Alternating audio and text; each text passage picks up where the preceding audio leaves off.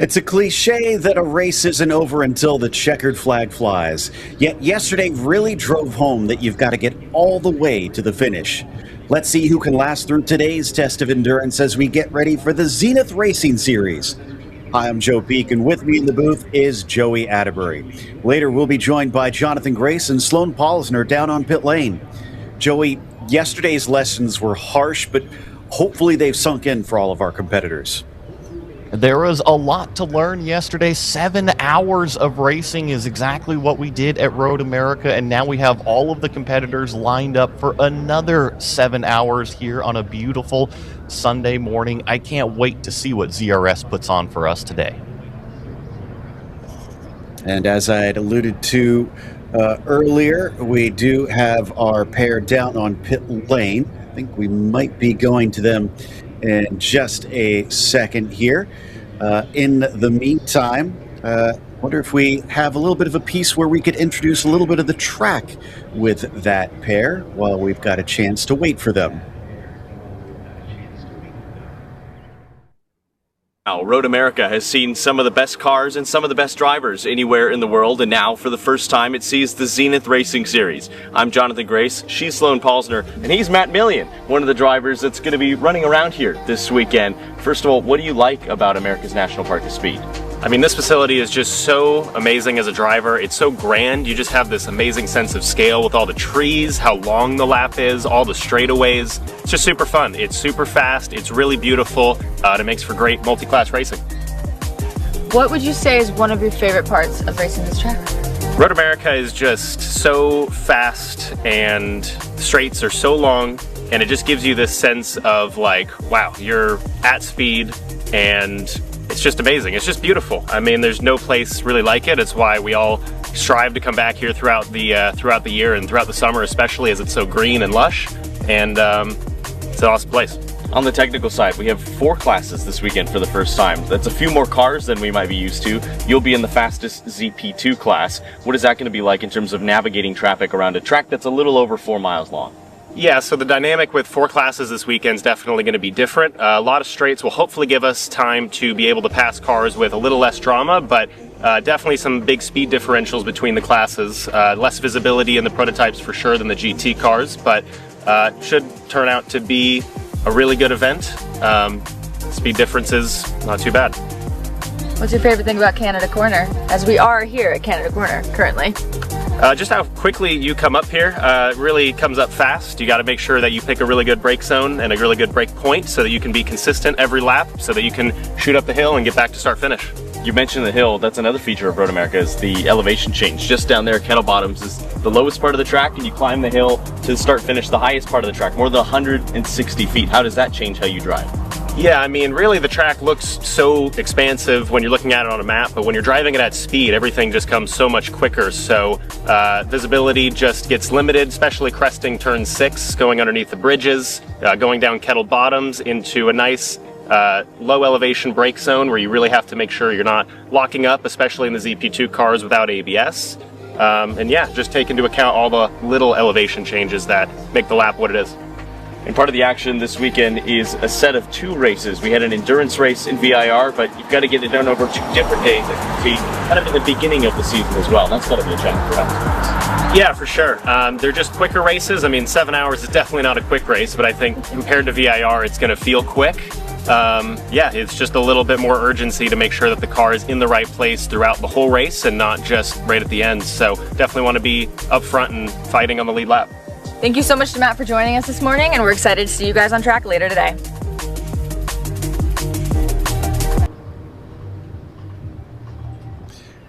Awesome stuff about a fantastic track, and we've already run a race yesterday. We've got 7 more hours today to watch the competition. I believe we're going to be heading down to the national anthem, and let's head down to pit lane for our country's national anthem.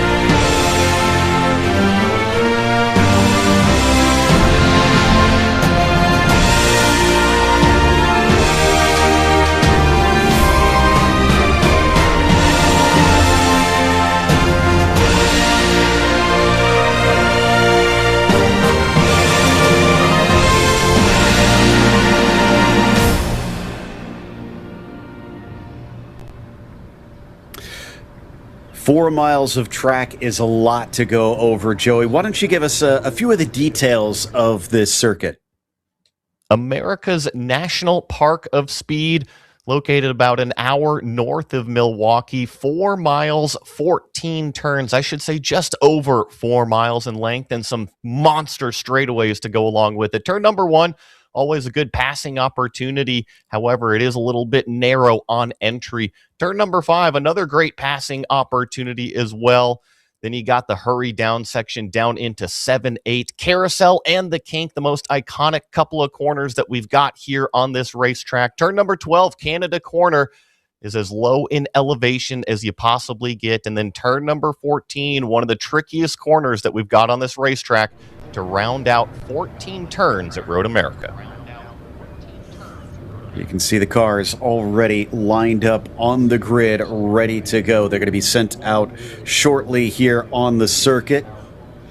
And should be fun to watch the split start again, as we had last time. Of course, the ZP2's EC will have their own start with their own safety car. And then there is the ZR classes that you can see just behind with their own safety car to get them going. Sounds like we might be getting the call here shortly, as we will be going green at 1:30 here today. So just a little bit of an earlier start, Joey, and a lot of drivers who have definitely had a bit of a rough start to this weekend that are trying to make up for yesterday's woes. There was a few little mechanical woes, like you were saying. We had some engines. We had some heat coming out of some engine bays as well. But thankfully, Saturday is officially behind us, and Sunday is a brand new day. Everybody has got their cars shiny. I mean, look at these beautiful ZP2 machines lined up on pre-grid, ready to go. And so ready is Sloan Pollisner and Jonathan Grace. Let's head down to pit lane. Good morning from beautiful Road America. The sun is shining. There is not a cloud in the sky. I'm here with Jonathan Grace, and we are so excited for another day of racing. Real quick, Jonathan, we had a few cars taking their hardship laps this morning. Some cars we thought that weren't going to be able to compete again. So we're super excited to see our Retro Rockets car number 41 out on track. We're super excited to see Bruce Innovations back out on track, and I think it's going to make up for an incredible day of racing. Those cars that didn't get to see the track yesterday or didn't finish their race are back for redemption today. Borderline a miracle, I think, for Bruce Innovations as well. That was a team that always runs strong. They had 2 bullets in the chamber to start the race and only 1 to end it.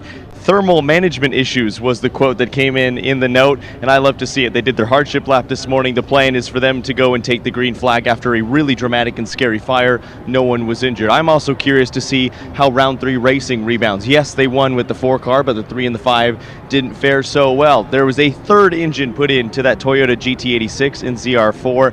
Plenty of storylines, but a tremendous amount of effort and work. A lot of different engines, transmissions being rebuilt for the 392. That's a DCT transmission. Not an easy thing to do. They were a class contender in ZR3. Sloan, you noticed that the atmosphere in the paddock is just a little different this morning. Oh, it's fierce. Especially the competitors that I said earlier didn't get to finish their race or didn't get to start their race. They're back and they're ready for a fight.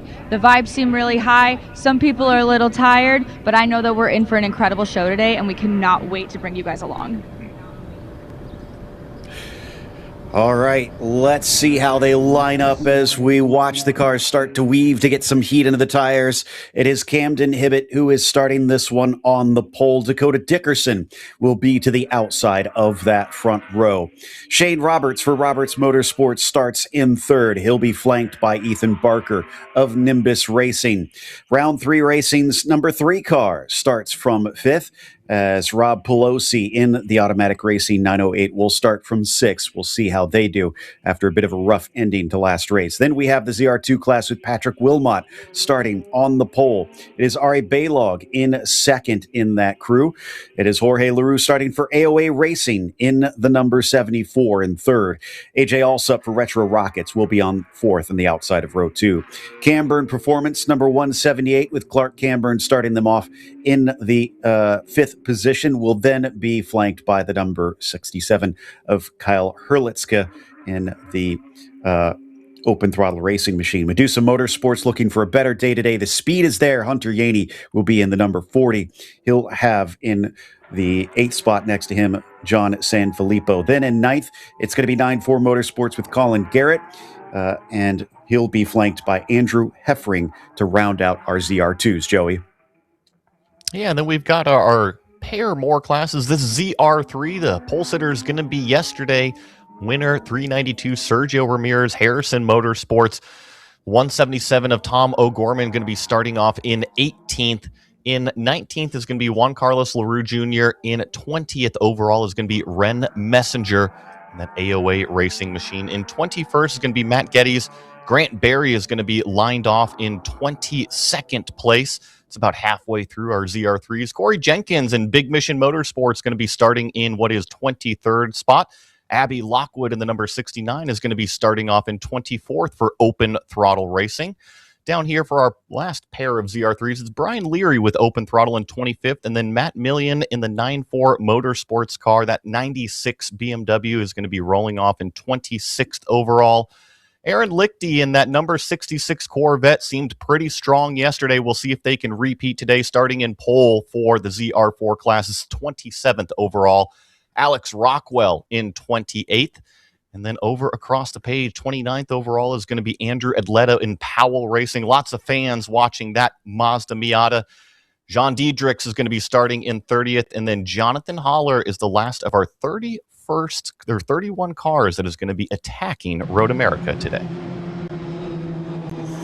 You can see we're very close to getting this one started.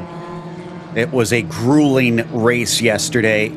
And there is that number 41 looking to try and rebound. They were almost guaranteed the win the way the race was going until the car quit on them and had to replace that engine.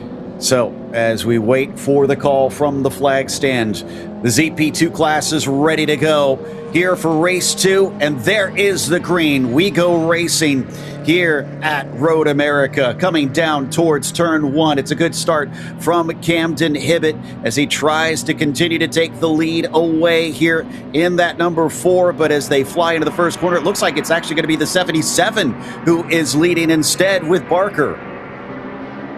It certainly seemed like he got the jump into turn number 1, and now we get the green flag for the ZR2, ZR3, and ZR4 start. Everybody's standing on the loud pedal, headed down towards turn number 1, 2, maybe even 3 wide. A little bit further back, seems like Kingpin Racing, and the number 18 assumes the lead out of turn number 1. They were so fast yesterday, but only had to settle for a second place. Can they come back and take the win in this class? As we watch the ZP2s head around the 5th corner there and up the hill, I think it is the 59 that is up to the front now. Dakota Dickerson is up ahead of Ethan Barker in that 77. It's Carter Pease down there in the number 3 round 3 racing car. Camden Hibbett all the way down in 4th after the start of the race. We ride on board with the 908 of Pelosi. Meanwhile, up at the top of our ZR2 class, looks like that is the 9.5 that has managed to move to the front of Applegate. So Colin Garrett takes the lead of this race. We ride on board with Jared. And remember, this was the car that was leading out of turn number 1, so the BMW must have got a huge head of steam down that moraine sweep section of the racetrack and outbraked them into turn number 5. And now Kingpin Racing is trying to give chase to this BMW M4 GT4 platformed car, as the 77 is also giving chase to the 59. Kind of a similar story, right? We saw the 77 get through turn number 1 in the lead and then popped out at turn number 5 in 2nd or 3rd place.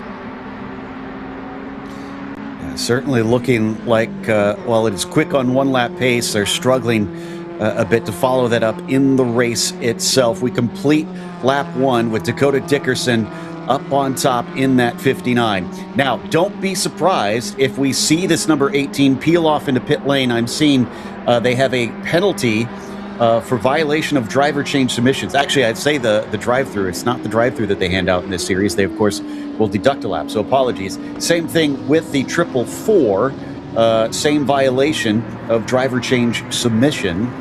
Oh, wait, excuse me. It does say explicitly a drive-through on this penalty chart. So, yes, and I was right. They are going to peel off then.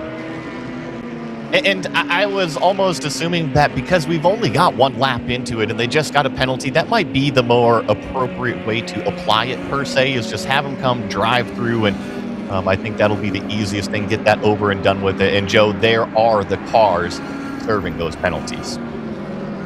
Now, that's not the 18 at the front, though. I think that's the 178 that we're seeing going through. And I didn't see correct. them on the list of penalties. It is the 4. The triple 4 was the second car. As we've got to change for second place. The 59 is almost out of the frame, right? I almost thought that was the lead, but Dakota's already run off down the road. So right now it's Ethan Barker holding off what is the number 4 car. It seems like this is shuffled around just a little bit as well, because I believe that's the red number 3 machine behind right now. It is indeed. So Barker managed to get by Carter Pease. Around a little bit. Exactly. Yeah, it's Dickerson up at the front. Pease is showing in second on our timing, but it's Barker that we can see on our screen that has moved into that P2. Pease down to third, and then Camden Hibbett starting off a little slow compared to yesterday.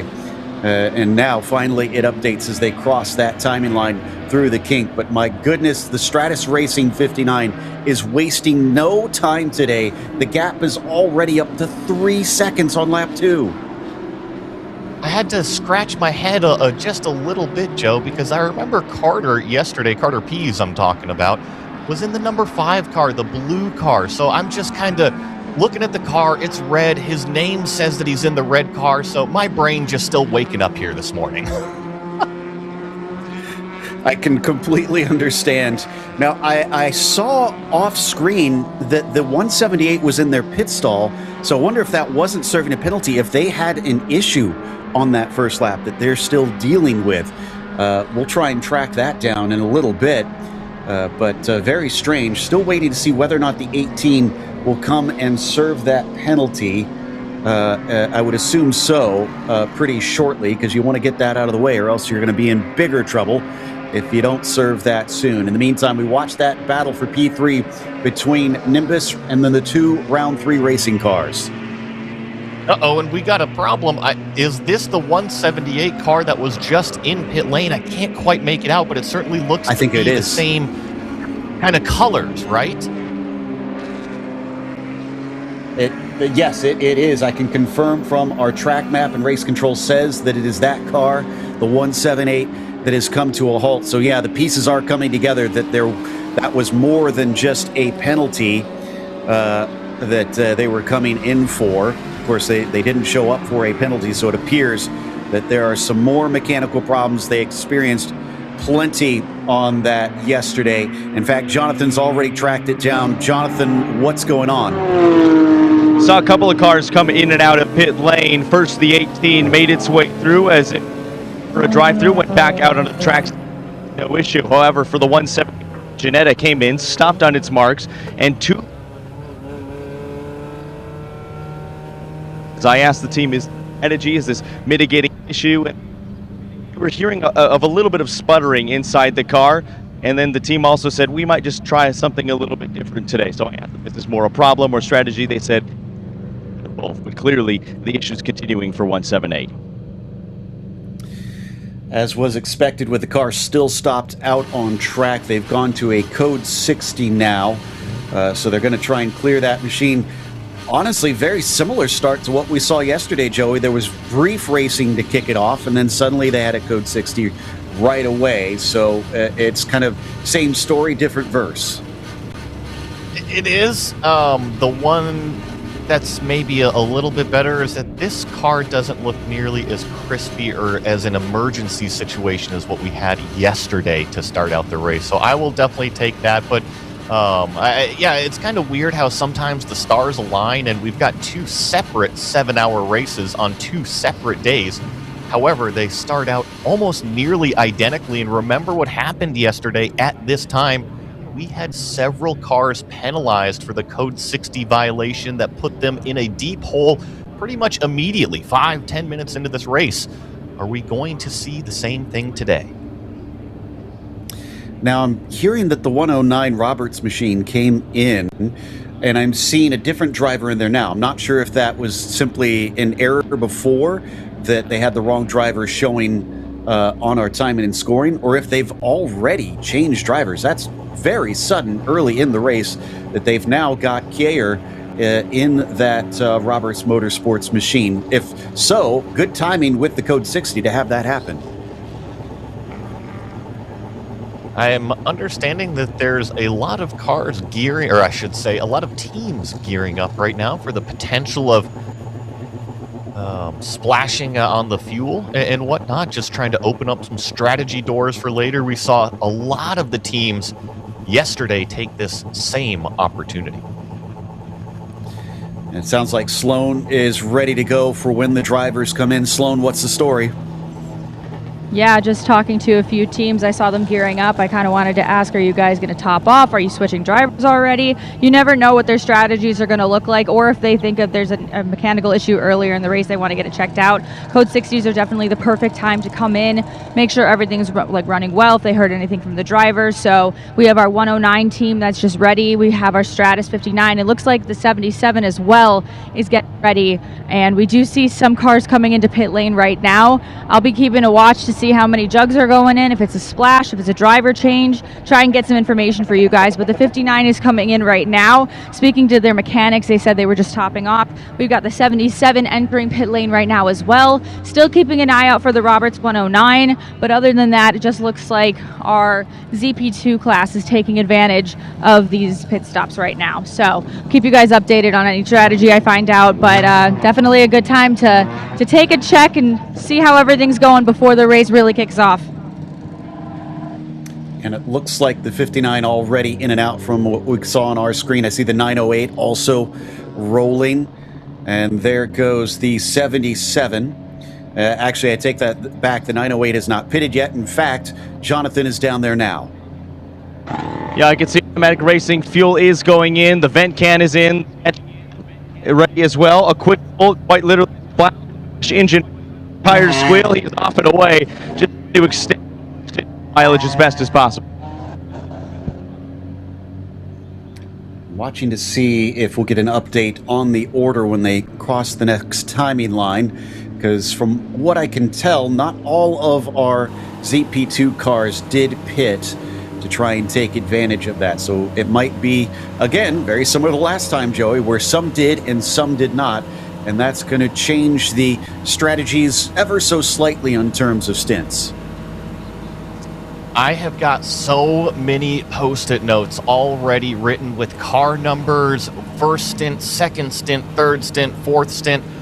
I am like, what's the Always Sunny gif where it's got all the post-it notes on the board and I'm just like the mad scientist behind the scenes? That's exactly what I'm doing right now, and I just didn't expect that my desk would be so cluttered only 10 minutes into it. Keeping us on our toes. I am trying to see if that car is still stationary on the track. I cannot see it stationary on our track map currently, and we're actually riding on board towards that area. So we'll get confirmation whether or not they have collected that 178. And if so, it should be able to get going pretty quickly. Should be a nice short Code 60. Didn't seem like that car was still there, and currently it appears as though number 3 is at the head of this group. And yes, Carter Pease, who I believe stayed out, is now leading the race. And it's showing Dakota Dickerson in the 59 in second, which there we see on screen can and does confirm our actual order. So the 59 really didn't lose much track position at all. That call to take the fuel seems to actually be very good. Seems to have been able to run away fast enough, far enough in those first couple laps that you're right, was able to build up just a little bit of a gap. And visually, right, sometimes it's tough to actually visually see those gaps on the racetrack. However, with the Code 60, they're doing this same speed, pretty much the pit lane speed, right? So you're not losing any time on the limiter. The only time that you're actually physically falling behind on the racetrack is when you're actually stopped in the box taking the fuel. And He'd already run away enough that when he re-emerged on the racetrack, I mean, look at this. He was probably on the limiter and just blended out, what, maybe 1 car length? It doesn't certainly look like more than 1 car length behind the number 3. Yeah, so that gives us a really good visual example of what you were talking about. The time lost during these Code 60s is so memorable. That's why the teams are now extremely eager, even if they've just stopped or just started the race, to try and take that fuel, which the 18, having served their penalty already, we heard mentioned from Jonathan on that, is taking advantage of this as well. They'll get going. They've been set behind a little bit by that penalty, but now they can go a little bit longer than their rivals with that splash of fuel. Hopefully, we'll get going shortly, since I think most cars should have had the chance to be able to go by the pit entry now. And there you go. There's the time. It's going to be popping up here in about, call it, 8 or 9 seconds. We're going to be going back to green flag racing. It's going to be interesting to see these 4 ZP2 cars all hit the gas at the exact same time. There's the green flag. Who gets the jump? Look at the 109 car. The number 3 car just doesn't get on the gas. The 59 is already accelerating past. Here comes the number 4 car, and I believe the 109 is also in line trying to get by the number 3. And now what's becoming tradition is we wait to see if there's penalties. We, in the meantime, will go side-by-side racing between the 3 car, and I think that was the 109 trying to battle them for that 3rd position. They'll come up to the final corner and head up the hill, but man, it's like nothing even happened to change the order on that Code 60. Dickerson is going to lead them back to the line. He was just immediately watching whatever display he had to say, you know what, if he's got the countdown to say when that Code 60 is coming out, or if he was just extremely good with the reaction time, or maybe he was just in the proper gear in comparison to the number 3 car. Either way, something happened with Carter Pease, and maybe a little bit of a late reaction time, whatever it is, went from 1st all the way down to what is 4th now. Camden Hibbett promoted up to 2nd place. He took the win last time. We've got a couple penalties, the 64, the 67, and the 69 for a Code 60 violation. And I know we've been saying that a lot. For those unaware, the Code 60 violation usually is for speeding under that Code 60. So that's what those cars are being docked a lap for. I think, if I recall correctly, that's actually 3 cars of the same team. Well, let's see here. The 57 is open throttle. Who else we got here? The 64. Let me go through timing and scoring up here. Sometimes it can be a little bit difficult to find them when they are all mixed up and whatnot, but yeah, definitely 3 cars with that 1 lap penalty. And I can confirm all 3 of them are open throttle cars. So I'm not sure if I wonder if the team was on the radio to all 3 of them too early, or maybe too late. At just very bizarre. And we've got more penalties, actually. The 41, the 74, and the 109. Violation of driver change submission. Okay, so this, I think, clears up some of my confusion with the 109. We were shown on the grid that it was supposed to be Robert starting this one, but they now have Kier in that 109 car. So I don't think that was supposed to be the driver kicking this thing off. You know, and Joe, I apologize. I was looking for the car numbers, and here, what's really, really cool about our Code 60s and also our penalties, that they can be applied digitally, right? They don't necessarily need to come down, serve a drive-through, go down a lap while everybody's physically out there on the racetrack. They just get in there manually behind the scenes and simply detract the lap off of timing and scoring. So those cars had already dropped down the order well down. I was looking for them in class, and I couldn't find them, and all of a sudden they were there all together with open throttle. And what it does mean also is that because this happened so early, many of our ZR2 cars and our ZR3s have fallen behind slower classes on the timing and scoring. So while they physically will be ahead of them on the track and they don't have to worry as much about dealing with them yet, they're going to be showing on your tower to the left, all jumbled up. That was a late call here for one of our cars with LaRue, the 74. Very strange. And they are serving a drive-through penalty. They are one of those with the violation of driver change submission. But I'm with you. That was an extremely late, call it emergency lane change to get over onto pit lane. I'm not sure what they've talked about in the drivers' meeting with the painted lines. Typically, Road America, as long as you can get over into pit lane, you're A-okay. But everybody just kind of wants to know you're going over. Yeah, I would assume that it's at the very least the grass. You can't cut across that to try and get to pit lane, because at that point it's a safety issue. Yeah, but the painted lines, they might get away with that one. We'll see what the rule book says if we get a chance to kind of glance in there. Nimbus Racing, the 77 of Ethan Barker, currently running in 5th position, only ahead of Pelosi in the automatic number 908. That is the number 3 of Carter Pease, just ahead of them here on lap 5 of this race. Early in the morning here in Wisconsin, and already it has been a jumble out on track. It's starting to form up a little bit more from what we saw yesterday, right? We had kind of that weird code 60 immediately both days to get us going.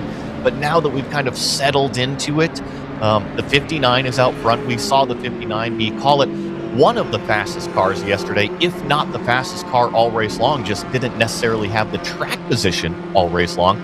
The number 4 car giving chase, they were, call it, the fastest car all day yesterday, so they have kind of resumed that same position.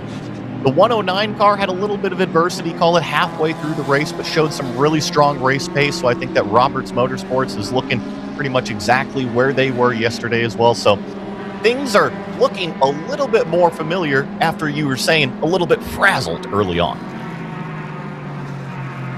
So Nick Kayer in that 109 did not come to serve the penalty this time, interestingly. Still need the 41 as well, as I don't think they've gone through pit lane yet. They're coming down the Kettle Bottoms currently and running in 5th.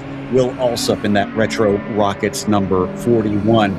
But up at the front, Dakota Dickerson, much like we saw in the first stint before they stopped for a splash of fuel, already 3 seconds ahead of the next car. There you can see the visual gap to everybody else. This car is flying this morning. Yeah, 221.00.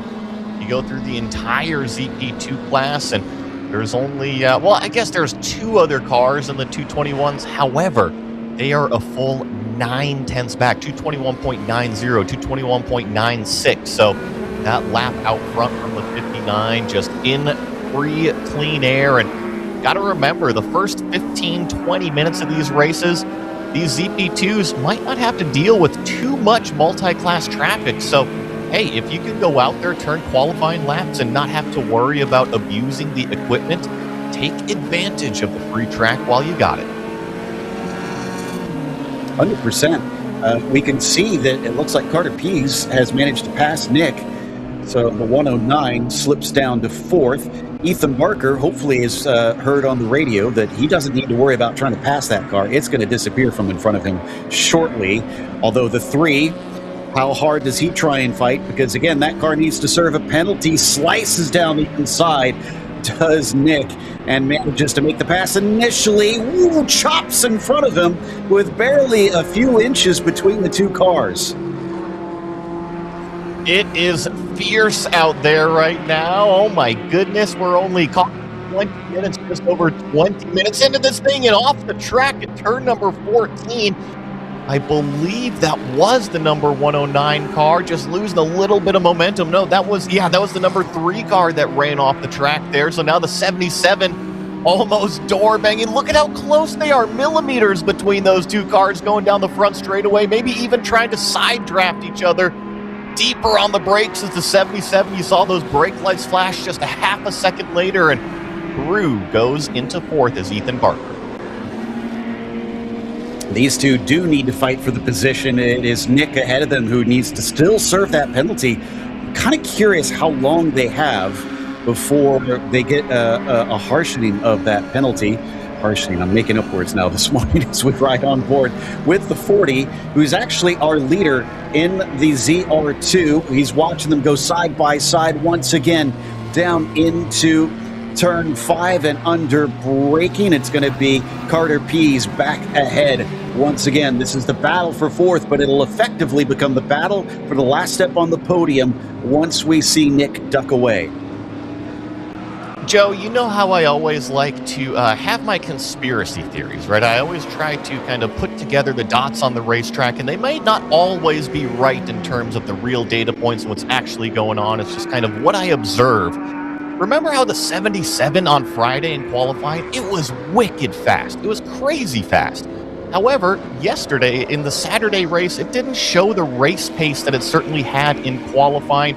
Kind of seeing that same thing, and when I saw the number 3 draft by and get the advantage going down into turn number 5, I wonder, does the 77 maybe have just a touch more downforce on this car? Because at Road America, when you're running by yourself, more of a medium downforce, a medium to low is probably the fastest way around. However, when it comes to the race time, you want the motor, you want the top speed, you want to be able to pass on the straightaways. So therefore, you want a lower downforce setup. I wonder if that's what we're seeing out of the 77, a very comfortable, very fast car, but can't really race with it per se down the straightaways, maybe like some of the other cars do in class. I'm picking up what you're putting down, and I think you could be onto something here. So yeah, Ethan Barker, I mean, didn't change it, if that is the case, if you're right about that, since last race, which you would have thought maybe they'd switch it around a little bit. Could be that the drivers don't want to mess with it because just want to bring home a decent result, as they did yesterday, as more downforce will keep the car probably a little more stable, will help the tires over the course of the race, and just keep the equipment underneath you. Impressed with the Medusa Motorsports car here at the start. Car had all kinds of issues, and it didn't get a good result. In fact, I think it may have been unclassified at the end of last race. I'll double check that. Right now, they're actually competing with the ZP2s. They're so fast. I was just about to say that myself. So yesterday, the GPX fastest lap did go to one of the ZP2 cars, but I believe that Aston, there you see it's a GT4 platformed Aston, so very similar to like the BMW M4 GT4s that we also see in that same ZR2 class, but when they've got the right tires on that Aston Martin and they've got their drivers in the thing and cranked up to 10, that car is one of the fastest cars on the racetrack, if not the fastest. It might not have as much, call it, mechanical grip, as that was a late lunge from the number 3 car down into turn number 8. Thankfully, the 109 saw the last second left room at Apex. Great racing, late move, and room being given. Yeah, that was quite a slide. You could see there was a bit of evasive action having to be taken there. Thankfully, they'll get away with it. Got to be careful in this series. You do not want any sort of car contact, or it'll be a penalty no matter what, as we watch them come down to the braking of Canada Corner once again. Frantic start for the ZP2 class to kick this race off, and boy, is Nick chucking this car through the corners once again, sliding hard through the right-hander. Well, he's taken his opportunity to wring the neck of that 109 machine, and I don't blame him. This is just such a premier racetrack, and when you're out there with your buddies, and yeah, we say buddies, right? They're competitors, but trust me, these competitors are with the same people week in and week out every single week of this series. So trust me, they make those relationships. They are friends, and when they do battle it out side by side, even if they are door banging, bumping up some fenders a little bit, there are lots of smiles, as BMW almost went for a wild ride out of 6th there.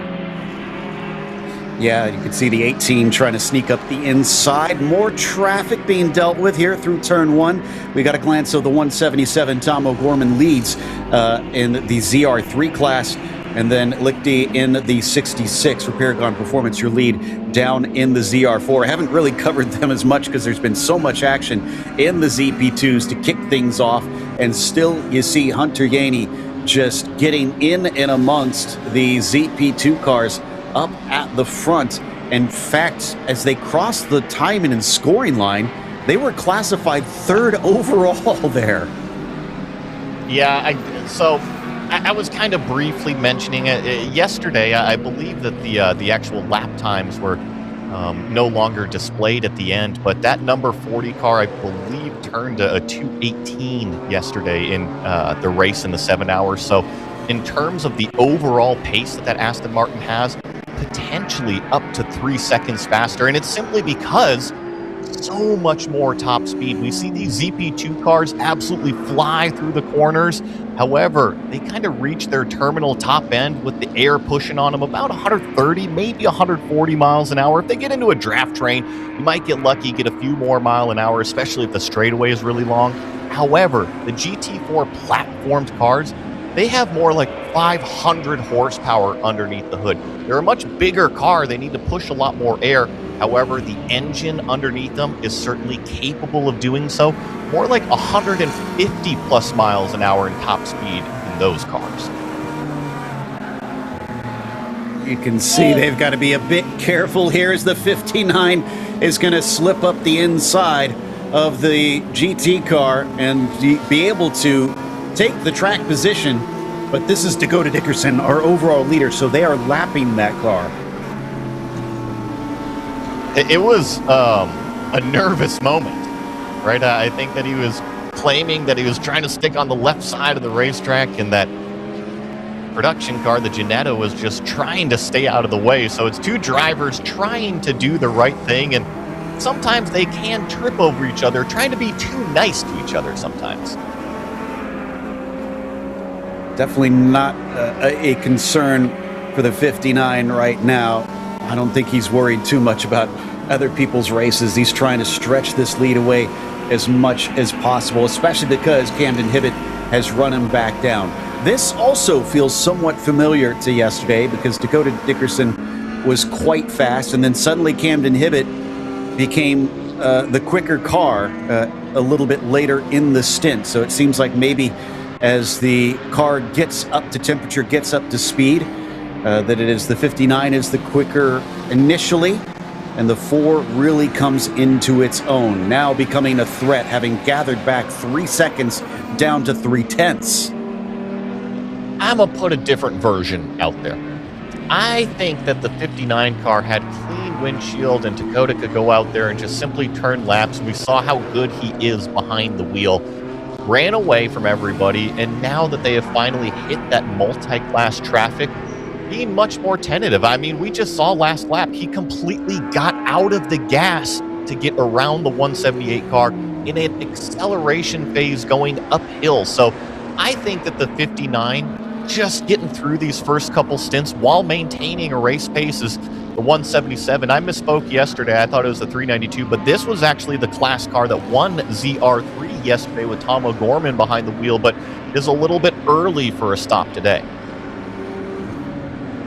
Yeah, I don't see penalties for them to serve. So let's see if they come and stop in the stall, take some service. We'll cut away for now and watch later to try and figure out why they are visiting from the lead of the class, to remind you. I think LaRue Jr. in the 85 should be able to take that away over them once the timing and scoring updates. Across the line, Dickerson pulls slightly away from Camden Hibbett to about half a second now, trying to just run away. Still leading the ZR2 leader next down the line. Granted, that's many seconds behind them, who is running an impressive pace in that next class down. But it is currently a battle for the top spot overall in the first half hour of this race. I was curious after I was trying to guess the top speeds. I've got the 59 onboard pulled up as we see what's going on with the 177 on pit road, but Dakota Dickerson hit 136 miles an hour on the front straight before jumping on the brakes at turn number 1. 137 going into turn number 5 before jumping on the brakes. So it certainly seems like they rapidly approach 140 and then just kind of stall out right before 140 because they don't have as much oomph as we see the crew putting some tape on the bumper fender assembly here. So maybe just a little bit of air is getting in those bodywork seams and starting to pull everything a little bit away. The driver is going to feel a lot of vibrations and also probably see some of that bodywork flapping around. and definitely feel it in the steering wheel if there's any sort of vibration. Now, I'm trying to remember which car it was at VIR. Didn't we see one of the Ginettas have to do a lot of that during the race with some issues with the bodywork? I remember one of them having tons of Bear Bond all over it. Yes. And they even had to cut the hood off to try and work underneath that at one point. If I'm going to be the world's greatest detective, I am going to assume it is that car because it is a primarily white front bumper with a little bit of wrap on it. So I'm going to put those dots together and say, yes, it was the 177. I think you may be right on that front. Here's the 4. Now, not quite as close. Dakota's getting the hurry up. He's trying to take off down the road. Has gotten up to 1 second. They carry on here up the hill.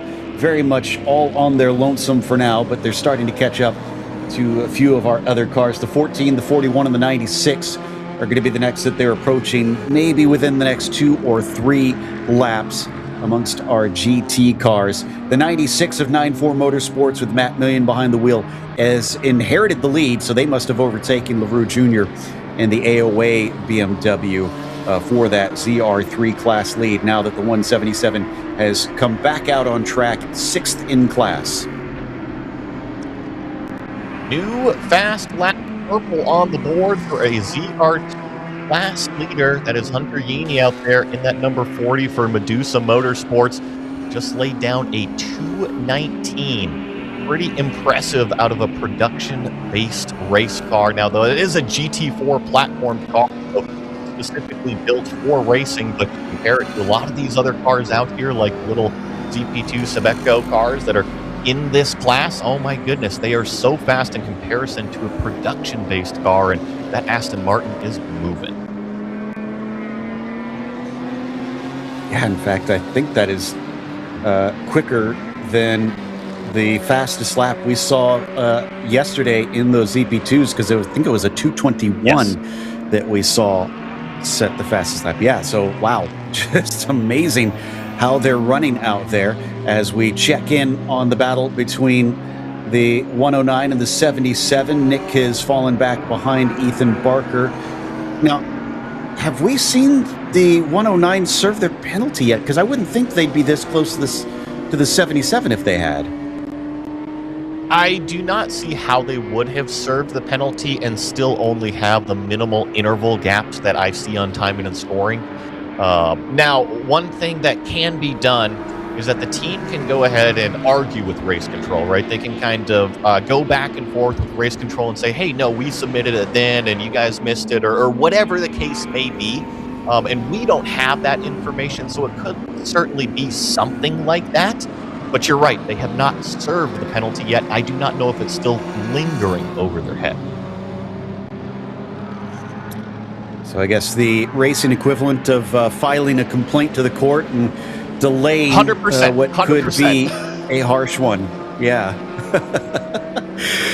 And it's working so far. They're still in the hunt. I mean, hopefully it goes their way.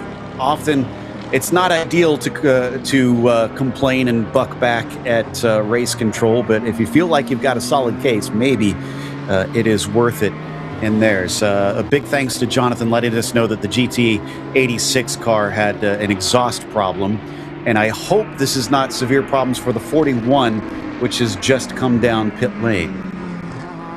I saw that too. That's the Retro Rockets machine. Now, they were leading the majority of the race yesterday in their class, and then all of a sudden had a catastrophic engine failure on the front straightaway. So a little bit, some troubles early on for that team as well. Now we're getting shots at the number 18 car right on the back of San Filippo. This is for position. This is a battle for 4 in the ZR2 class. That number 18 car has always been one of the fastest in class. It just hasn't had the track position yesterday or today. Trying to make some of that up. Tripping over their own 2 feet in a way yesterday could have potentially been a win, as they really fought back impressively to, I think it was only 1 or 2 laps behind the leader by the end of the race. I suspect that maybe the 41 was serving their penalty there, because I'm not sure if they had served it yet, and I saw them immediately with an out lap next to their name. So just a suspicion that that may be them finally running through. As the 18... Go ahead. Yeah, I was going to say you're right. I went back and looked at, there is a race control message. It was from 20 minutes ago penalizing the number 41, but they apparently have gotten the message. Gotcha. Okay. So looks to be the case as there we see the 18 now ahead. Let's go down to Sloan for a little bit more info on the 41. Sloan, what is it? Team, they're true that they actually found engine Facebook Market 5 minutes away and installed it this night.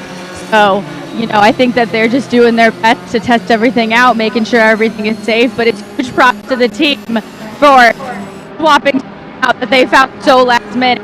You want to tell us a little bit about the swap? Sure. We were fortunate enough to, as you mentioned, find an engine on Facebook Marketplace, and we hit the guy up. He, amazingly enough, had a long block, GM long block in a crate. Even more amazingly enough, this speaks volumes about the character of people from Wisconsin. He let us take it without payment. He's like, yeah, you can pay me on Monday. So just super, super thanks to that dude. I mean, I just don't even know what to say. So yeah, we got the engine in at like, I don't know, about 1 o'clock last night, 1 o'clock this morning rather. Went home, got 4 hours of sleep, and got back here and got it back together. So we hope we make it all day, but I'm so proud of these kids that worked their butts off to get us back out there. And again, thanks, so thankful to my man on Facebook Marketplace that hooked us up. And that's a happy birthday present to Nipper, huh? Yeah, that's right. Well, he's not too happy yet, but he's grumpy unless we're winning, so let's see what happens. Well, we're rooting for you guys. Thank you, AJ. Wow, that's the first time I've heard of a race engine sourced on Facebook Marketplace and then installed the same day, essentially. By the way, Race Control telling us an incident between the 41 and the 14 is under review. That's Will Alsup in the Retro Rockets in the 41. The 14 is Ren Messenger in the ZR3 class for AOA Racing. So two different classes tangling a little bit out there, it sounds like. Yeah, and remember, we were just talking to the 41 crew and talking about how the 41 just served a drive-through, if you will. So I wonder if it happened before that or if it happened as it blended back out on the racetrack. Whatever it is, it has at least been noted. It is under review. Joe, I was about to say, it is great being in North America, especially in the States, is when you are looking for an LS motor. It almost seems like an LS swap is the most common swap nowadays. You go back 20 years ago, you were talking about A motors or B motors in Hondas. Now it's pretty much, hey, what can you throw an LS in? That's exactly what they've got in that BMW. So great to see that there's some other fellow V8 lovers out there, especially close to the racetrack. I mean, I'm not surprised. The car culture around this area is phenomenal. There's a reason this track is thriving so well. There's so many race fans that are close by that really enjoy getting to have this gem of North America right in their backyard. And now, maybe one of the locals will get to see his engine potentially take a win, but we'll have to see. They're still a ways down after serving that penalty. Like we saw yesterday, that car wicked fast when it wants to be. As speaking of fast, Joey, you had noticed this. We have an interesting leader of the overall race now. Yeah, the number 40 car, Hunter Yaney, has found his way all the way to the lead. This battle that we're watching is for 5th place overall, 4th place in class. But that Medusa Motorsports Aston Martin GT4 based car has found its way to the point. Fast, fast, fast. Not what we expected. Not unheard of because of what we saw at the sprint race back at VIR, but that was very different circumstances. This one, a full-on 7-hour race, and already the 40 is leading the way. Camden Hibbett just sort of set a personal best trying to chase down Dakota Dickerson for the lead of those ZP2s. Still hasn't managed to get by that car. Right now on screen, we're watching the battle for fourth between the 77 and the 109. The 109 still not having served their penalty.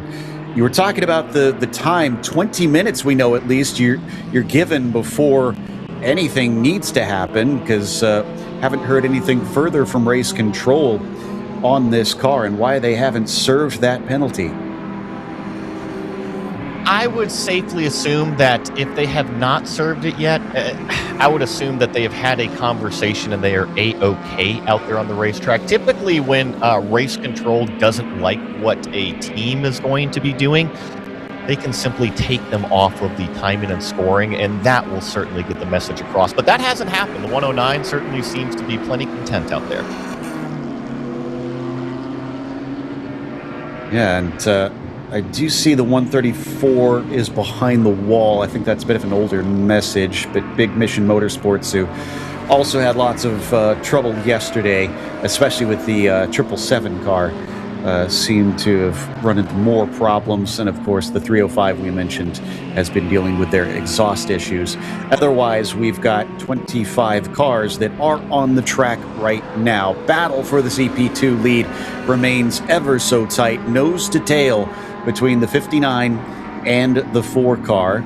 And Camden Hibbett last race, if you recall, Joey, I think was doing a bit of this as well, just kind of sitting and waiting, and they eventually decided to take off once they started to get caught by the other cars. That's not happening this time. I wonder if we'll see Camden stay very, very patient sitting behind Dakota's Stratus car.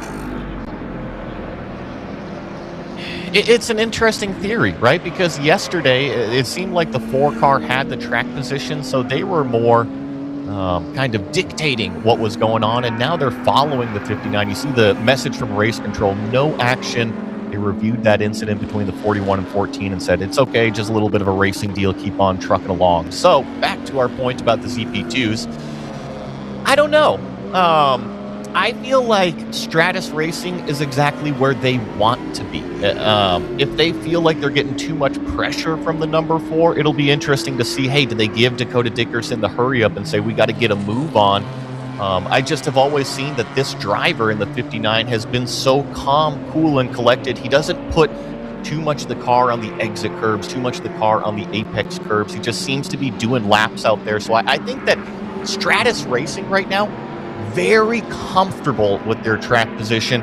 It'll just be, what does round 3 racing do, given that they are in a different position today?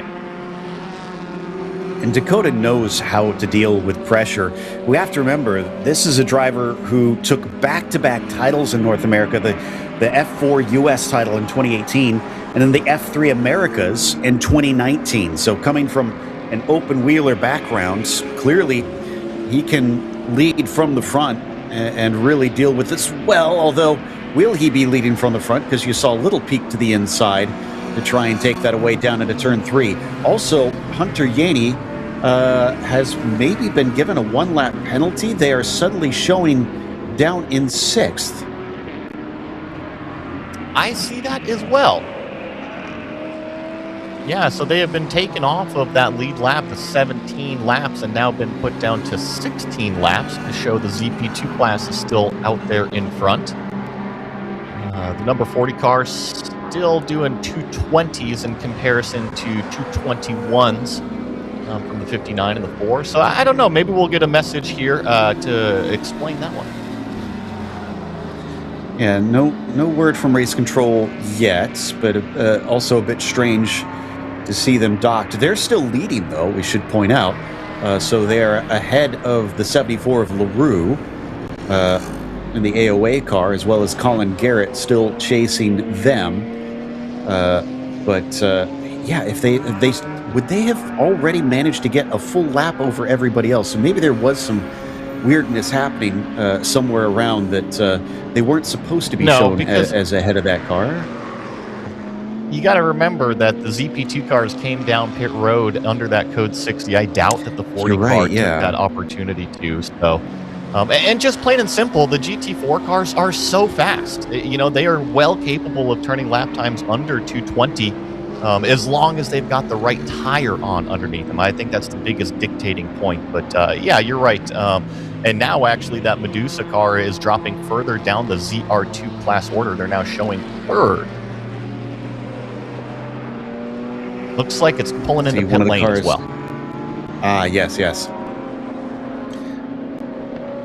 Also can see that Jared Applegate's in the 18 now moves up into third. So LaRue now our new leader, who we got a big run from the number 4 for the overall lead. Now Dakota Dickerson is not going to defend. He holds around the outside and manages to outgun him the long way around of turn 1. But Camden Hibbett starting to feel like it's time to go. He's been resting behind this 59 for long enough, and now he's put his foot down.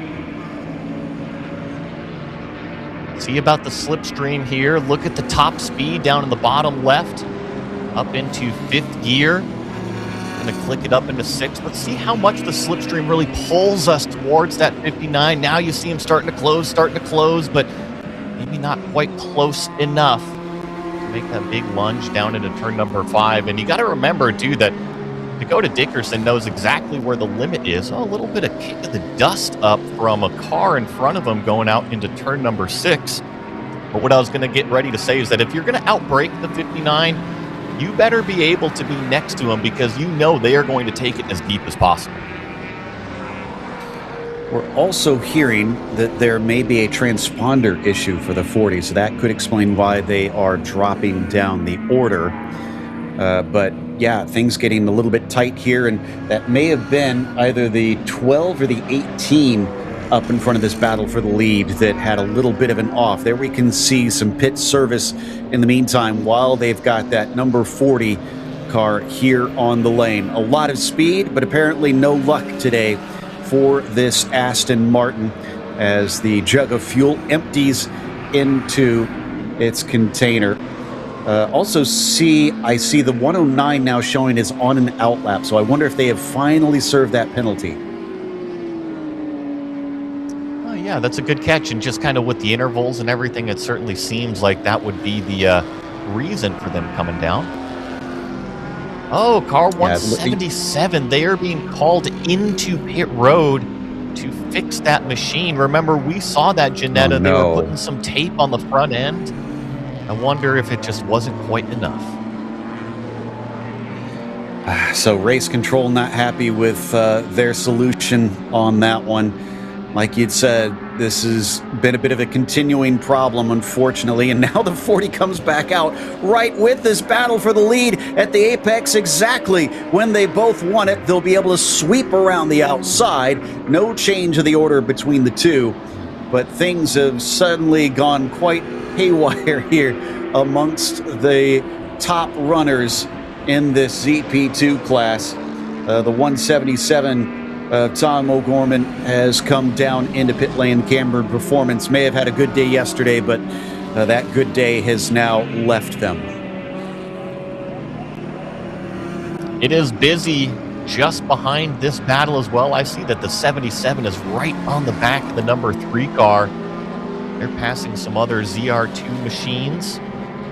I think that it actually might be Ethan Barker trying to make a challenge down into turn number 5 as we watch our overall leaders. I can say that the 77 is going by Carter Pease right now for what's going to be 3rd place in class. Actually, there it is on the screen. So Ethan and the Nimbus Racing Machine just used the slipstream and outbraked the round 3 racing competitor down into turn 5 this lap. So podium change as the 77 jumps up into that top 3. Well behind the pace of the 59 and the 4, though, we should point out, showing at a gap of about 15 seconds behind those top 2. We now ride on board with our leader, Dakota Dickerson. And time has certainly been flying. I can't believe we're already an hour into this race. Yeah, an hour into it. I think that we're actually going to be getting some action on pit road here, and call it the next 10 to 15 minutes. because the number 3 and the number 4, remember, they didn't take the opportunity to come down under that early code 60. So some of the cars, talking about the 59, the 77, the 109, the 908, they took the opportunity to have a few more, call it gallons of gas in the car immediately. While these other cars, they did not take that opportunity. They were about 10 minutes shy in terms of the fuel time, which would put them near about 7 minutes, maybe another 15 minutes total. I can tell you that the 177 is in pit lane now, and they're working on it. Also had a big moment off screen at turn 14. 2 cars coming up the main straight. I think the 94 may have been involved in what was a bit of an off there for a brief moment, but we've returned our attention to the battle between the 59 and the 4, Stratus versus round 3 racing. Dakota Dickerson and his crew probably looking for revenge from yesterday. Were so quick at the end of the race, but just didn't have enough green flag time to utilize their impressive pace to run down the 4. Intense battle. This is fantastic. I mean, we are an hour into this thing, and our 2 leaders couldn't be closer. And then that number 40 car, I know that it is, call it several laps down now. I'm not sure if you guys caught that message on the screen, but they're going to be penalized several laps for taking a few more tires on that Aston Martin. And I think Sloan has a little bit of information down on pit lane. Sloan, what's the story? Here at the 177, we're seeing that they are doing some DIY work with some duct tape, and it looks like they found a few extra parts, but they said that the front bumper was falling off, and they're just trying to make sure the cables are staying in place as well. We're hoping for no more contact for them to make sure that everything will stay in place.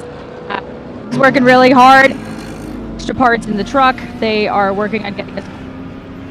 Yeah, for right now, front bumper, making sure and we're hoping they get back out there as soon as they can. Again, just real unfortunate to see after the car was so strong yesterday and resilient too, managing to outlast a number of other competitors. Showing the 74 of AOA Racing with Jorge LaRue currently on pit lane, so that should promote the 95 up into the lead of the ZR2s. It's been almost a rotating cast of characters at the front of that ZR2 class in this first hour of the race. This has got to be the 3rd or 4th different team that's going to be leading. Yeah, and I think that the 18 is going to finally get up there as well. I've mentioned that car a lot. That's the Porsche GT3 Cup car from Kingpin Racing. Oh no, we got the 908 car stopped on course at turn number 6. I do see it on the track map. That's the Automatic Racing Machine. They did so good yesterday, led the majority of the race. They didn't opt to stay on the same strategy as everybody else, and it put them so far out in front. And unfortunately, right now, that 908 is just kind of stuck on the outside, I believe, of turn number 6. Crossing fingers we don't it get might be on the another inside. code 60. It's on the exit, at least. Okay, so that's there it is. Mostly out of harm's way, but still cars can often slip up through there, so everybody's got to be very heads up so that they don't have a spin at an unfortunate moment. As this is happening, the 74 team, if we do get a code 60, has unfortunate timing because they just took their pit stop, and there you go. All that time lost for the 74 AOA racing car, and they are finally back on track right as the code 60 starts. Yeah, and code 60 is active as of right now, so everybody's got to be slowing it down. And, you know, it's going to take a minute for them to physically go retrieve this car and then tow it back however they need to. See the onboard shot in the top left. The team is talking to the driver right now. He's probably... I'm sorry, go ahead, Joe. Yeah, and Joe, I was going to say, watch the throttle. We could even see him try to, we could hear it try and restart. There it goes again. So yeah, he's on the ignition trying to get the thing going, but it's not responding. Yeah, it just doesn't seem to have fire. You heard it cranking. So the car has power. It just is not being able to fire it up. So whatever that issue is, Unfortunately, it has struck the 908. I believe the 14 car just pitted as well from AOA. The 444 is in. I'm also showing the 769 of Adleta. That's the Miata from ZR4s is also pitting. And I believe that's all that we've got right now. We're watching shots of that 14. Little bit of steam or smoke coming off. Maybe those brakes a bit heated up here early in the morning. Yes. No, you're spot on with that. Road America, we talked about it yesterday, extremely hard on cars, even hard on the brakes. So not just any worry. Sometimes the car just needs to breathe a little bit and cool down. I expect everybody, if it's not everybody, it's going to be nearly everybody is going to hit pit road this time or next time. If you're a gambling person, you might try to go next time. That's what my strategy brain always tells me. Is like, how long is it going to be until the 908 actually gets retrieved? Do I have to pit this lap? Can I wait one more lap so I've got that little bit more fuel than everybody else? Well, there's the question. They've already got it, so you better pit this lap. Yeah. Yeah, I think the call is to go in now. We're hearing the word is that it's just simply lost power, so a bit of a mystery for the time being. But 77 and the 59 probably going to take good advantage of this one. 59 already did. In fact, they're going to have even less time that they need to refuel, because remember they had the splash earlier on. So essentially, they just have to hop in, top up one or two less laps than their competitors, and they could theoretically gain a bit of time, even if they pit the same lap as everybody else around them. Yeah, so they pitted on, call it 8 minutes into this race, which pretty much puts us right at that 1 hour mark, right? We're just shy of that 1 hour mark. If you stayed out on the racetrack with only 10% capacity fuel still in the thing, you're going to immediately have to come back in the next couple laps under a green flag situation where you're going to lose a ton of time. So right now, you have to take this opportunity to put fuel in the car. Still waiting for the 908 to get to an opening. I think it's looking like they're going to bring them back all the way to the track exit at turn 13,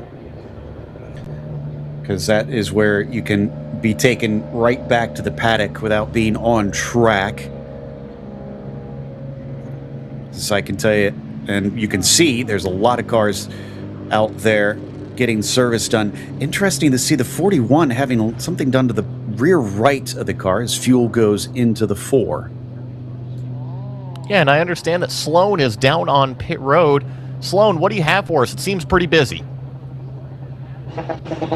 Pit road is busy today. We just had our 4 car go out. We have our 3 car. Took 1 jug for the 4 car, and the 3 cars getting its first jug now. They have the car in right now. Looks like they were just in their stall, but I'd rather them be safe than sorry. King Pig number 18 is also getting fuel. It looks like right now they're on their first jug. We just 66 Corvette also looks like the 95 for 94 Motorsports is coming to pit lane as well. 77 just finished their pit.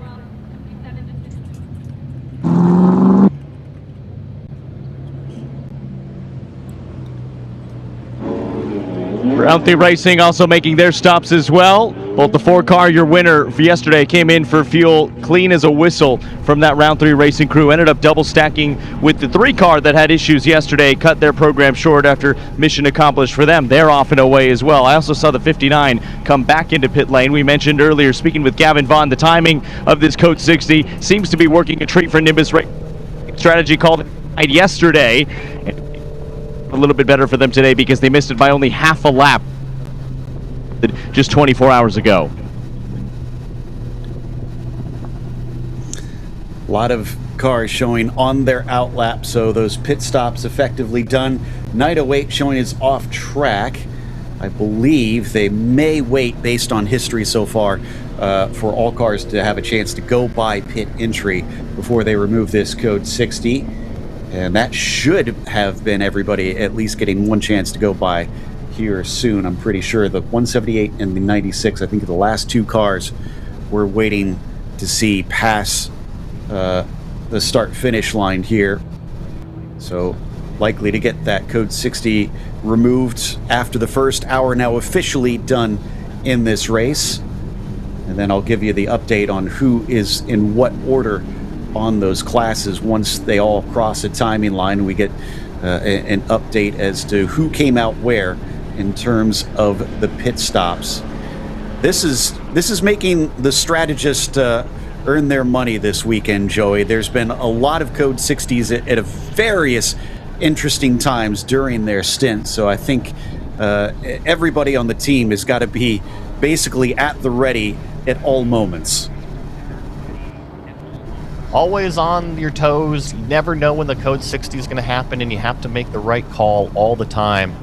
And for all the fans out there, I know that we're not under green flag, but that was on board there with Powell racing in that 769. I'm sure we'll jump back to it once we actually get up to speed out there, but I know that there's a ton of people watching right now, and lots of Preston Powell fans, lots of Powell Racing fans. So we want to make sure that we make sure to get the car on the screen for you guys.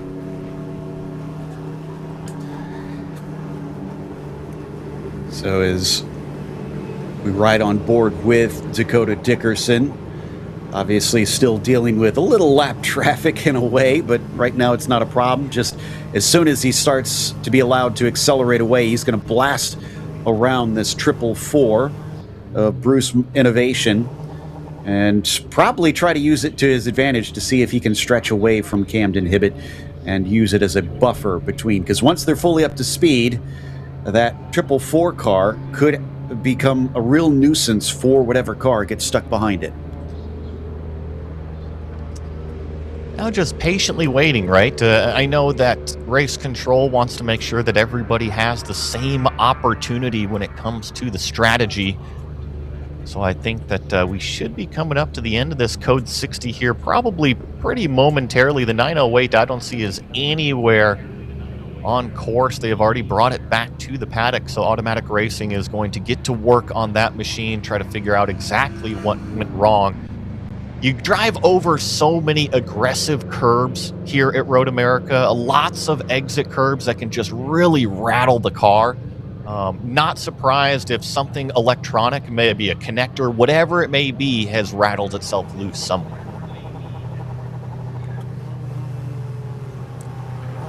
Still haven't been given a signal that we're coming back here soon. There's the gap. Now that we can see visually between those two, yeah, the 4 is going to want to try and hustle, much like the 59 will, to make sure that they don't get caught up. If one gets by, I suspect both are likely to get by, though, unless there's some strange shenanigans going on. But with the 59 being first, you can see them positioning themselves. They're waiting anxiously for the call, for the radio call, counting them down to the green flag, because they don't want to be caught having to make a dive to the outside of that BMW. And there we go. Now we're getting the message that we're restarting shortly as the clock ticks down. Should be any moment now, and there is the green flag as they start to accelerate away. But the power underneath the BMW actually allows it to pull away instead. It is not the prototype able to blast past them initially until it's off the corner, and they've got the momentum. One gets by, but what about the 4?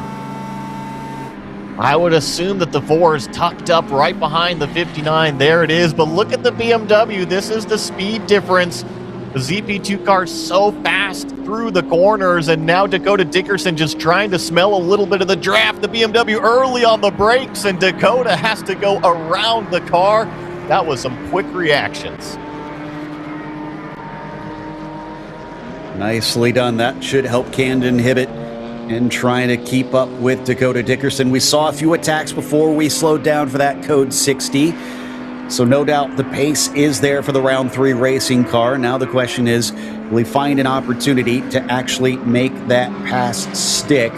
This is all happening roughly 7 seconds ahead of Ethan Barker, who seems to have made up a little bit of time over the code 60 pit stop sequence, trying to chase them down. Now, I take that back. I see it's saying now 14 seconds between the pair of them. Up, it is Jared Applegate who is leading in the Kingpin Racing Porsche for the ZR2s. Matt Million showing as our leader in the number 96 for the ZR3s. And then Andrew Lichty in the number 66 for Paragon Performance at the top of the ZR4s. An observation that I notice as we get the car 66, that penalty, watch the top light and the shark fin light on this 59. Do you see it flashing? Right, it's almost like it's got a poor connection, because that's not Dakota Dickerson on the button. So I noticed the shark fin neon flashing maybe 20, 30 minutes ago through the carousel. And now it has started to become more and more abundant. My brain always thinks, well, what just happened to the 908? We don't know what happened to the 908. Was it something that rattled loose? Was it just a connector? What was it? And right now, I see something on the 59, and whatever is happening on the 59 is causing battery to cut out, causing power to cut out, whatever it may be, to that top light system. Slow exit for the 305 out of Canada Corner. No idea what that caused, but you mentioned that penalty for the 66. That is important because I think they're going to lose the lead, and now it has been updated. The 12 of Rockwell Autosport is your new leader in the ZR4s. They led briefly yesterday, early in the race. Now they are up at the top, and they've got a much bigger gap than they had before. Can they hold on to it over the course of this long race? Coming down and around through turn one, we hop on board with Camden now, watching the gap up ahead. That is what 1 second looks like between P1 and P2.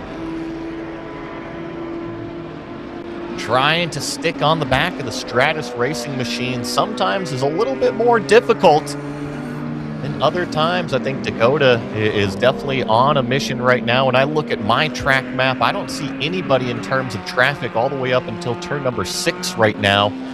So I think that they should at least get the majority of this lap in clean air, and probably the next couple relatively low in terms of that traffic.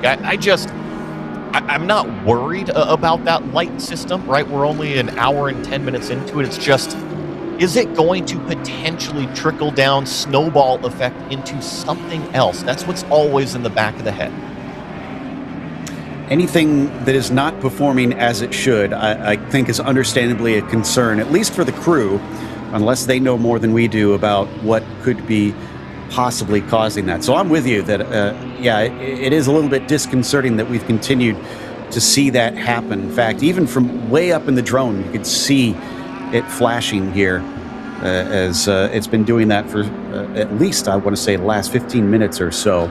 But it's not slowing them down right now, because Camden Hibbett continues to drop back a few tenths a lap and is actually not even in the same shot at times from that overhead view. So it's certainly looking good. Thought I heard somebody there in the audio have a big screech of tires, so hopefully everything's okay somewhere. Joe, I think that I hear the screeches of tires every now and then too, and you got to remember that the tires that these cars are on, not necessarily racing slicks that we see in other forms of motorsports, so a little bit more audible. You can hear them when they reach that limit of adhesion a little bit more. One thing we are not at the limit of is refreshments, because it sounds like Sloan has an update with a little bit of a unique aspect of ZRS. One thing about this series I absolutely love is that we have a crew cart. We have Carly and we have Cadence, who is actually Camden Hibbett's sister, and Carly is actually dating one of the strategists over at Stratus Racing, which I find so funny. But what this crew cart is basically everything you could ever need for your race weekend. What do we have in here, girls? We have waters and chocolate milk, coffee and orange juice this morning, and we've got McDonald's breakfast sandwiches. And way more. Sometimes they come around with slushies, Sometimes there's Chick-fil-A sandwiches. I saw Jimmy John sandwiches. And I think this is something really special about this series is that, you know, it takes a lot to get here. Sometimes crews don't always have the budget for having their own snacks, for having their own special drinks. So the fact that we have liquid IV, we've got wet wipes, straws, forks, some of the things that you forget about while you're trying to pack up an entire hauler with your race car, your tires, your fuel. These are things that really help tie the weekend together. So we're super grateful to have Carly and Candace here with us. I think what you guys do is awesome. And every time they come up and down pit road, people basically cheer and they're like, it's Carly, it's Crew Kart. So that's one thing that definitely makes Zenith very special, and we're very grateful for their hard work. I bet you're jealous at home, and you should be. Talking to you, Joe and Joey. I mean, a slushy does sound really good. My concern, Joey, does Stratus get an unfair advantage for maybe extra slushies for the team then in that case?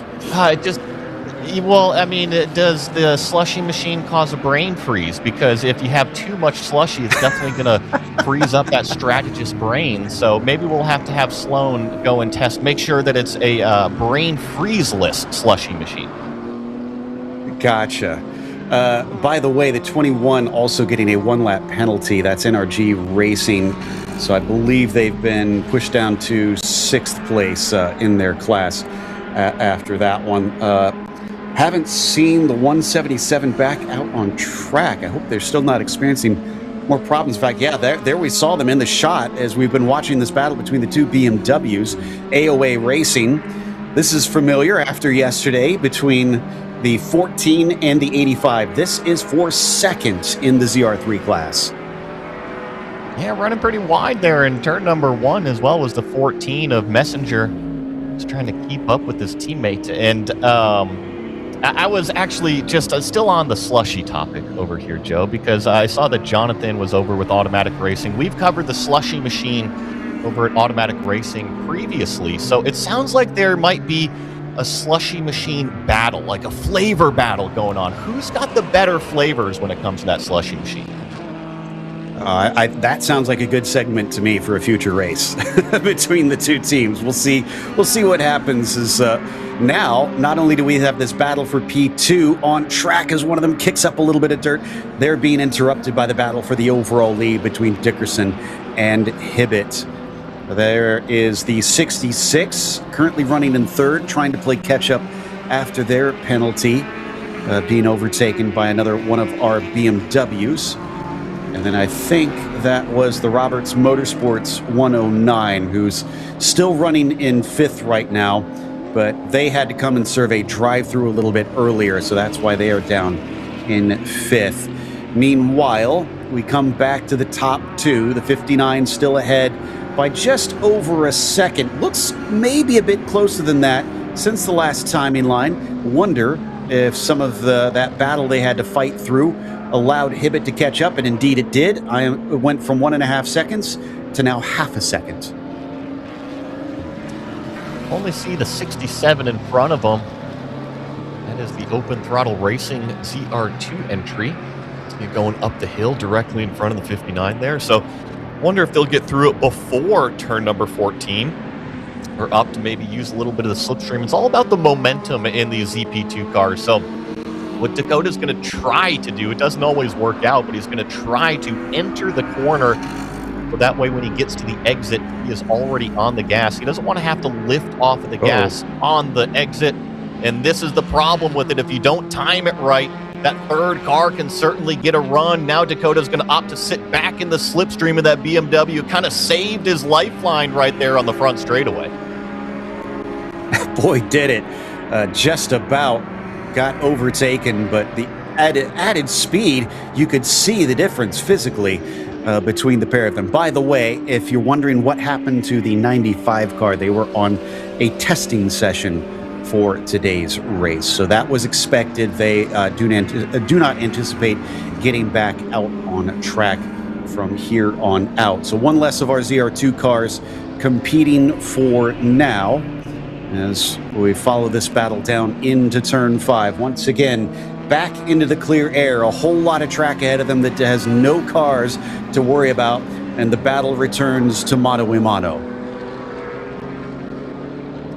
As we watch this battle, I just want to kind of keep everybody updated with that new ZR4 class. The Rockwell Autosport car is out front, and they're turning a great pace. Joe, remember how that 66, they had served a penalty, the only shining light at the end of the tunnel for Paragon Performance in that brand new Corvette C8? They have not officially lost a lap to the leader, to the class leader. So they're still on the same lap as the number 12. However, very far down when it comes to the track positioning. They do have the pace. They do have 5.5+ hours remaining. It's just going to be a long slog of doing a lot of laps to try to get back up to the class lead. At least it happened early in the race. That gives them plenty of chance to try and claw their way back. And honestly, I have a lot of confidence in them to do that based on the pace we've seen so far this weekend. Definitely looks like the 4 and the 59 are hustling those cars, the way the body language of them were through Canada corner. So I don't think this is managing the pace between these two. They are still pushing hard up at the front to try and get away from one another. And the pace of the rest of the field kind of backs that up. It's up to 16 seconds down to P3 with Ethan Barker unable to keep up with the pair of them.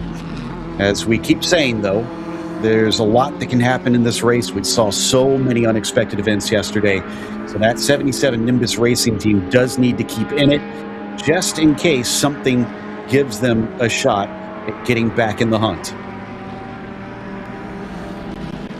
The 59 car looked pretty loose right there through turn number 1.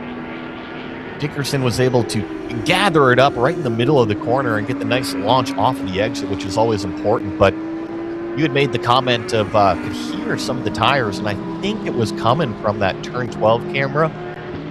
You watch these drivers, and especially Dakota Dickerson, he is chucking the car into the front half of these corners. So I wonder if he's just got the car set up that it will rotate. When he turns in the car, it rotates the back end, and it turns it enough that once they get to the apex, it's exactly the direction he needs to, can stand on the gas and simply power it out without having that yaw angle. But it certainly looks exciting on the beginning half. Well, at least we get that on our side as spectators, getting to witness these cars be rung around the circuit. And the battle that we've been watching for the lead is not the only one in this class. As we come down to the 77, he's got Carter Pease in the number 3. So kind of a similar situation to what we're seeing for the top 2, where the round 3 racing car is the one on the attack. And sometimes when the racing line goes across the track, miscommunication can still happen. You can see a close moment there for Barker. He thought he was going to give room down to the inside, but then quickly realized, and as the fastest class, I think that you have to always look for the second open door, right? If that first open door closes, what is your bailout plan? And in the carousel, if I had downforce, I'd probably be looking to the outside anyways. I don't want to force a competitor into where they don't want to drive. So let them have the piece of racetrack that they want to be on, and I'll take that open door, drive around them on the outside. Yeah, it can definitely grip, especially in these early stages of the race where the offline should be a little bit cleaner. And that's a little bit too far offline. I think that was Carter Pease in the 3, kicking up all kinds of dirt off of turn 14. That has been a recurring theme in the first hour and a half of this race, where cars are pushing it too hard, which is understandable, Joey. That turn 14, if you're lacking momentum, especially in these ZP2s off that corner, you're just going to be bleeding top end. The corner exit is king at Road America. It doesn't matter if it's 14, if it's the exit of turn number 3, if it's the exit of turn number 12. Corner exit in most racetracks is always king. And the difficult part about turn 14, the corner you were talking about, the brake zone, really tricky. You've got some asphalt changes down there. You got some bumps down there. You know, it's just not perfectly smooth. And then you look at number 14 on the track map, it's actually longer than 90 degrees. It's not just a straight 90-degree corner. So it always seems to start to bend in and then last a little bit further than what you think. And most drivers, they're trying to be anxious to get on the gas. If you get on the gas a little bit too early and there's still more corner left, well, Joe, you saw what happens, maybe a little bit of trip through the grass. Yeah, it's one of my nemesis in racing, which is a decreasing radius corner. It's always so hard to get that car to turn in and find that late apex, especially at that corner. But thankfully, they're both able to carry on, not having gone too wide through there. But you can see the distance lost as Carter is back by about half a second now, just a little too far away to really get a good attack in. There is the view above through the kink, and also illustrates why the kink is so fearsome with that barrier to the outside. It cannot be moved back. You saw the train tracks to the viewer's left. That is why that corner is how it is, because there is no way they can move it farther beyond where the circuit is. See if the 77 gets held up at all there as we jump up to the 59 versus the 4. This is important because look at the slipstream on the 4. The 59 doesn't have anybody to pull him along. Let's see what Camden Hibbett opts to do. Pops out drivers right. He thinks about it, but once again, just the 59 is going to push the limit of adhesion. If you want to outbrake him, you better be able to take it even further than what he can. There's another look down to the inside. Thought he could carry a little bit more momentum into the corner, but look at the back half. Dakota absolutely nails it going onto this straightaway. That's why he was slow getting into the corner. He's being very smart about this one. Yes, he's making himself a bit vulnerable, but I think he knows that he's far enough ahead at those moments that the 4 rather, can do little to try and challenge him. And on top of things, he got a little bit of help from Rockwell Autosports Porsche. Leader in the ZR4 is down the Moraine sweep. Hibbett still staying just about 2 car lengths behind here, down through the hurry downs into turn 8. Both of them not really using up a whole lot of curb on the exit. We always hear Joey talk about the rumble strips at this track and how they can be a bit rough on the cars, especially after yesterday. You know, you have to wonder how much abuse were these machines put through. Could they really last that much more roughing about around this circuit for 7 hours? So probably do have to be a bit gentle. Yeah, and okay, I'm going to extend your talking point. While we had that overhead shot, it was a perfect example. Our leader using minimal amount of curb because they don't want to rattle the car, right? They don't want to abuse the equipment. Now, he is going to use some exit curb in some areas of the racetrack, right? That's what it's for, just in case. However, he's going to try not to abuse those sections of the racetrack. We've seen the number 4 really use up all of the exit curbs, just trying to maintain that lap time that the 59 is able to do. But anything that you can try to do, even if it's just thinking that it's going to try to help out the car, you want to try to make it as easy as possible on your equipment. Also want to note that the 769 took a pit stop, so that promotes the 66 of Aaron up into second place in the ZR4. So we've had another change around in the slowest class to watch on board. It's almost looking a bit frustrating if you're the round 3 racing team, how close he gets at the entry of the corners. Just seems to get ever so close and then not close enough. But I think Sloan has a little bit of an update on pit lane. Sloan? Yeah, just catching up with the Big Mission Motorsports team as both of their cars are not out on track at the 777 and the 134. The 777 had a replacement transmission that didn't work. They tried to get the car to start all night, and unfortunately it didn't start. And then the 134 pulled off track earlier today. They tried to put in a new transmission, a new clutch, and it went out about an hour into the race. So unfortunately they are packing up and heading home. But, you know, they've been super great competitors. It's great to just catch up, see what their plans are, and we're looking forward to seeing them at the next race. But unfortunately for this one, they are out of the race. And we've got a car stopped on track. It is the 67 unfortunately, open throttle with more problems after they had a triple penalty, and the Code 60 being called practically immediately with such a fast portion of the track. As we heard the update on Big Mission on screen, that was not a Big Mission car. That was the Medusa Racing 40, who is in another extended test day, essentially. You could see they had all kinds of problems that they were sorting on the pit lane. The cars now come to a crawl for a third Code 60 in the first hour and a half of this race. Unfortunately, been a little bit plagued early on. We'll ride on board with Dakota Dickerson. And which of the ZP2s and the other classes will we see pit in to take advantage of this? We're only about halfway through this fuel stint. So this is definitely a wrench in the plans for the strategy. You always have to adapt. And under Code 60, I think that if you're at least halfway done with your fuel tank, you might as well come in. It's just going to open up more doors. And like I said, the majority, if not all of these cars pitted right at hour 6, right? 1 hour into this race. So we're right about that half tank mark. I think it's going to be another busy pit lane. It looks like the 177 just finished refueling.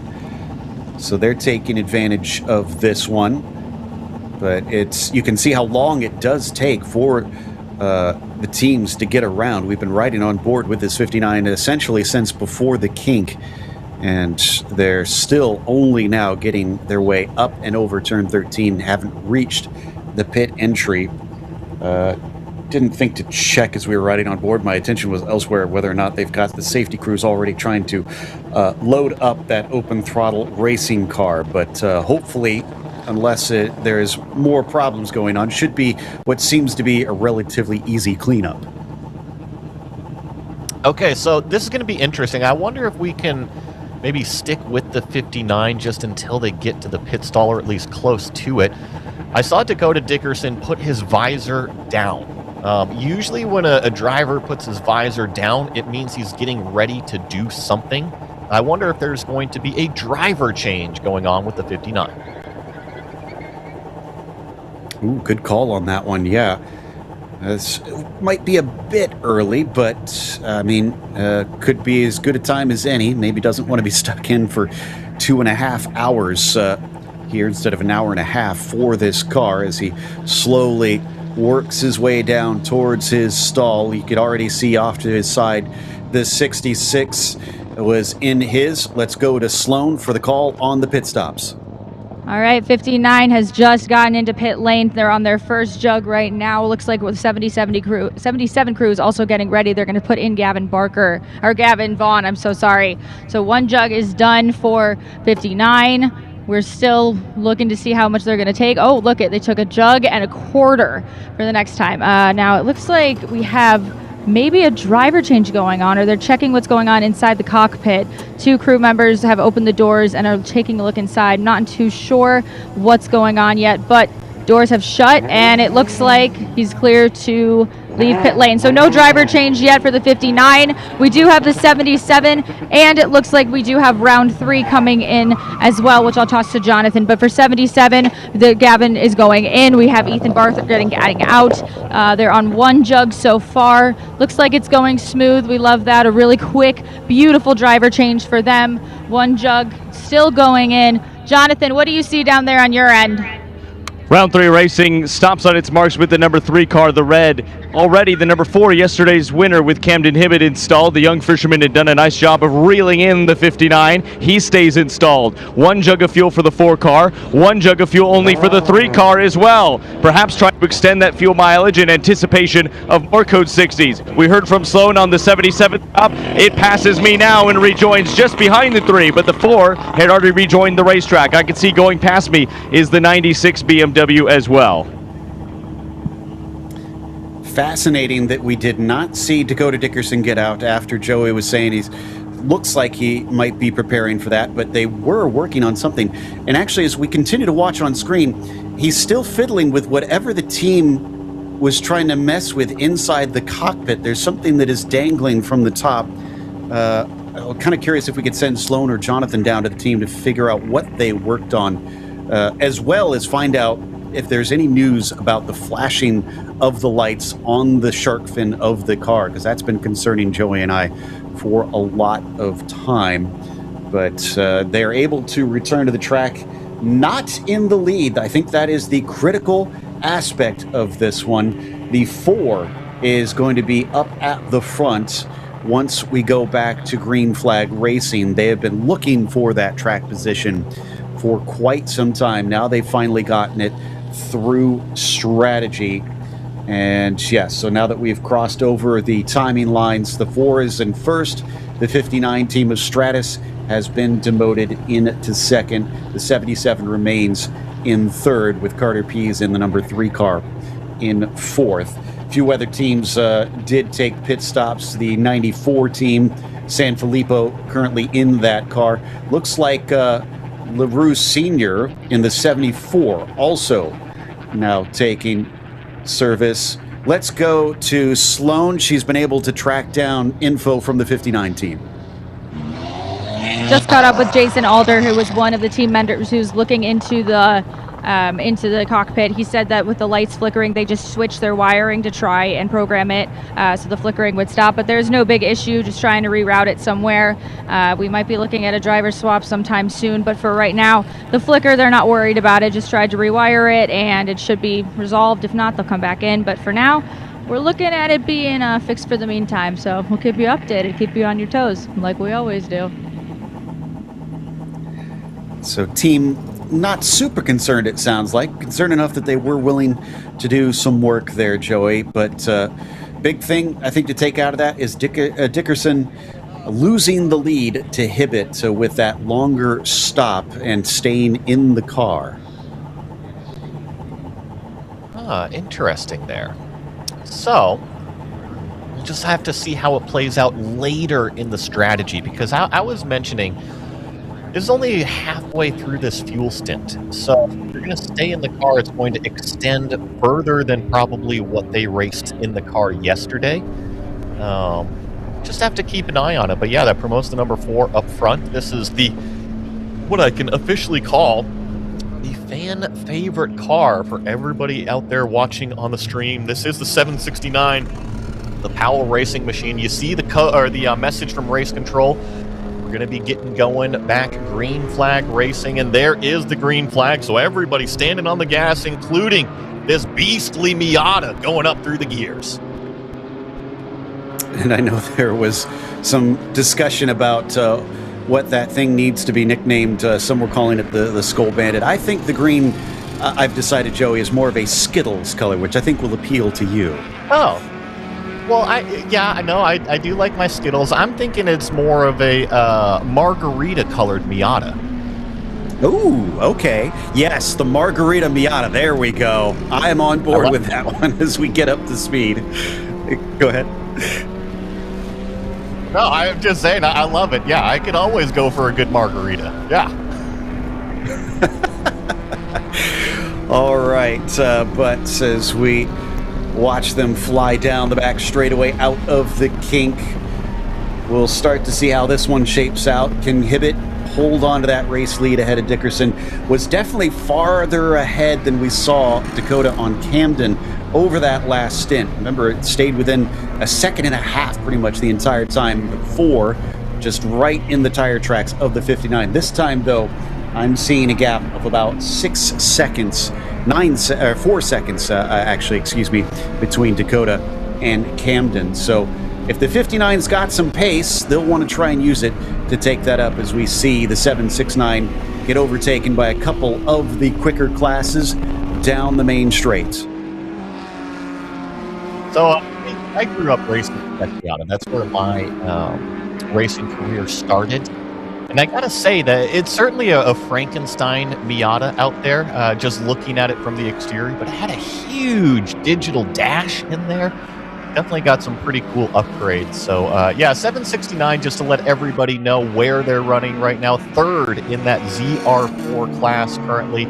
You got passed by that Corvette not too long ago. So right now, Powell Racing just kind of hanging out in a podium position in what is known as, I see the Green Rocket, the Skull Bandit, and now the Margarita Miata. Well, we're checking in with the 96 in the meantime. Matt Million behind the wheel. Very fast driver on his day in that 9.6 car, currently leading the ZR3 class and running ninth overall currently, just behind the top three podium of the ZR2. So things kind of nicely even split between the ZP2, ZR2, and ZR3 at the sharp end of the field. Then it starts to get jumbled up with all the one-lap penalties and the drive-through penalties that we've seen served early in the race. And on top of that, unfortunately, there is a lot of cars with either themselves shown as being out of this race or just sitting in pit lane, taking some extensive work or behind the wall back there in the paddock. So attrition coming very, very early in today's race. We got some penalties from the code 60, the 74, and the 41. The 41 has been having a bit of a miserable day already. Yeah, I show 20 cars still running out there, just over an hour and a half into this thing. I think 31 were slated for today. So you're right, a little bit more attrition early on today. This is our number 12 car, Rockwell Autosport right now. Let's see who it looks like. Alex Rockwell is currently behind the wheel. They've been doing great. Remember that 66 has had that penalty a little bit earlier on, and Rockwell Autosport, I shouldn't say had assumed the lead from it. They did technically, but they had always been fighting for that top spot in qualifying on Friday. So when it comes to the pace, that Porsche Boxster, definitely a formidable opponent against that number 66 Corvette today. They're going to make them work for it. Still a lap to be made up by Aaron in that 66 car. But as the race goes on, definitely it's been an interesting one, how the ZR4s have gone. Not as many cars as we had hoped in that class that have been competing this weekend, but the three have given us a fun race as it's swapped around throughout, but the 66 clearly the team to beat so far as they try to fight back from that second position at this stage of the race. I think that is Million coming up on our leader in the ZR4s, so should be able to overtake them shortly. In the meantime, 74, who I said was ahead of Million because of that one-lap penalty, Juan Carlos LaRue Sr. has now been demoted down to 11th, but they stay in third, having not been overtaken by the 444 quite yet. What I do love to see, we were talking a little bit about the attrition. You're going through the order and whatnot.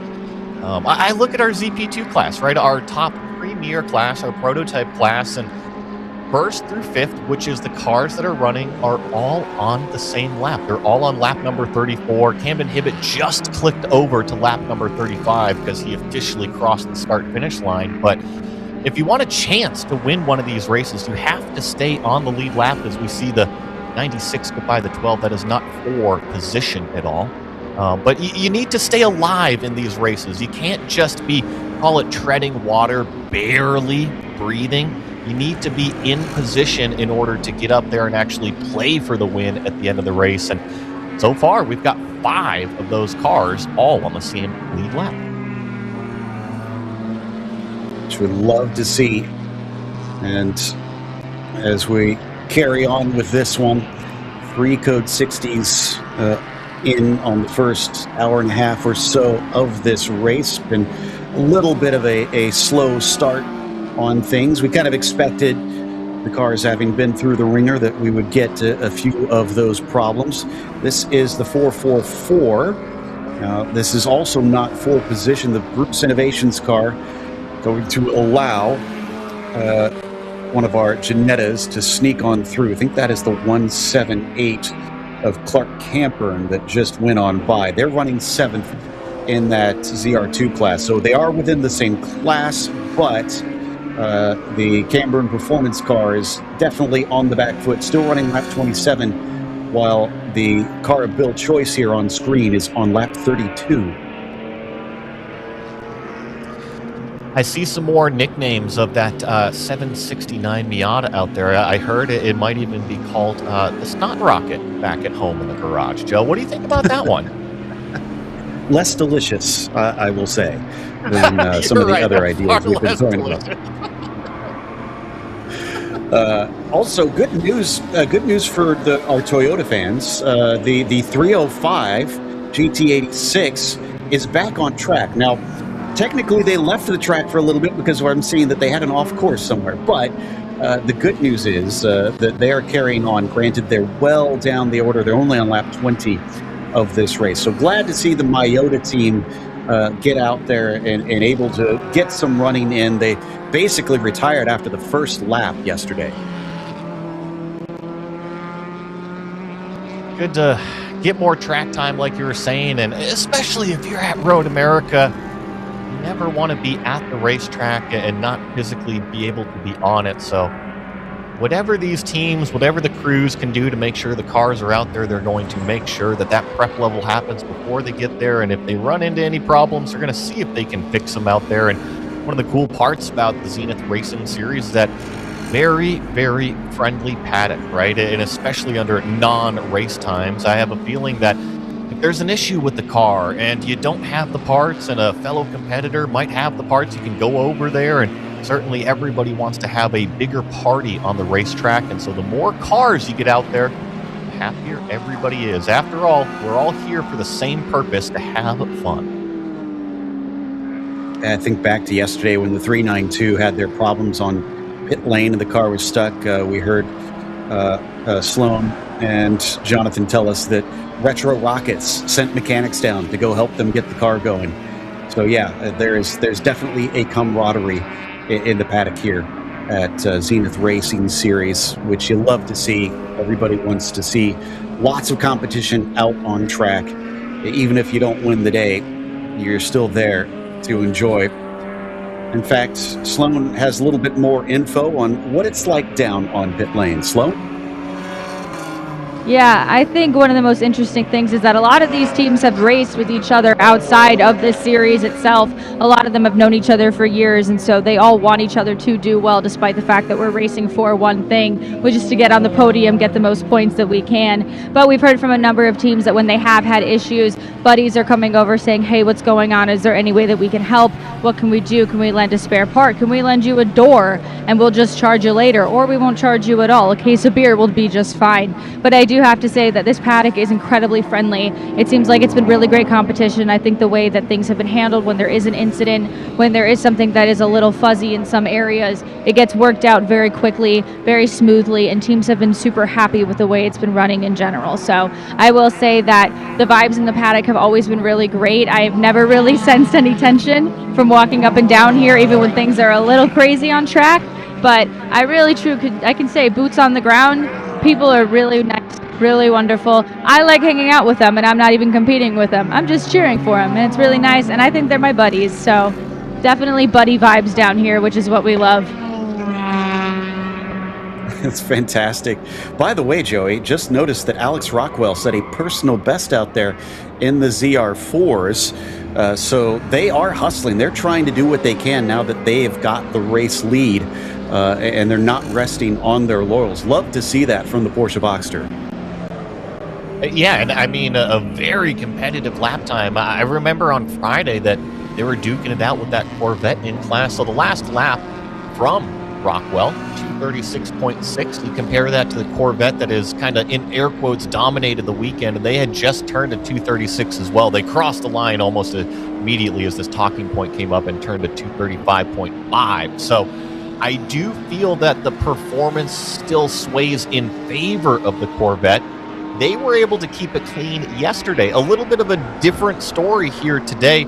Rockwell Autosport so far has taken that charge. They have kept it clean, and we'll see if the Porsche Boxster can hang on for ZR4. They've got a good head start right now. The other thing they need to watch out for, as we've seen, is not getting those same penalties for the Code 60 violations and what have you, speeding on pit lane. You've got to make sure that you keep yourself neat and tidy inside the rules, because so many races we have watched handed away when it was looking like a sure win for various teams out there. This one, the 59, not leading for now. That is the leader ahead of them in the yellow and white car of Camden Hibbett. On the restart, it was about 4 to 5 seconds between them. It is now down to 2 seconds between Hibbett and Dickerson. So Dakota has been reeling them in bit by bit, steadily over these laps. Question is, will he try to get by in a hurry, and how easy of a pass will that be if he does? To pop up something that Race Control had said, a mechanical black flag for car number 305. That's the Toyota team. That's that Toyota GT86. I think we had gotten a report a little bit earlier. They were having some troubles early on. They've only turned about 20 laps so far. I think they're trying to diagnose exactly what is happening with that 305. And I don't blame them, right? If you think you can fix the problem and get it back out there on the racetrack, you might as well go out there and do some test laps, see if you actually have solved the issue. You got 5 hours to see if you can fix that thing. Yeah, and with them behind the pit wall, it sounds like it is more than just the meatball flag of them being told to go and tape something up. They've got more serious issues for now. This is on board the 74 of AOA Racing. Juan Carlos LaRue Sr. currently chasing what is, I believe, the 14 and the 85. This is overall position, but they are not within the same class of LaRue Sr. All three of them actually are AOA racing cars I'm now seeing. So a bit of an interesting party going on. Real battle we need to watch out for are those two, the 85 and the 14, because that is for second place in the ZR3 class. See, I thought AOA had the perfect opportunity here to do something very silly. I am going to kind of go out of the box here, because they had that ZR2 car behind the two ZR3 cars, right? He's going to get past them, but the ZR2 car has a little bit more muscle on the straight line. I was wondering if they were going to get in a 3-car bump draft train and start to set some fast laps there in ZR3 with the 2 car giving a push. Well, and just to add to the connections that we have between these three cars, the 74 is Juan Carlos LaRue Sr., and then we've got Jorge LaRue Jr. just behind him in the 85. They shared a car yesterday. Today, they're going to be racing against each other in different classes. But yeah, I think you're right that he is running away, and they're not going to play any sort of crazy games out there on track. But the body language of the cars doesn't look like Ren Messenger, who we ride on board with in the 14, is in any sort of hurry right now. I wonder if these two are just cruising in formation. If we draw back to yesterday, I believe it was Alex Pollard in the car in the 14 as it Messenger runs a little wide there on the exit of 6, is able to gather it back up. But you're right, I think that the general body language of these cars is that they're out here turning laps together as a team. If one driver or car feels like they're a little bit faster, I'm sure the radio communication will go through, and it's not necessarily going to be tensions in the team. A little bit different from what we saw yesterday when these two were really racing it out. I think that they really got kind of nose to tail about halfway into the race, and then the back half of the race, it just seemed like it was the 85 versus the 14 almost every lap. Ooh, very good exit there from Ren. Is he going to use that speed to go for it down into Canada corner and kind of prove us wrong about whether or not this is a battle? Nope, he is going to prove us right. He's just going to stay there, sitting tight behind the number 85 car. And yeah, you make a good point. I'm excited to see Alex Pollard get back in the car, because he was thrilling to watch during his stint. Brought us lots of drama too, so certainly not shy about how things happen around him on the circuit. Back onto the main straight between the pair of them. One thing I will say is that 14 at times seems to be going a bit wider out of the corner, so Messenger maybe wringing the neck of that BMW a bit more. And that's exactly what I saw, right? And it goes to the point that I was talking about earlier with the ZP2 cars. It applies to every single car, every single class out here. The more you shake the car over these exit curbs, over the apex curbs, whatever it is, you're just inducing more and more and more vibrations into the bushings, into the suspension arms, into the electrical connections. Everything gets shaken inside these cars. So the more you stay off of them, the potential that something is going to come loose is just a little bit less.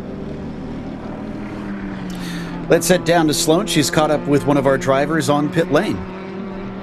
One of my favorite things is when a driver comes up to us and says, hey, I have something super interesting for you to hear. Kevin Hill, one of the drivers of the 21 car, has said, hey, if you guys want some interesting information, I've got a story for you. So Kevin, what did you come and tell Jonathan and I? Well, we've been having a rough weekend this weekend. Yesterday was a lot of testing. Today we're actually doing great. Our driver, Matt Geddes of the NRG Racing 21 Martini car, is in the car right now. We're actually forcing him to do a second stint, and he has a plane to catch. So we're not sure if he's going to make it, and he's taking one for the team. And before I wrap up, Sloan, hi, Leanne. Thanks for letting me come out. He's like, can I say hi to my wife? I was like, absolutely. So, no, I mean, you guys have had an incredible weekend so far. It's been so great seeing you guys out on the track. What are you hoping to accomplish this weekend? Do you have any, like, mental notes that you kind of keep in your head when you're in the car? Tell me about that. Well, our team, NRG, has been doing a great job of keeping the car going and learning a lot of stuff. I'm out here just enjoying a world-class track. This is an amazing track to drive, a lot to learn. I'm hoping to get out of this a safe drive. All the drivers out here have been really clean and really respectful and making for a great day. So we want to get out of here with, a 4, a 3, maybe a 2, keep the car running, and enjoy 7 hours of racing with some of the greatest drivers out here. Yeah, I mean, this track is incredibly unforgiving. And my last question, do you have a turn that is your favorite to drive? 14. Why? 14. If you get it right, it just pays so much in the dividends range.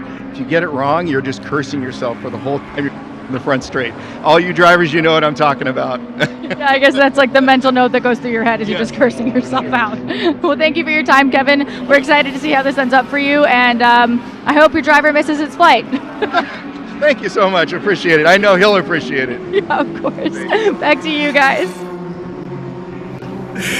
Joey makes me think back to a famous story about Nigel Mansell where when he joined a new team once, he was so confident the car wouldn't finish the race, he booked a flight before the race was over. Well, he went on to win that one. He was quite happy to miss that flight. We'll see whether or not the 21 team will have the same sort of experience.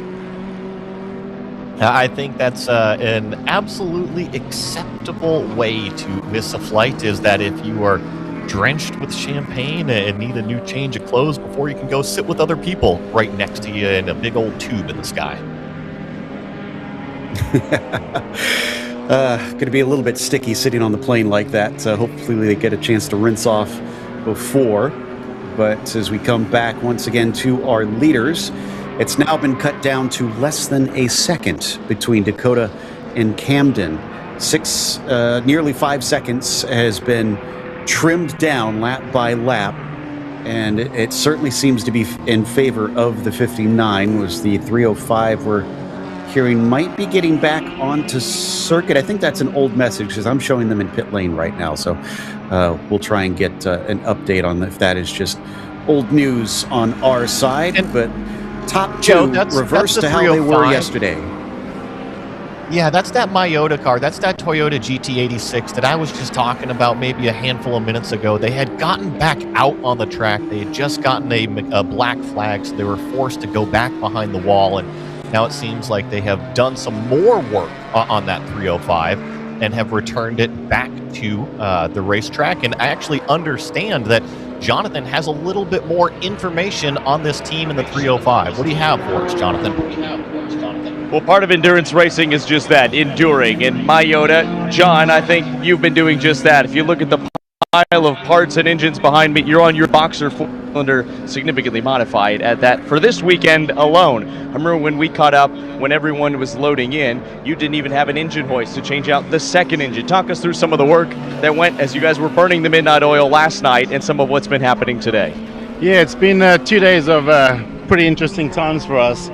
We arrived with a car that we thought that was pretty solid. We had lots of testing done before. We took it down to Sebring a couple of times. We took it down to the firm a few times. The car was running good. We got here. It's a big open track. It's a fast track. And I think that bit us a little bit. So we came with 2 motors, drivetrain, everything that goes with it. We went through the first motor on the first lap, changed that one, went on to the second one, lap, went out again. There was a guy local here who had a new motor for us. We put that in, and that's what we're running today. But my boys, I got to give it to them. They this morning at 3:30, they were still tuning the car, putting it together 2 nights in a row. It's been absolutely nuts. But that's part of the fun. You know, we come out here, we have fun. 1,000 miles to go back to Florida, and we just want to finish the day out. You're doing a heck of a job of it. It's been great seeing that car come back out on track. And talk us through some of what's been happening today. We saw the exhaust hanger, and then it looked like some heat shielding coming out from underneath. Yeah, we had some heat shield wrap on the exhaust just to keep the heat away from the rest of the car. We had some electrical issues. Our TMS system didn't work yesterday when we started the car. It's all new things that we had to add to the car. It wasn't any place where we can test it with a live track. And then, so we had that electrical issues and the heat shield. Just, you know, first time the car's out on a track, on a big track, you know, getting pushed. So it's going to have its issues, but hey, we're going to come back. We're going to go to the next one and the next one and the next one. That's what life is all about. Before I let you go, the car itself is pretty interesting. Anything but a stock GT86. And while the bones of it may still be that flat Boxer 4, there's a big old turbocharger on it. There's a lot of different modifications. Talk me through what you've done to the race car. Well, we've actually taken the turbocharger off for this one on the 3rd engine. We had it on the first 2 engines, and we just didn't feel that the boost was... when we downloaded some of the data, something happened in 5th gear, and we ran 22 pounds of boost. All of a sudden, I think that's what blew the motor. So we just went straight up. We're naturally aspirated right now. So I think that's why the car's running. The temperatures are phenomenal. We're running at 155 on the temps. The world temperature's at 170. So we got some extra oil coolers and things on the car. It's running pretty solid now. It's just the niggly stuff, the electrical, the heat shield, those kind of things. But naturally aspirated right now. She's a little bit down on power. We're not used to it. We're used to the turbocharger, but you know, it's just one of those things. We're going to have to get used to it. Maybe get on the dyno when we get back.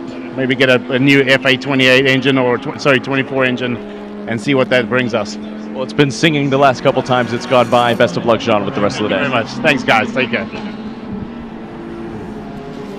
Really glad to see the perseverance there. And again, a testament to the attitudes in this series. You may not be in there for the win, but you want to get the car out on track. You want to see it run and have some fun out there.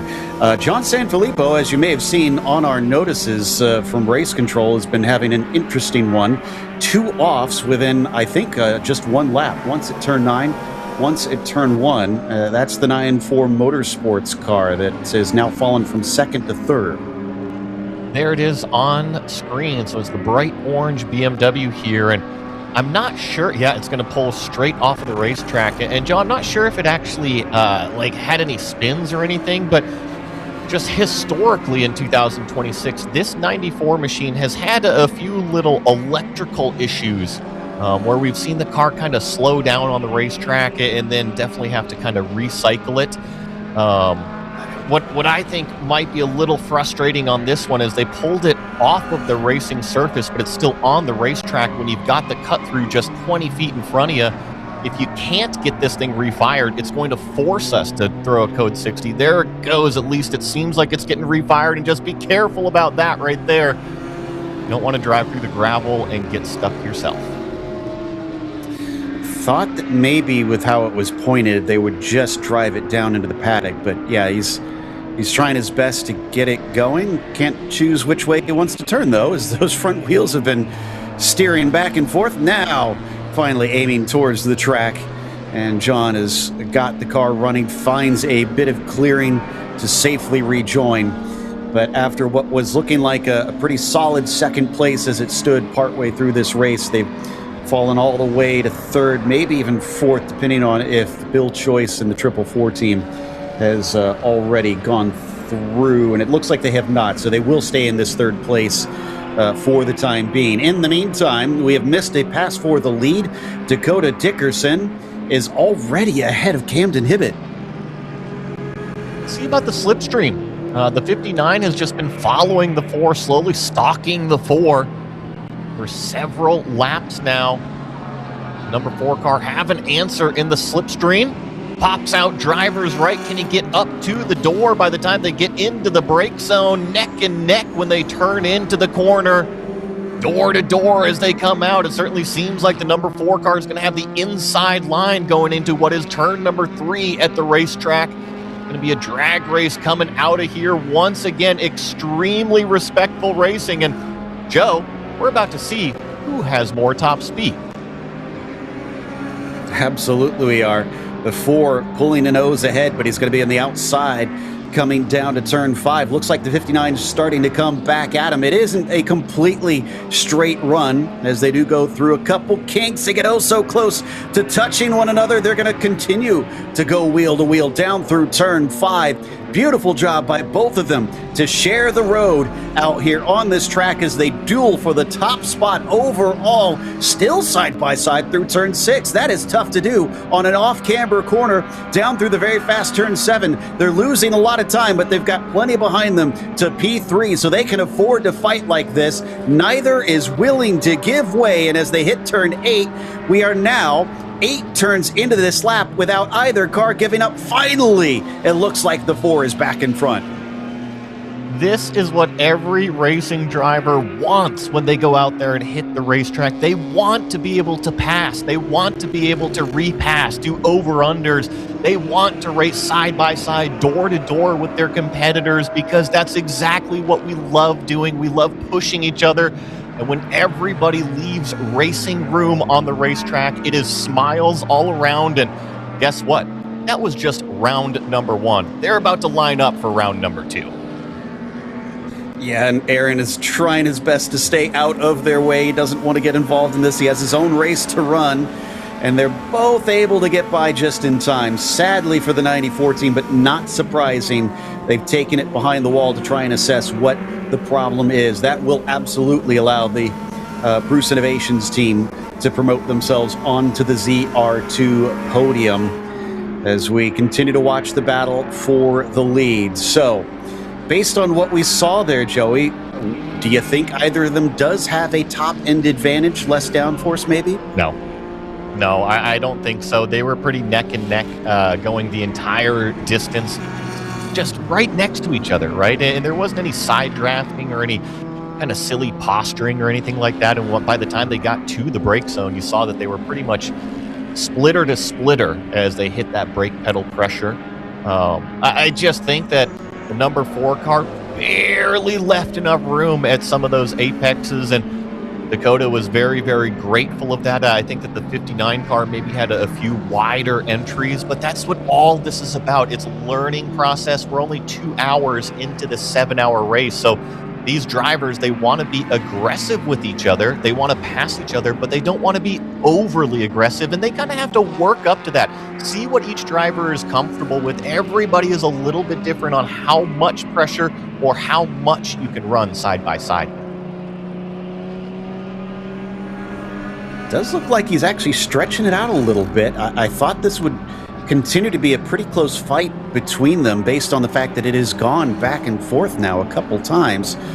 But Camden Hibbett trying to respond in the middle of this stint and picking it up as they come around out of the carousel once again. Camden going to be wanting to try and break some of that toe to the number 59, keep him from catching back up to him at this point. And it's a good thing they eventually were able to get single file, because like I said, they're going to lose time to Carter Pease back in that P3 car eventually. He's still sitting back there by about 23 seconds at this stage. But on the podium, which I gotta say, Joey, that's definitely looking a lot better than yesterday for that 3 car, who didn't really seem like they were going to bother the top 3 spots. Round 3 has 2 bullets still out there. I think we called it 3 yesterday, and just like you had described, unfortunately, the number 3, that's a lot of 3s, just didn't quite have the pace that the 4 and the 5 car had. And it's just kind of swapped around a little bit. It's almost like they got 3 cars underneath the tent, and whichever one the magician wants to come up to is going to run and rub a little bit better luck, maybe pull the rabbit out of the hat and say, okay, today it's going to be the number 4 car. I'm sure running all three of the teams, the machines out there is going to be tough to make sure that they're all in prime condition and they all have a good race. But at least they've got one that is performing well. By the way, I believe we're going to be seeing a change in the lead. No, it looks like we will not. The 18 car is taking a pit stop. So the ZR2 sees the leader come in. I thought maybe LaRue Sr. was going to overtake that spot, but it turns out he is actually a lap behind in that 74. So the 18, for whatever reason, was far ahead of his competitors. Yesterday, the 18 car was probably one of the more consistently fast cars. However, about halfway through, they took that 4-tire pit stop, which set them back several laps. They had quite a roller coaster ride between penalties and then getting back up through the order, finishing on the podium.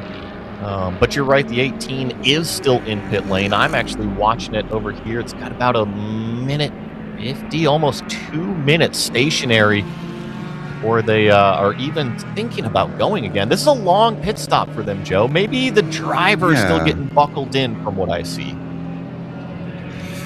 Okay, so here's hoping that there's nothing going awry. Yeah, I, as soon as you started to mention that pit stop time, I noticed it as well, and a little bit disconcerting. They still haven't lost the lead, although that will be happening soon because the 74 is just coming around to the main straight now. So AOA Racing could potentially overtake them. We'll keep an eye on that as we continue to watch with the 59 running second in the ZP2 class here. It has been a race that has won or lost on strategy many times already in this first season. Teams are going to be well aware of that, as don't think we had talked about the open throttle 67 car there. Looks like they have returned to the track, so that is good to see after they came to a halt earlier that they've got the car running. Oh, big defense though this time from the number 4, not feeling safe. Could offer a cutback, Joey, for the 59. Turn number 3 is so crucial. Once again, defensive on the brake zone from the number 4 car. Getting on the gas, both kind of use up a little bit more, and the number 4 is just kind of sitting here, which tells me Dakota Dickerson had a good corner exit. It's going to start to close it in that little bit more. I can tell you that the number 18 just now returned to the racetrack. Over 3 minutes for that pit stop. I'm not sure what was happening getting that new driver in. Maybe just trying to make sure they're comfortable, but that was pretty long. Thankfully, they've only lost 1 spot down to second. Yeah, so that's the good side of it. Chris Applegate is the one that has hopped into that car. Now they've got quite a ways to get up to the 74, but then, of course, we'll see how long it is that the 74 stays in their stall for their pit stop. And as they return, they're also behind the 96, 94 Motorsports with Matt Million currently leading over in that class. So we're getting a little bit of a split amongst the ZR3s and ZR2s now, as they were relatively evenly sorted out earlier in this race. We're now past 2 hours into this second event of the weekend as we ride on board down the hill and into Canada Corner. I mean, they're side by side directly in front of them. You want the best view of the lead battle, and you're riding right on board with that Powell Racing machine. Got a windshield full of the 4 and the 59, just absolutely going at it into Canada Corner. Now we jump on board that 59 car and sit in the slipstream once again. That was actually a little bit wider than we've seen mostly out of Dakota Dickerson coming through turn number 14. So maybe not going to offer a lunge here by the time they get to the brake zone.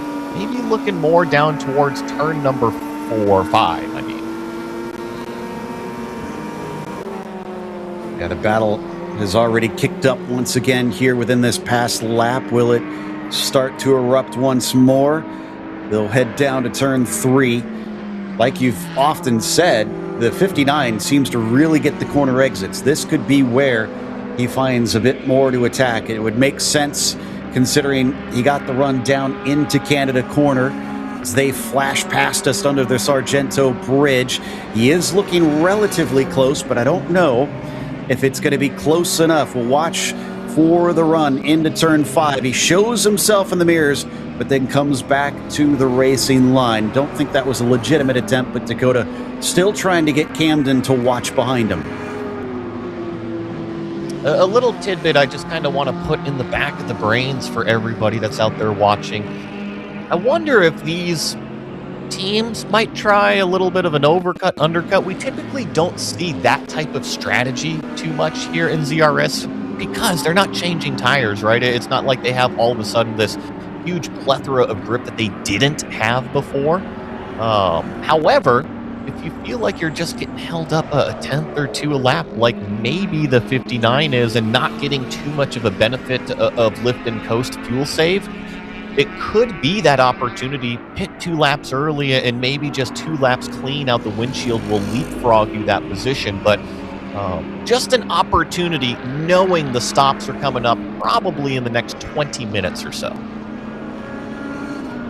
It all depends on how much you think we might get another code 60, since most of the teams have been waiting for that. Very good run from Dakota. Gets right underneath the exhaust pipe of that number 4 up and over turn 13. We ride on board now as you see them clatter over the curbs. We said earlier they're trying not to use them now. They're having to use all the track they can. They know they need that extra width to carry the speed onto the straights. Dakota looking about 2 car lengths behind the number 4, starts to reel him back in with the slipstream up the main straight. Camden moves over to the inside. He thinks he's under threat here. He's going to cover all the way down to the pit wall. Does not want to allow him to take the inside away. Dakota Dickerson with the brakes going deep around the outside of turn 1. Does he do it the long way around? He does. That was a beautiful pass. Let's see if the 4 lunges it down. No, he concedes that top spot to the 59. I'm with you. Beautiful pass around the outside of turn number 1 from Dakota Dickerson. I had to smile just a little bit those last couple laps because you're right, Dakota's been staying off of those curves, but he got into race mode. He got into race mode against the number 4 car, and he wanted to go do some over-unders, and he was using a little bit more width of the track, and here he is back in his happy spot. He won. Track position obtained for the Stratus Racing team.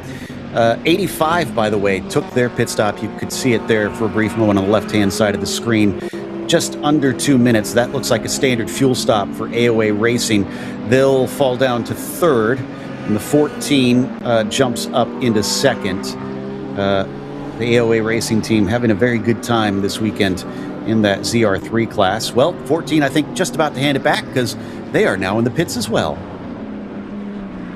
You're right. AOA has just hit pit lane there with that number 14 car. We'll see if they do a driver swap at all over there. It seems like now the 59 is starting to try to stretch its legs a little bit. I say that as Camden got a terrific run through the kink and starts to close it back up in the slipstream on the 59. And an observation that I have noticed, Joe, I don't see that shark fin or that top light flickering anymore on the 59. So whatever they did, I think it must have solved the problem for the most part. So that's good to see. I'm sure there was at least a bit of concern down there, or else they wouldn't have tried to have fixed that one. I don't think there's any sort of vanity in terms of the team wanting to look that good out on track. A little bit of a glance of the 18 car, who continues to run in 2nd in the ZR2 class as we come back to the ZP2s. And as they get to the end of the straightaway, it looks close, but it is not close enough. Inhibit doesn't go for the lunge this time. I think they've got the 74 car in front of them, and they'll probably catch that car down into the brake zone at some point. But after that, got a nice, clean piece of racetrack. I think that the goal right now for Camden Hibbett would be to be tucked up on the back wing of the 59 when you get that clean piece of racetrack, because at least from what I have seen, Win Stratus Racing doesn't have to worry about lapped cars, right? They can just run their own pace. They seem to have a little bit more, maybe call it a tenth, maybe 2/10 more, and can just kind of edge out that gap a little bit over their competitors. And when they run into that multi-class traffic, the drivers, very, very smart, very heads up. They're not taking any risks, and sometimes that allows the competitors to close it back in on that back bumper. Don't know if I mentioned it before with that pit stop for the 85. Gene Manley hopped in, and then Christian Blevins is inside the cockpit of the 14. They just finished their pit stop at a little over 2 minutes, so slightly longer than what the 85 had. Probably will be scored behind them once we see them go past a timing line. This is Dakota Dickerson starting off this race past 2 hours into it. You had mentioned it a little bit earlier, Joey. I'm pretty sure we're going to see these ZP2 teams start to switch out drivers on the next stop. Agreed. And that was pretty close.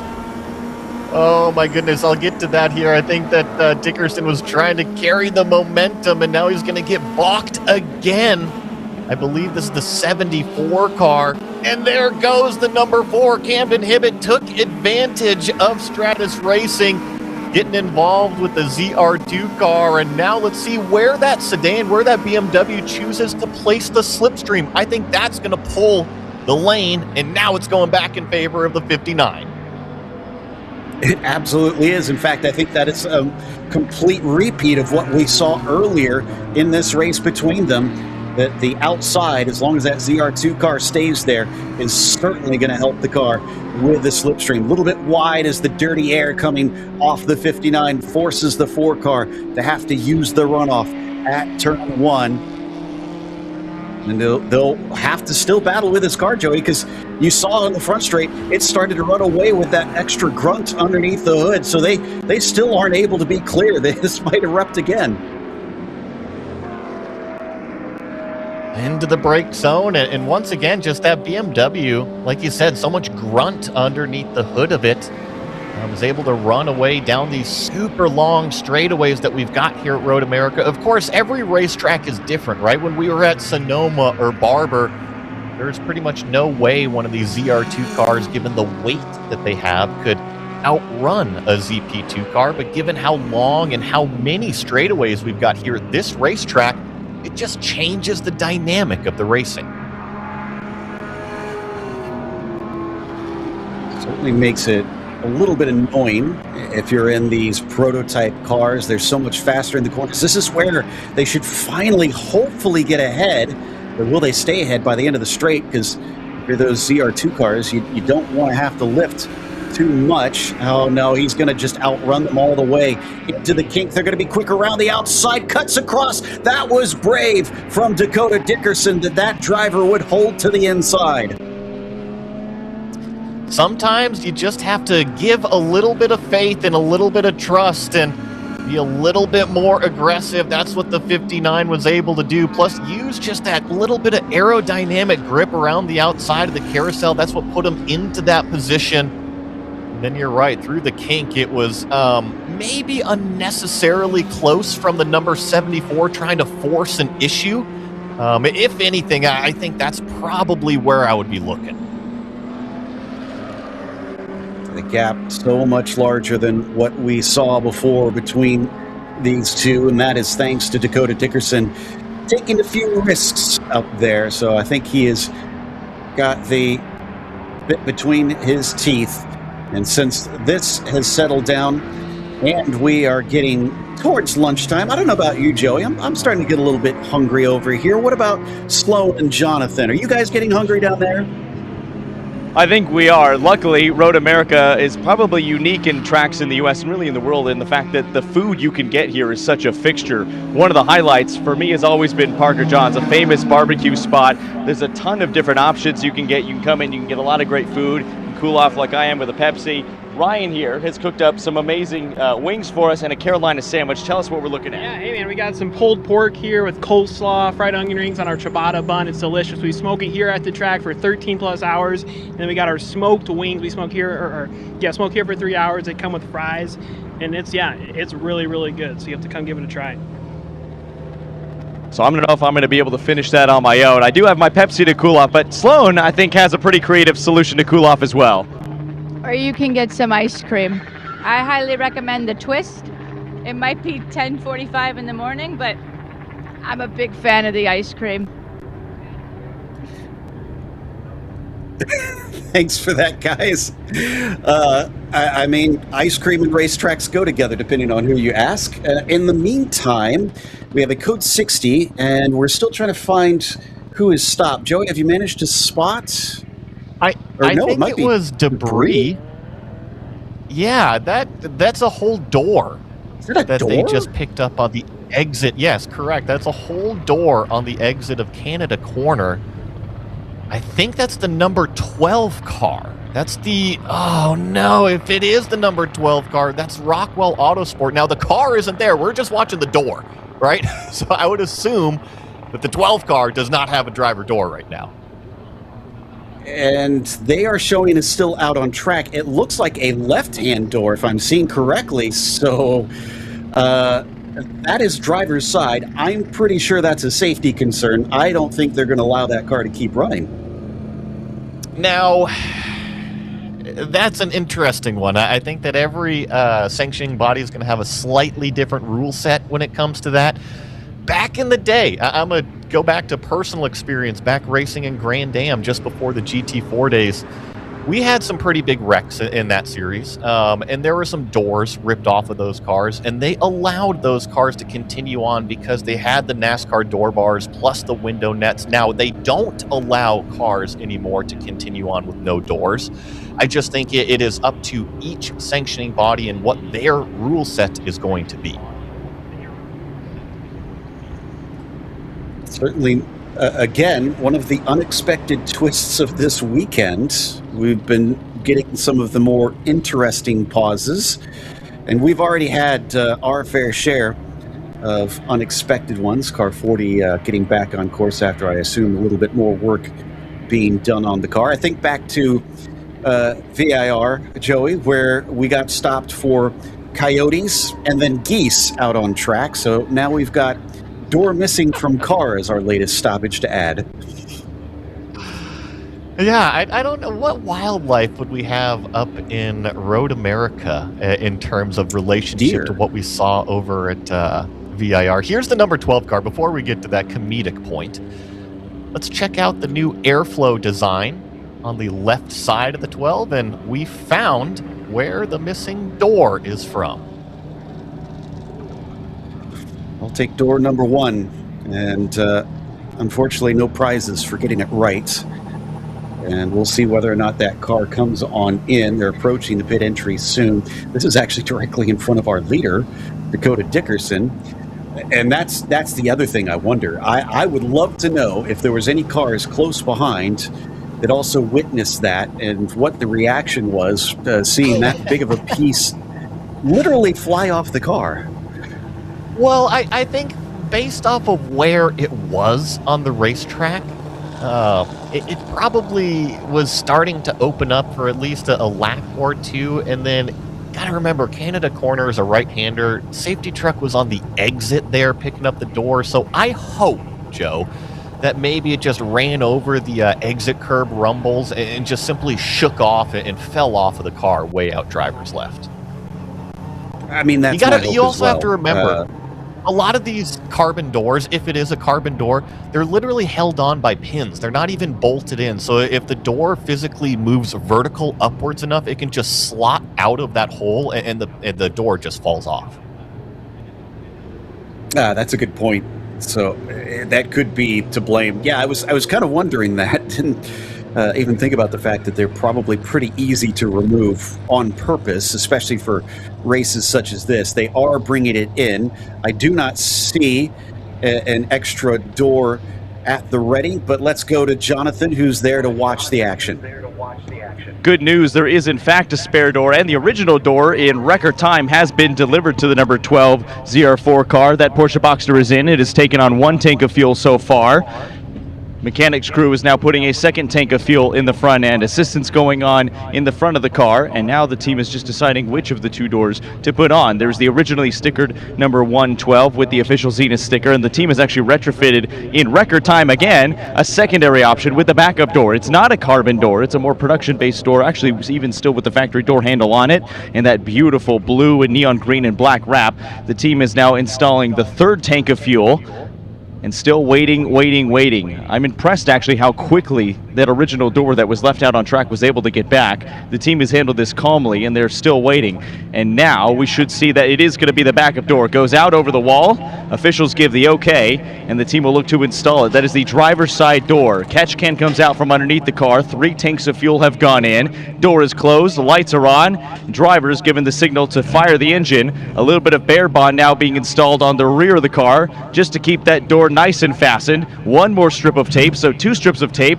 That flat 6 boxer engine revving as we wait for the number 12. It is going to rejoin. Off and away. Phenomenal work from Rockwell Autosport. That could have been an absolute disaster, but handled nicely. I would Joe, love to have been I'm the gonna track jump in worker. here. Go ahead. I was just going to say they put the piece of tape on the door over to the body, and we saw something similar with a competitor car out in VIR, and I think it was actually Jonathan that made the point there.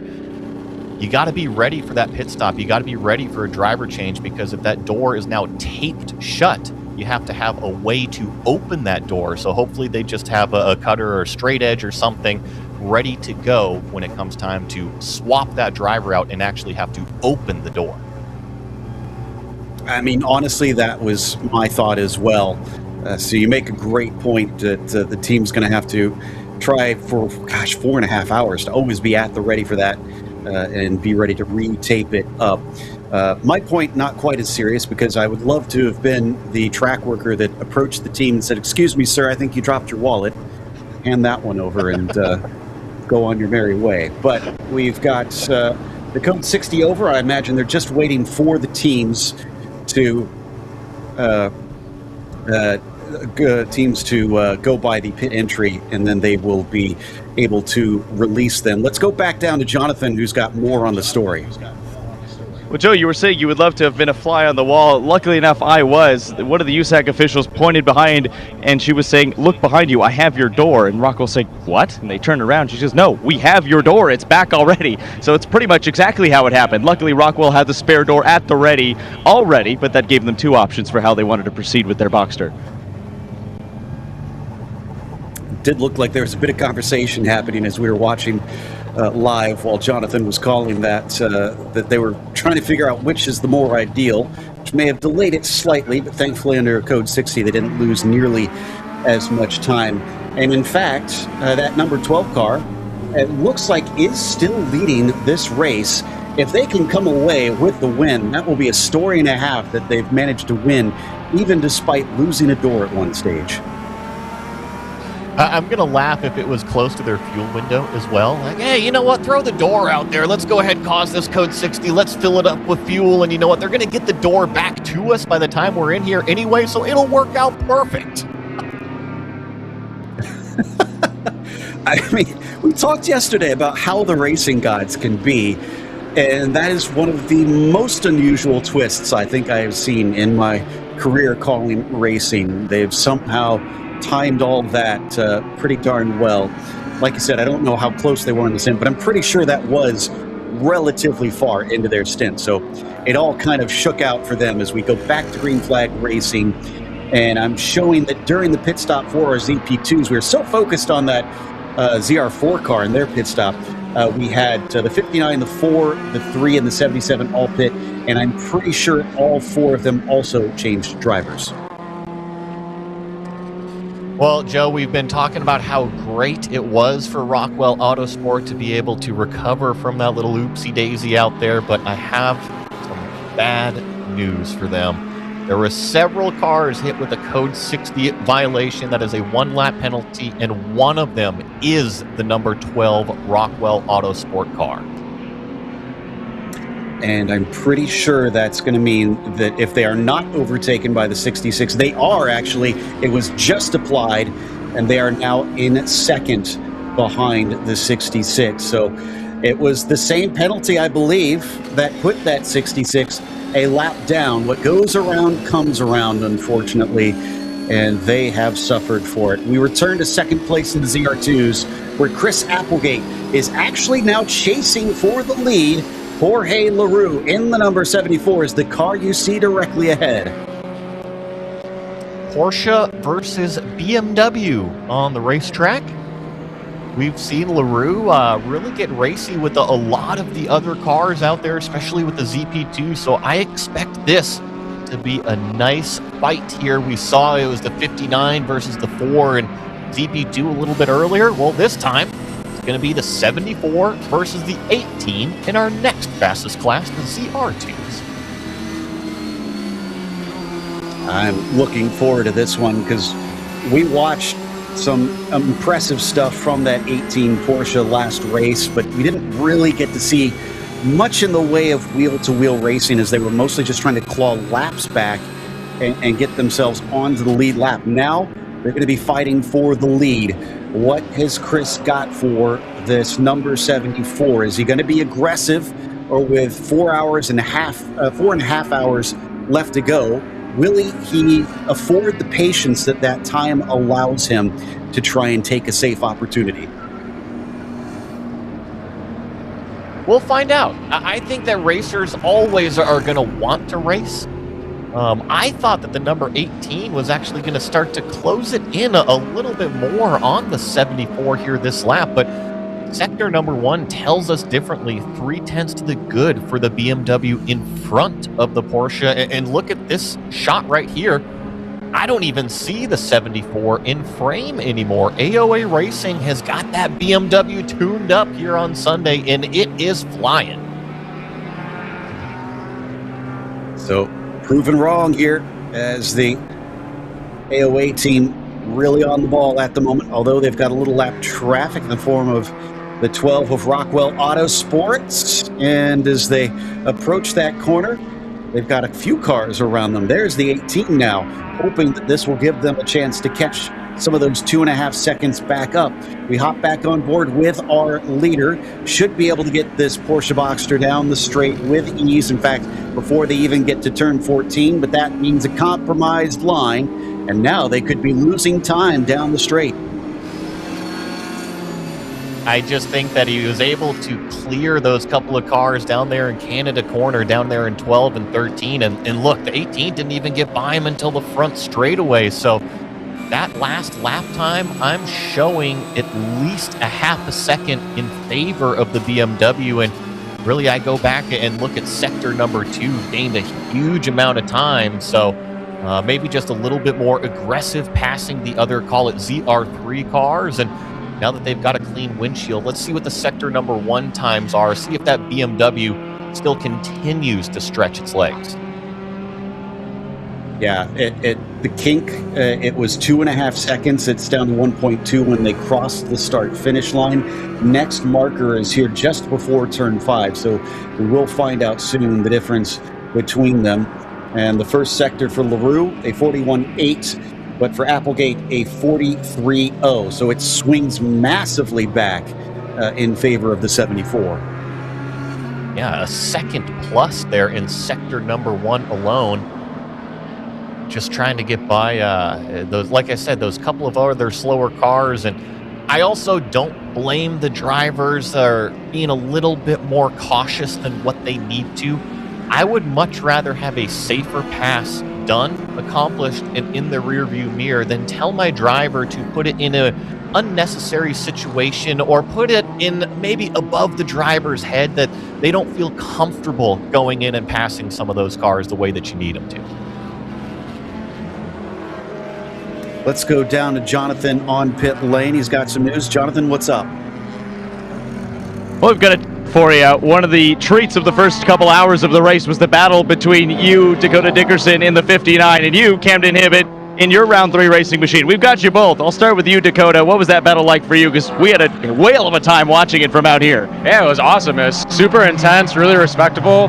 I mean, that's what Zenith's about. I mean, we were side by side, what I felt like was like 7/8 of a lap. I was like, we're going slow, but it's a lot of fun. So Camden had some great pace out there. It was really good racing, and excited to go do it again. Camden, before the sweat was even off your brow, you took the balaclava off and you marched right on down here, and you and Dakota were immediately laughing and talking through and making all your racing driver gestures. Talk me through what you were discussing. It looked like you enjoyed it. Yeah, well, that's what this is all about, especially this early on in the race. Like, we were just having fun, right? I knew we had a pretty good gap to the rest of the ZP2 cars behind me, so whenever we got in traffic, I think there was one lap, we went side by side from 1 to 8, I think. It was a blast. So never made contact once, I don't think, and it's what Zenith's all about, as Dakota said. So hopefully we can find a little bit more pace and finally pull away in the last couple hours. But yeah, right. But no, it was a great battle for the first couple hours. Nice, clean, and respectful. I love to see that you guys were debriefing it as well. We'll let you get some well-earned rest, but thanks for the time. Thanks for that, Jonathan. Since then, Clay McGurk has hopped into the Stratus car. Oliver Piatek is in for round 3 racing. Oliver being the one that wrapped it up yesterday, Joey, and looked very good out on track, but he's actually been losing time to Clay since we came back to green. 226.7 from the driver you were just mentioning, Oliver, and then a 224.6 out of Clay McGurk out there. And I see a 7.4 second gap now between those two cars that were battling it out. And I can't wait for Camden and Dakota to go back and watch the stream, because they were talking about that battle, Joe, that you were narrating, right? They were side by side all the way from turns 1 all the way down up into the carousel. That was all caught on action on screen. So that was really fun to watch, and I'm sure they're going to smile even more going and reliving it. Glad they are having just as much fun as we are getting to watch it. Just goes to show that we're not making it up when they say the spirit of competition in this paddock is very much on the side of having fun. As we were on board with the 66, Emil Tab in that Paragon Performance Corvette, currently leading by about a lap over the 12. Why don't we head down to Sloan in the meantime? She is with Matt Million, our leader in the ZR3 class.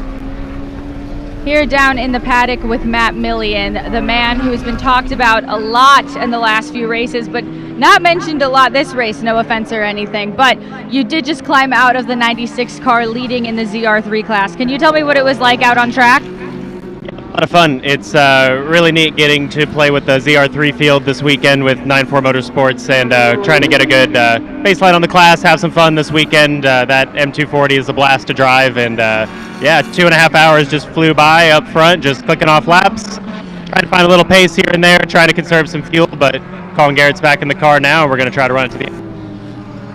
Was out for one lap yesterday, or one fuel stint yesterday, one fuel stint today. Can you tell us a little bit more information about that? I know you're doing some testing for the series. Yeah, just mission accomplished. Kind of did what we needed to do there in terms of our tire and our stint testing with that program, but now focusing on the ZR3 car. All right, that sounds in time, you think? I don't know, I'll probably give Colin 2 stints or so I'll be back in about 2 hours. All right, thank you for the update, and we'll see you in the car later then. Perfect, thank you, Sloan. There you see the 94 car getting their fuel, should be heading back out. 9-4 Motorsports with a couple cars competing here this weekend. And as you heard, obviously, some of them more out there for testing reasons to try and get some info on tires and various aspects of the series. There is the 96 of Colin Garrett with about, looks like 9 seconds ahead, I think, of Christian Blevins in the AOA Racing number 14 that is trying to give chase for that class lead. Getting closer to the halfway point of the second race of this weekend here, Joey, and it is settling in. I may have just cursed us by saying that, but it does seem as though things are kind of getting into a rhythm. We are. I'll knock on every single piece of wood that I've got over here that our little timing and scoring ticker doesn't look as much like a green Hulk as it did yesterday. Only a few amounts of small purple for those code 60s. And you're right, we have kind of reached that rhythm point. This is the number 96. We were just talking with Matt Millian. Colin Garrett behind the wheel now, resumed in the lead. And Joe, it's actually a little bit more than what you had thought it was. I went ahead and looked at the track map. So the 96 here, what is turn number 14 coming up to the start finish line. The number 14 car in second place right now in turn number 6. So 9-4 Motorsports with a stranglehold right now on the ZR3 class. Very much so. So apologies on the misinformation, but the 14 with a lot of ground to try and make up, but thankfully a lot of racing left to do it. Like we said, more than half the race still to go. And as we've seen, sometimes those code 60s can certainly help you. However, I will say that some of the teams have not been as caught out this time because of race control, tending to try and leave those code 60s a little bit more open so that everybody who wants to maybe capitalize to pit gets an opportunity to pit. But you're right about not maybe seeing as much green as we would have wanted to start, where a little less than 3 hours in, we've already had 4 code 60s to slow us down. So less the Hulk and more the Riddler, unfortunately, on our tower on the left-hand side for the time being. But we'll keep our eyes here on Colin Garrett in the 96, almost looking like he's on a Sunday drive out here on this Sunday. You're right. It is both Hulk and Riddler. Just kind of depends on which you're a fan of more. Lots of green, lots of purple. Love all the colors. Love the class identifiers that we've got here at ZRS. Clearly making sure that we can understand the difference between ZP2, ZR2, ZR3, and ZR4, plus the fantastic graphics that are provided behind the scenes. Big shout out to our producer, Mike Burba. He's the one who takes care of all of that stuff and makes sure the stream looks great. So if you like what you're seeing out there, give a big time shout out to Mike Burba. On board now with Piatek in the number 4, still giving chase on Gurek. Last lap by, he was a 10th quicker, but that's small beans compared to what he's lost on some of these laps to that Stratus Racing car. So the tables have turned slightly since what we saw with Hibbett and Dickerson in the car, where they seem to have pretty much the same pace as each other and could not be separated, with some fantastic battles as the result. This car, the number 4, needs to pick it up a few more tenths if we want to cut down on the Goric. Granted, we will have at least one more stop for a change of drivers, we think, at some point in this race. So maybe that will also, once again, change the complexion. Looking further down in the ZR2s, Jorge LaRue still leads in that number 74 and was quicker than second place. Once again, we covered that at the start of that one, that the 18 we thought would start to catch up because the Kingpin Porsche has shown itself to be fast, but currently at this stage of the race, the 74 that's on your screen right now has the measure and is holding them at arm's length. And remember, they were in the same camera shot not too long ago. And here it is in turn number 8, talking about the BMW, the 74, and I see on my track map, the 18, actually several corners behind. They are just now getting through turn number 8. So the race pace extending the gap between the BMW and the Porsche. Right now it is in favor of AOA Racing. Just every single lap that they do, maybe a tenth, maybe 2 tenths. Let's check the last lap time. It was actually more like 1.2 seconds in favor of the BMW the previous time by. And that's what I think you want to do at this stage, is continue to use your advantage to build up that lead just in case something starts to go awry. There's second place now with Chris Applegate, behind the wheel of the car, going to overtake the 67 here shortly and be on his merry way to try to chase down this number 74, who still rides somewhat up the road of this car. Good news is I'm only seeing, let's see, 1, 2, 3, 4, 5, I think 5 cars out so far. So I think we're to 22 that are left circulating at this stage after a couple of initial issues that cost us a few vehicles. And at least the good news is, while we had a few cars that wrecked out yesterday, so far it's all been mechanical issues today. We haven't seen anybody slap into the wall at the kink like we did yesterday. Approaching 3 hours into this race, riding on board the 74. I was just going to kind of give a quick update. We've been kind of talking about all the different classes. We've been covering this ZR2 battle. We talked with Matt Millian about the ZR3s, right, and how 9-4 Motorsports was leading that. We really covered a lot of the 59 versus the 4 earlier, just to give a little bit of an update on the ZR4 class. Paragon Performance, that 66 Corvette, resumed the lead after we saw the little bit of an issue with the door with Rockwell Autosport. They did fix the car, get it back out there on the racetrack, but unfortunately had a 1-lap penalty that dropped them down to second place in the newest class that we've got here at Zenith Racing Series. And then right now, Powell Racing is still hanging out in what is third in that class in the 769. They're about 2 laps down. Miata just doesn't quite have the pace of the Boxster or the Corvette, but they have just been turning extremely consistent laps, still hanging out in the podium positions. And then, Joe, the feel-good story, I know it's way off the pace in terms of where it is in track position, but that GT86 car, that Myota team, they have been working, going through engines. I see the car out there running on the racetrack, so I think that the good news is figure out what was causing those issues, and if you can get the car running consistently, use that notebook, figure it out, and then apply it to the future rounds where you can run up at the front. And as the 769 proved, remember, they were cost a lot of laps early, and yet they wound up with a nice second place out there. So they're going to try and see if they can do the same, even though they're third right now. And if you're the 305 team, you can take a little bit of heart knowing that sometimes you can be gifted a little bit of a better position, and that would be a podium if they gain anything from here on out. Yeah, hopefully we can find the 305 out on track, because I don't think we've even given them camera time at all this weekend. So I'd love to give them a little bit of a glance at some stage, if possible. Since we did see the 41 team on screen briefly as you were talking, Reed Garton in that machine right now. Their lap times, unfortunately, have not been showing well since they've returned to the track after all the hard work that they did.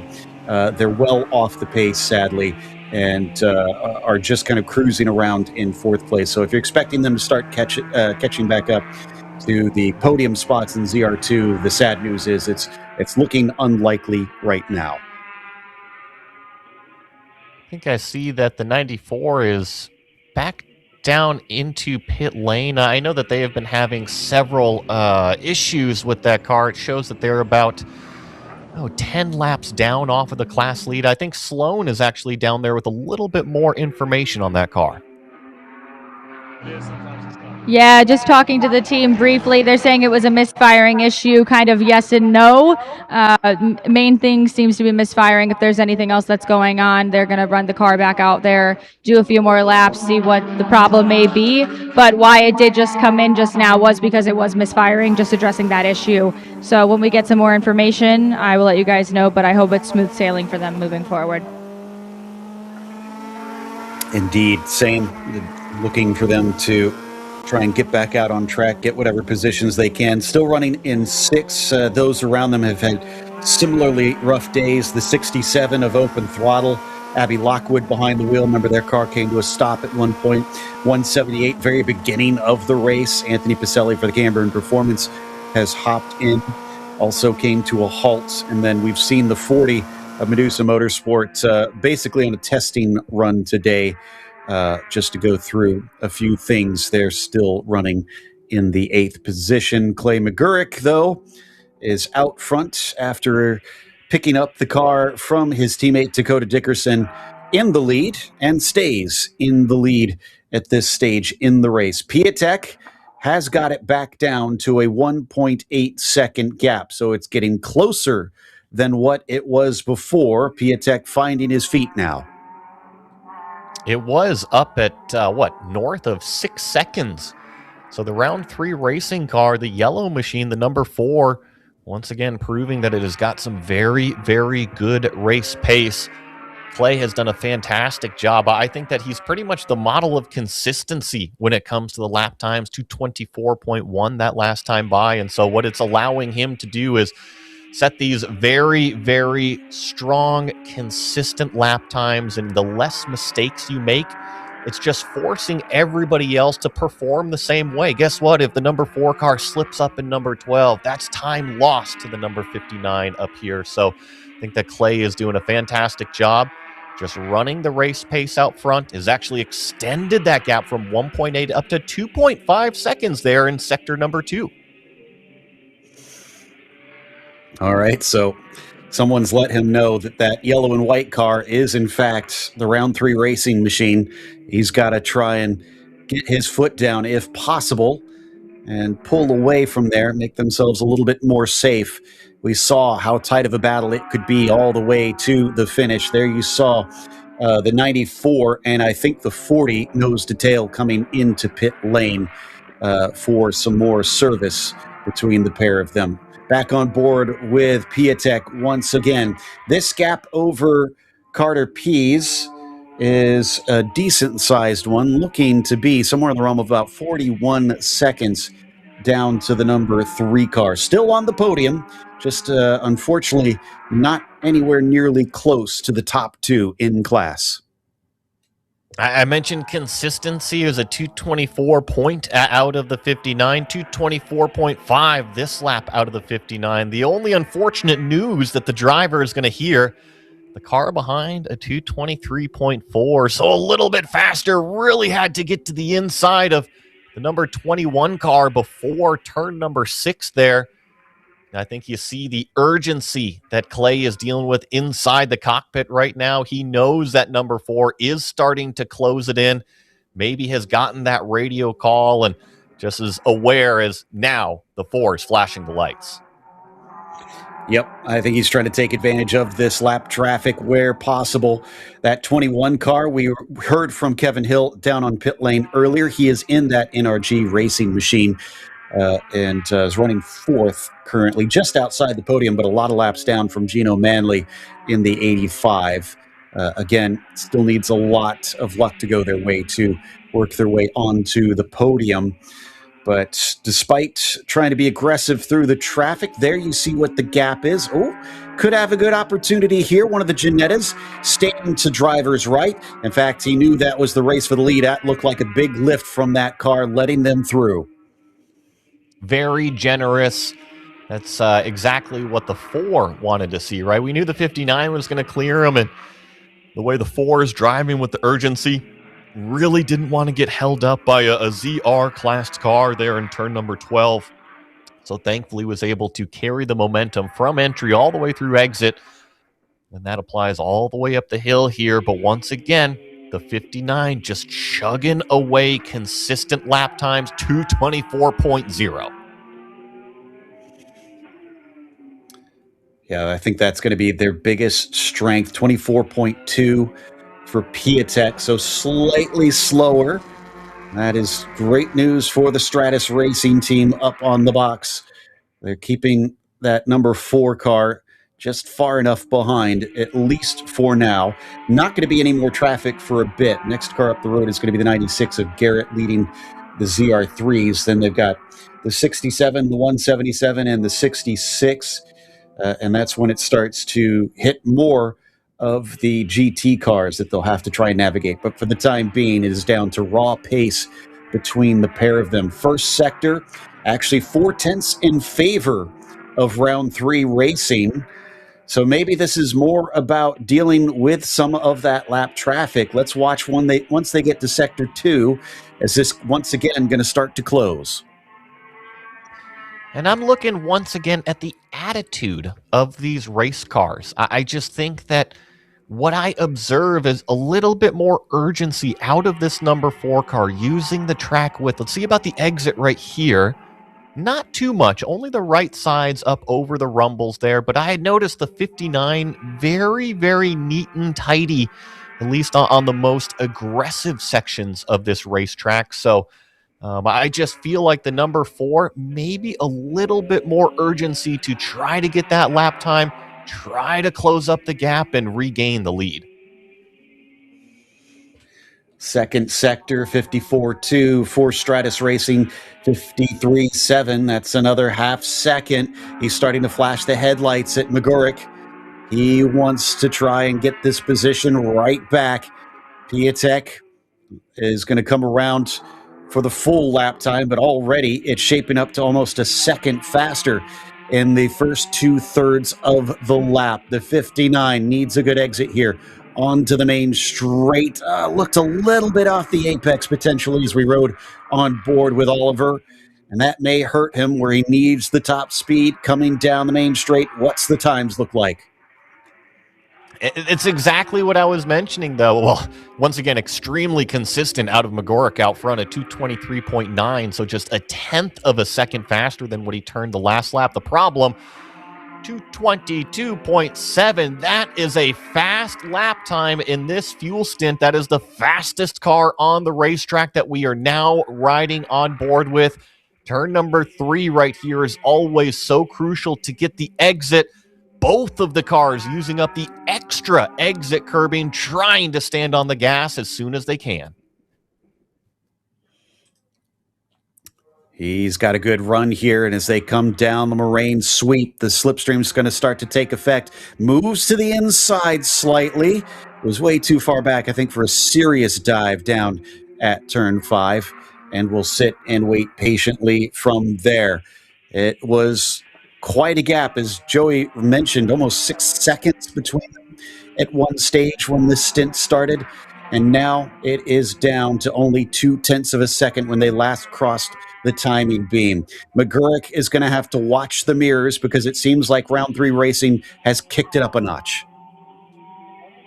I love what I see, though, out of just kind of foreshadowing the strategy. So Stratus Racing pretty much is doing a copycat of what they did yesterday, right? They had Dakota start, Clay get in the middle, and then what I assume is Jason Alder going to get in at the end. And they all run about 2 hours, right? They run a little bit over that. So it's going to be a double for Dakota, a double for Clay, and then a double for Jason at the end. I think that if the 59 can stay in touch with the number 4, as you see, it's going to get pretty close down here. Piatek looking down to the inside. Clay deep on the brakes, hangs on to it for now. But I think if the 59 can stay in touch with the number 4, by the time Jason Alder gets in the Stratus Racing machine, you better watch out, because we didn't get to fully see what he could do yesterday. He was just buried in track position. This might be the opportunity today if the 59 and the 4 stick together. Yeah, we did at least get to see the lap times for Alder, and they were quick. So yeah, this if that 59 team is in a good position within the lap, I think on the last lap, they're still going to be in the hunt. But for now, they're going to be hunted by the 4 car. As to the inside, down at turn 1, they're going to try and outbrake, but not able to complete the passes across the bow. Magoric will retake the lead. Will we see another attempt down into turn 5? Watch the corner exit out of turn 3 between the 2. Seem to be kind of single file going into the corner there. And now they're nose to tail about, call it 2 car lengths. But I feel like this is close enough to start to close in on the slipstream. Right about here, you see the gap starting to close in using the toe. Clay kind of in the middle of the road trying to figure out exactly where he wants to put his car. The number 4 car follows in the tire tracks through turn number 5. This will be interesting right here with this Janetta. 59 needs to get to the inside. The 4 is going to follow through. Both are through heavily bandaged Janetta as well. We could see all the repairs they did to try and get that into working order that the officials were happy with. Certainly looks like it was a pretty big effort, but it's going to be a big effort for Piatek, it's looking like. He has tried a few things here and there, and he's done everything he can to catch up. He's done the first part of that equation. The second half of it is trying to overtake. As we always say in racing, that is a completely different beast. And I don't think Clay McGurk is going to just allow him easily by. Looks like he is ready to fight to hold on to that track position. It's almost like a copycat of what we saw out of Dakota and Camden earlier, except it's just two different drivers in those same exact cars. And we saw how many smiles were between the drivers when Jonathan talked to him down on pit road not too long ago. And I think that if Clay and Oliver just continue to duke it out, we not only have round 2 on the racetrack, but we might have a second interview of once again, lots of drivers, hand gestures, smiles going around, and very, very happy thoughts all around. They'll climb up the hill. Took over a little bit more traffic once again. And there goes the Corvette staying on the left-hand side, giving both a little bit of a pull, but it looks like it once again went a little bit more in favor of the 59, who seems to have mastered those slipstream tactics with the GT cars coming down those long straights repeatedly, has used it to pull a gap over the round 3 racing machine and prevent an overtake. Riding on board with the C8 Corvette, watching the two cars exit out of turn 3. And I think that it's Sebastian Saavedra. Watch out for that black Aston Martin. He has got his foot to the floor. He's actually going to pass both of the ZP2 leaders right now. That's the number 40 Medusa Motorsports car. That black Aston Martin with the green left-hand mirror as the 59 now is going to follow that car. He says, "Thank you very much for the slipstream. If you could hang out a little bit longer until the back straightaway, I would like it again." What about with this number 40 just in front of him? The Aston Martin could also be a little bit of a trip up. We've seen dealing with the traffic being a major factor. Of course, that 40 not really racing for any major positions. We could see them dive off to the side like we saw with the 178 a few laps ago. Most likely going to be when these cars get very close to them, because as we've seen those GT4 machines so fast in a straight line, it makes for difficult moments. Here we go, Joey, coming down towards the kink. Is this where they're going to have to try and use the speed?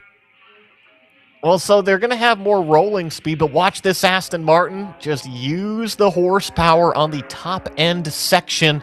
Got some nice sticky tires on that thing, so once it gets gripped up and puts the power down, it's pretty much like a rocket ship taking off. And I'd be very, very interested to see what the lap time is going to be out of that number 40. He started behind these two ZP2 cars to start this lap, and they've been doing 2:23s.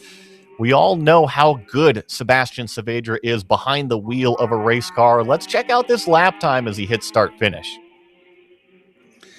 Yeah, I mean, he's been in front of him for a good chunk of it now, so I have to imagine it's going to be relatively competitive. But speaking of competitive, here comes the round 3 racing machine. Piatek ducks to the inside. He's going to have at least a little bit of overlap at this stage, but what about on the turn into the corner? Looks like he is fully alongside now as they go wheel to wheel once again. He's about halfway up. That Stratus racing car gives him just enough room around the outside, holds the inside line coming down to turn 3, but again falls back a little bit initially on entry. Cut back from the Stratus Racing 59. No, doesn't get the over-under. Now it's his turn to chase. Oliver with a terrific move down to the inside of both 1 and turn number 3, and really forced the lunge in turn number 3 to clear himself over the nose of the 59. And sitting in the draft here, the 59's got to get to the apex before that BMW. Thankfully, he has track position. The other car saw him, slides right back into the tire tracks. And so we have kind of seen that this yellow number 4 car has had more pace than the 59. We had made the comment it was over 6 seconds in terms of the gap at one point, and now the 4 car has officially passed the 59. I think that the goal for McGork right now is to just hang on as best you can to that rear spoiler. They pitted about 35 minutes ago, so you're already halfway through this fuel stint. Just got to hang on to the back of that number 4 as best you can. Fantastic graphic there showing us the speed around the track. Green being the quicker parts. You can see how slow it is down through the middle portion of the lap. And that's where these cars especially will start to struggle, since most of their speed comes from the downforce.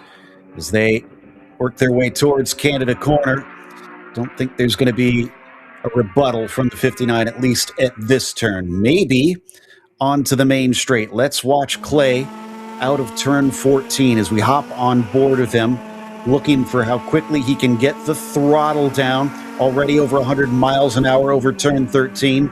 Then up to the right-hander onto the main straight, way off the apex from Oliver in front of him. That's the sort of mistakes he's been looking for. It's exactly like you said, what 59 Clay McGork wants to see out the windshield, because if they struggle on those corner exits, look at the slipstream, look at the top end speed, 135, 136, 137, almost 138 miles an hour. Before Oliver Piatek definitely felt that he had pressure going into turn number 1. You had said, how aggressive is Clay going to get to defend the lead? I loved seeing he didn't get defensive at all, right? He left the door open on the inside. There were several laps that Oliver didn't feel like he could make the lunge, but Clay left the door open. That's exactly what the drivers want. They want to be able to race each other, and now it seems like the favor is being returned as well. Less than 4 hours left in this one. This is our last race of the weekend for ZRS at Road America. So far, this first visit has given us quite the thrills in this one, especially up here in this ZP2 class. Kind of seen that all season. We've talked about it before, Joey, how I think part of the reason that the racing has been so good is this is the only effectively spec class that we've got between the 4 here in ZRS. And it's meant that if you want advantages, you've got to use every little tidbit that you can off the Buffalo.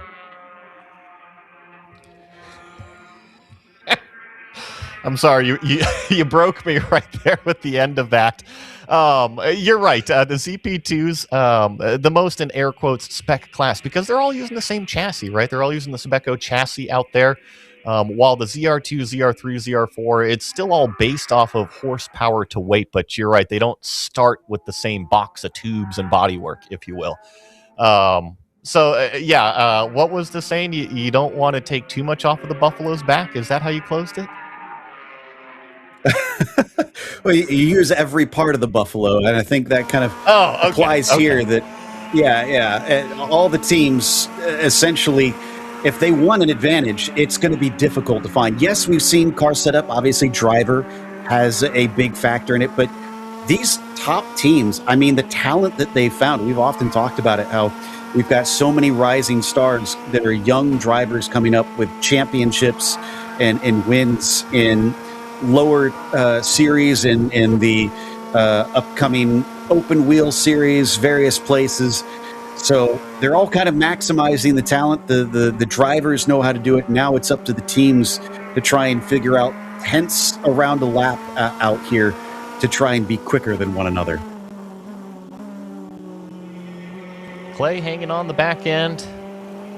I think that Oliver is doing a really nice job ever since he got that clean air 222.9. And I always think that drivers sometimes drive a little bit differently if there's a car in front. Some drivers like to have a carrot to chase.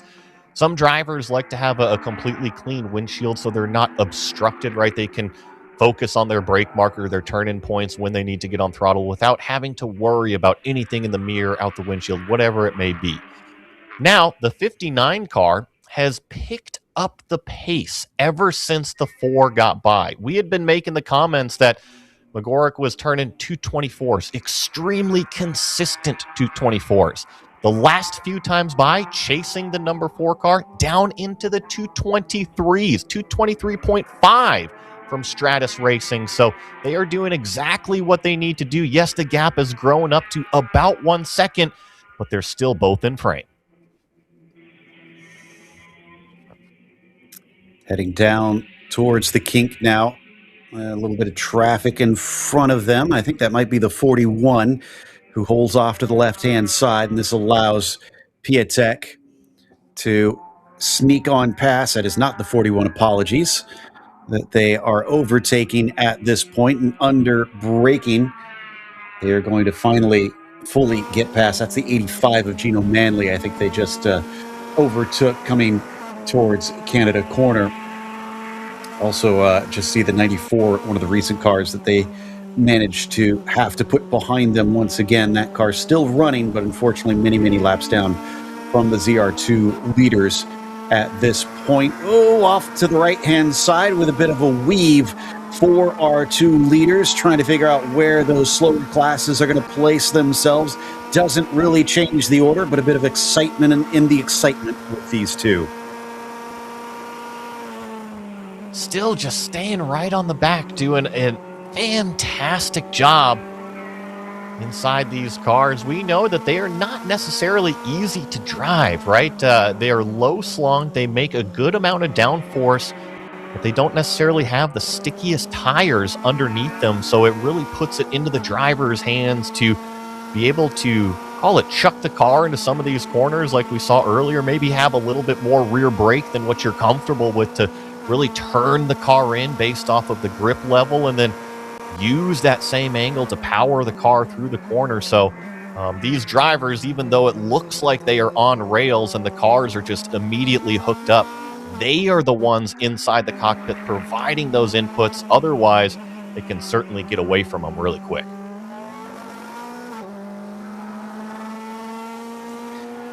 So we'll continue to watch this for a little bit, but I do understand that Jonathan has a little bit more about this track, which is honestly one of the most historic here in North America. Jonathan? It absolutely is, and the history of this place goes all the way back to even before the road racing circuit that we see here in Elkhart Lake was founded, because in 1950, 51, and 52, we actually raced through what is now the center of town in Elkhart Lake. Funny enough, it's 14 turns here at the road course at Road America. It was 13 and a half, sometimes 14 turns in 1951 and 52 that goes down the main straight there of what is now the Seepkins Resort. So instead of spotting cars, you would now go for a spotted cow. Before Cliff Tuft, a highway engineer, following a state ban on racing around residential and local city streets here in town, came up with the idea to go sports car racing here at Road America. And he founded this now iconic, beautiful, and undulating, elevation-filled road course that we've seen today. Despite the fact that it's gone through now 3 really major surface changes in terms of the pavement. After the initial pavement was laid in 1955, we saw the first racing that year. It was an SCCA race won by the famous Phil Hill and his Ferrari Monza, but it was a really tough battle between him and the D-Type Jaguar of Sherwood Johnson. A near photo finish for Phil Hill as well. And that was the first race there, an SCCA national race, before NASCAR came in 1956. And really the history of this place never looked back. So we've been racing here since 1955. The track was repaved again in 1995, and then once again late in October, that repave finishing in November of 2022, before the first major racing series happened in the early summer 1 year later in 2023. Now for the first time it hosts the Zenith Racing Series. The landscape of this place is iconic as well. It's nestled into the Kettle Moraine region, a near 120-mile glacial landscape here in the Elkhart Lake region. There's bodies of water, there's the dense forestry as well. That's so beautiful. And I love that Cliff Tuft used his engineering mind and developed this place utilizing the natural landscape that Wisconsin has to offer here in the eastern part of the state. I think it's remarkable that this track has remained largely unchanged. You look at just about every major racing series in North America has come here, and now the Zenith Racing Series gets to mark their name in the history of Road America. Thanks for that, Sloan. Yeah, this track has so much to it, and that's what we love, is these circuits with a little bit of history behind them and a bit of uniqueness as well. That is one thing that he brought up that I do love about this place. Most hilly circuits and hilly areas, you think to maybe tectonic plates creating a little bit of elevation change, but no, it is glaciers that have carved out this hilly region in the northern Midwest of the nation. Things getting close once again, though, as we come back to the battle between Oliver and Clay. They're approaching the 67 car. It's down to, once again, less than half a second between them. My goodness, you're right. Just has swapped around, and Stratus Racing looking very, very racy in comparison to yesterday. Of course, they had one of the fastest cars throughout the day, but just through the Code 60s, found themselves a little bit buried in terms of the track position, especially in the middle of the race. Right now, they are in clean air, leading the way, have gotten back around Oliver Piatek after round 3 racing, had made the pass, and I think this is lining up for round number 3, Joe. Very convenient given we're riding on board with round 3 racing. Indeed, and they have certainly been going at it like it is a boxing match, except a very respectful boxing match, maybe more of a gentleman's competition out here today. It has been hard but fair, as they've been racing against one another for some time, and Piatek in the chasing position now tries to size him up into turn 5, looking for an opportunity to try and overtake into there, but does not get close enough as they hit the braking. That one of those spots, it looks like that they try to avoid the rumble strips on the outside in the entry, despite there being a fair bit of pavement to your driver's right on the way in. Then it's over the crest at turn 6. Little wide there from the number 4 as he used up the exit and down the hill towards the braking of turn 8. Still unable to get himself within striking distance, at least for now. Something else to put in the back of your brain is that we are going to be approaching that next pit stop window. On my notes, that these two cars pitted approximately with 4 hours and 30 minutes left. That was at our last kind of Code 60 slowdown area. And we are about, call it 12 minutes from that. And we've seen that these cars make it right about 1 hour on fuel, sometimes a little bit over, sometimes a little bit under. And if they are on the exact same fuel level and pitting on the exact same lap, Joe, think about this. I don't want somebody out my windshield when I'm rapidly approaching those pit lane speed limiter cones. What if they jump on the brakes earlier than my brake marker? I want my own visual cue going into there, and that could gain you time. Every little tenth of a second counts in these cars. So yeah, I agree. And I think we're going to see them flash past the Miata here. There goes the 59, and there goes the 4, showing you how much more speed the pair of them have. I was just kind of noticing that myself about the potential for those green flag stops, because this looks like this may be the longest green flag run we've had thus far. And things got dangerously close for Clay there, as the 4, I thought, almost had a shot at trying to dive up the inside again. It was a different posture, wasn't it? And then same thing down there into turn number 3. It seemed like Oliver Piatek was close enough to make the lunge, but he didn't choose to do so. I wonder if he's trying to fuel save maybe a little bit towards the end of this stint. Well, there's our answer. Yeah, he's going to go for the inside down at turn 5, and as they start to accelerate off the corner, the momentum swings back in favor of McGurk. He gets back in front, but just for now, the 444 just ahead of the Michael Tosi behind the wheel of the Bruce Innovations machine. Looks like he's going to have to watch out, because the battle is starting to bubble up once again. By the way, I was going to mention before this started to get hot is that the AOA racing team just stopped the 74, that's second place, and that is outside of a Code 60. So some of the teams starting to pull the trigger. Will they regret that if we go just a little bit longer before it comes out? There's no guarantees that it will, but there is always the looming threat. So that puts Applegate in the Kingpin Racing number 18 back into the lead. We'll just have to keep an eye on that 74, see if they were running it completely dry. Now, I've been more paying attention. I do have notes over here on the 74 and the 18.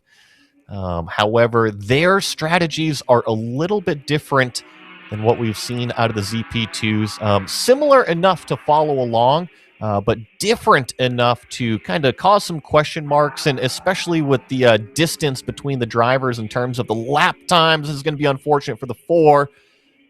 Those 18 and the 74 do get a little bit more spread out than what we've seen out of this top class. Yeah, I think that was the 12, just wrong place, wrong time. They're still running in second. Double checking, making sure that my timing and scoring is showing correctly, because they may be close behind the 66, but I'm not certain that that is right. And I don't think that it is. No, that is not correct. So, yeah, they're still a ways behind, maybe about half a lap behind Emil Tab in that Paragon performance car. But you could see just that one corner, how much it is affected. It's quite a ways later, and still Piatek has not been able to close back in on that distance up to the Stratus Racing number 59. We're 75 laps into today's race with 3 and just over half an hour left to go. Let's go down to Sloan in the meantime, because she's got a little bit more about that Stratus Racing team. To some of the crew members over at the Stratus and at round 3 racing for the number 4 car, asking them in this battle that's been going on the past say, the Stratus guys feel pretty confident they're going to be throwing Jason Alder in the car for their next driver change, whenever that may be.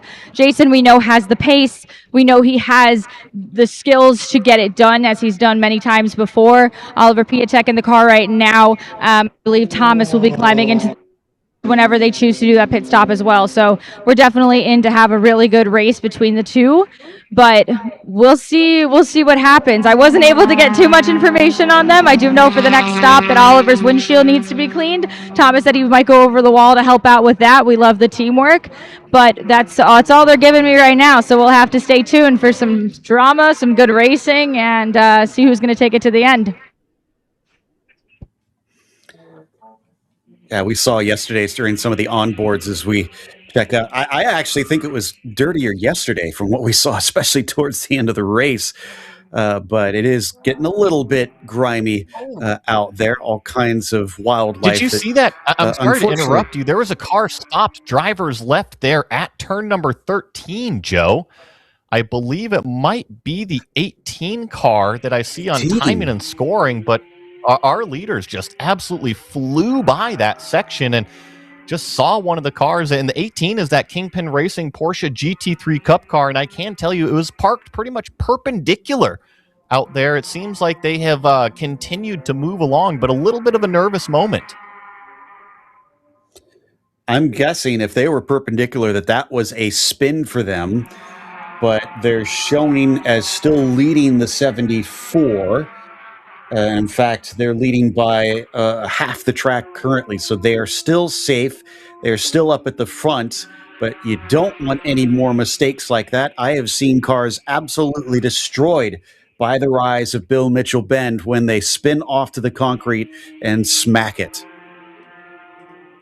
I went back on my side of things. I'm a little sneaky. Oh, 59. What happened here? Yeah, I'm not sure if they were getting some radio messages. It seemed like the 59 pulled off of the racing line and slowed, and the number 4 car reacted similarly, but that was just kind of a little bit of an oddball. I was going to say that I got a little sneaky and looked at some in-car cameras behind the scenes. I found the spin from the number 18 car. Talk about a huge tank slapper out there. Caught the car twice, and now the 59 is slow again. I wonder if Stratus Racing is having issues with the car. We're approaching 1 hour. Does it have enough fuel, or is it something else? Oh, man. Or could this be electrical gremlins, which they had seen a little bit earlier with some of the lights flickering? They tried to fix, seemed to be happy with how things went. But is it maybe coming back to them? We're on board. Let's listen in, see if we can hear anything different with the car.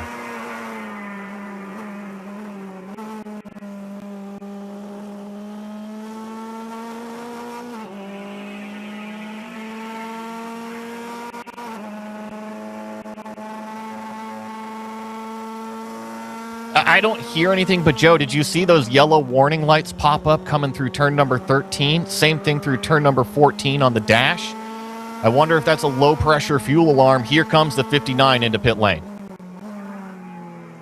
Yeah, I wondered that. There's that big red bar across the bottom as well that seems to be matching up with those yellow warning signs. So something is amiss. Maybe they have pushed it a bit too far on the fuel at this stage, and it's struggling to pick it up because it seems intermittent. In the meantime, he'll come down to his pit crew to try to get service. Could not make it to another code 60 as none has been forthcoming yet.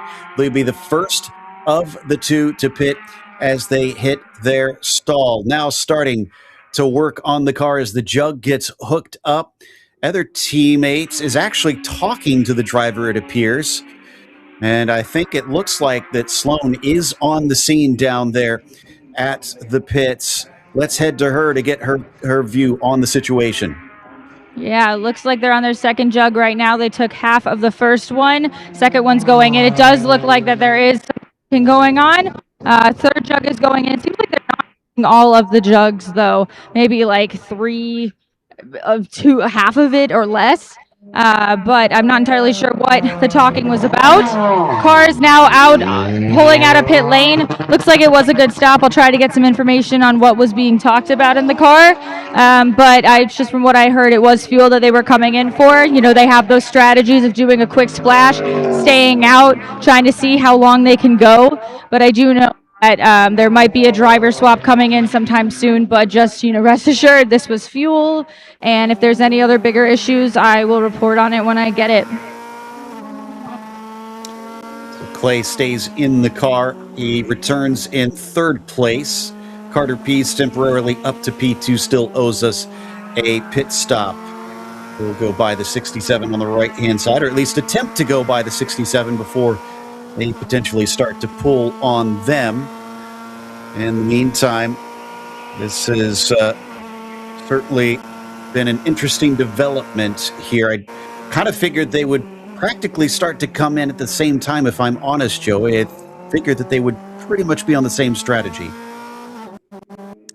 That's kind of what I would think as well, but every car is just a little bit different, and maybe we can get some confirmation out of Sloan down there. I'm pretty sure that the 59 is one of the turbocharged cars, while some of the other cars are not turbo cars. And that could also play into the fuel consumption, how much capacity, how much it actually burns out there. Now, the horsepower to weight is always going to be the same between the cars. However, just the powertrains can be slightly different. That's true. He's going to go around the outside here at the carousel. Use that downforce nicely to allow him to finally get ahead and start to run away, get that clear air that they need to try and make fast laps now that they are going to be on the opposite side of the track from the number 14, who continues around. They did not pit in this time. So they're not even responding to that other team. They're going to continue to try to hang on to see if they can just utilize a bit of a slowdown in the racing and get a shorter stop. I talked about the elevation change in here. The other thing that does is create incredible views around certain parts of the track, and it sounds like maybe Jonathan has found one of them. I have indeed, and I'm with Brandon Kidd and his spotter as well, Mr. Russell, who's spotting for automatic racing. Hard to get a better view from this, but it serves a purpose as well. We're not just sitting taking in the views out of Bill Mitchell Bend. What is the purpose that it serves as a driver for you watching along and learning, but also for your team spotter? Yeah, well, having a spotter up here I think is critical because they can see most of the track. When it comes to strategy, deciding on whether we're going to come in, if there's an accident, you have a really good view of what can happen. We've already seen a couple cars spinning, and we're able to relay that to the driver just in case, a caution comes out, and just to let them know that they might need to be aware of something on the track or anything like that. But It's also just good. You can also watch all the other drivers and see how they're making up time and if there's anything we can do to go quicker. I'm sure you don't get much time during these weekends to come up here and actually admire the views and watch some race cars, but is it helpful for you as a driver to see what your spotter sees as well? Yeah, absolutely, because you kind of just assume your spotter can see everything when you're in the car, and obviously that's not the case, so it gives you an appreciation for what they're looking at when you're out in the car, and now I know what he can see and can't see, but we're just really treating this as a practice session now, given the issues we had earlier, so I just wanted to come up and watch for a little bit. Thanks very much, Brandon, and with that we'll toss to pit lane and Slow Paulsner, who's with the 77 in their pit stop.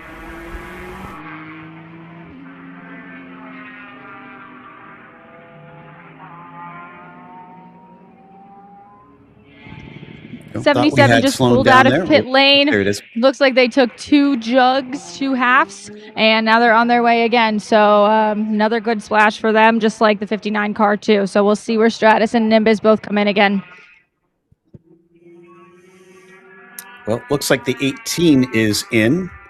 Would love to hear if we get Chris Applegate out of the car, his thoughts on the incident that happened out there. We saw behind the scenes some of the tire tracks left behind at that corner. So definitely a serious looking moment that was no doubt scary. They're going to trundle down as the 3 car of Carter Pease eventually gets to their stall, and it looks like they are doing a driver change for the round 3 racing car. Certainly seems that way. So we are checking in now on the number 74 AOA Racing Machine. They are second in ZR2, but just wait a couple hundred yards down the track right here. There he goes by the Porsche, and he will be moved up into P1 in that ZR2 class as soon as we hit the next timing loop. So they resume the class lead, and actually pretty healthily. I think that the 18 was maybe a little bit closer, and then Joe, you had documented that the 18 had that big old spin, huge tank slapper coming up out of what is turn number 13, and now that they have served their, call it, fuel stop, they're going to come out pretty significantly further behind the 74 here. Yeah, that is unfortunate on their part to lose that track position. 77's back out on track. And the 14 is in. So round 3 racing is taking their stop with Piatek. Randy Kinney, by the way, was the one that hopped in for the 3. We'll see if Oliver also chooses to hand over and put another of their hot shoes in. All right, so I'm taking the notes. Since the 4 is in pit lane, 3:26 remaining for this one. I'm actually curious. I was taking additional notes because McGorrick's in-lap was a 2:40.2. Oliver Piatek, his lap time, his in-lap was a 2:39.5, and I understand that we actually have boots on the ground. Sloan, what do you have for us with round 3? Yeah, it looks like the round 3 car, the number 4 car is in right now. It doesn't look like there's a driver change, just wiping off the windshield. Fellow driver Thomas, and they're just fueling. Looks like they're on their 2nd jug. Lots of teams don't even take a full jug is what I'm really noticing. It's more of like 3/4, leaving a little bit left. 2nd one's going in right now. Cameron Hibbett here is just watching to make sure that everything's going good. Another jug just got tossed over the wall. The 3rd one is going in. Again, little less than, 3/4 left in that. And then for the 3rd jug, they just took a little splash. So car starting up again. Crews hopped over the wall. Fire bottle's still there, just waiting to make sure it's good. Cars out pit lane. Looks like it was a beautiful stop, but again, no drive. Oh, Piatek been in there for a little bit. We're hoping that Thomas gets to hop in a little bit. There's good vibes over here. There's some fist bumps.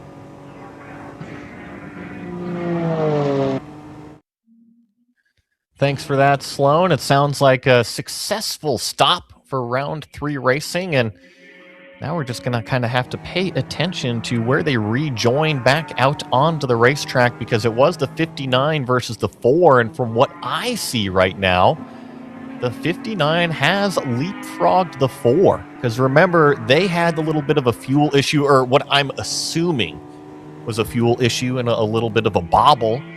The 4 had gotten by, and then through the pit stop cycle, just a little bit quicker work from maybe Stratus Racing on the fuel fill, whatever it may be, has retaken the lead. I can say it's only maybe by a couple hundred yards, so they haven't separated out by too much, but they have swapped positions once again. This is on board the 74 car, our leader in ZR2. They've actually gone back around. Let me check to see where the 18 is, if they put a lap on the 18. I remember that the 18 was maybe just a touch slower in the pit stop the previous time when they were changing out the driver, and so maybe just sorting everything out. And the 74 is in front of the 18 on the racetrack and showing by a complete lap as well. It's not good news for the Porsche GT3 Cup of Kingpin Racing, as now we've got our leaders back on screen here. So this is Clay McGork leading the way in the 59 Stratus Racing car.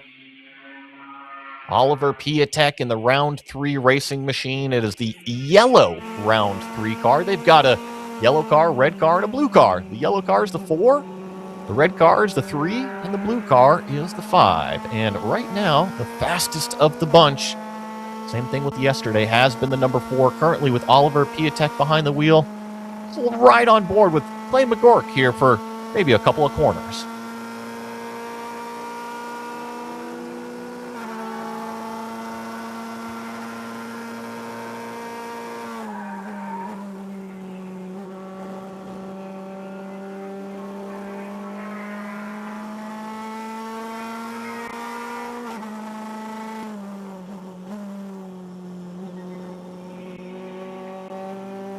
Saw about 135 miles an hour before we jumped on the brakes in the turn number 1 brake zone. A little bit curious here down at the end of the, call it middle straightaway.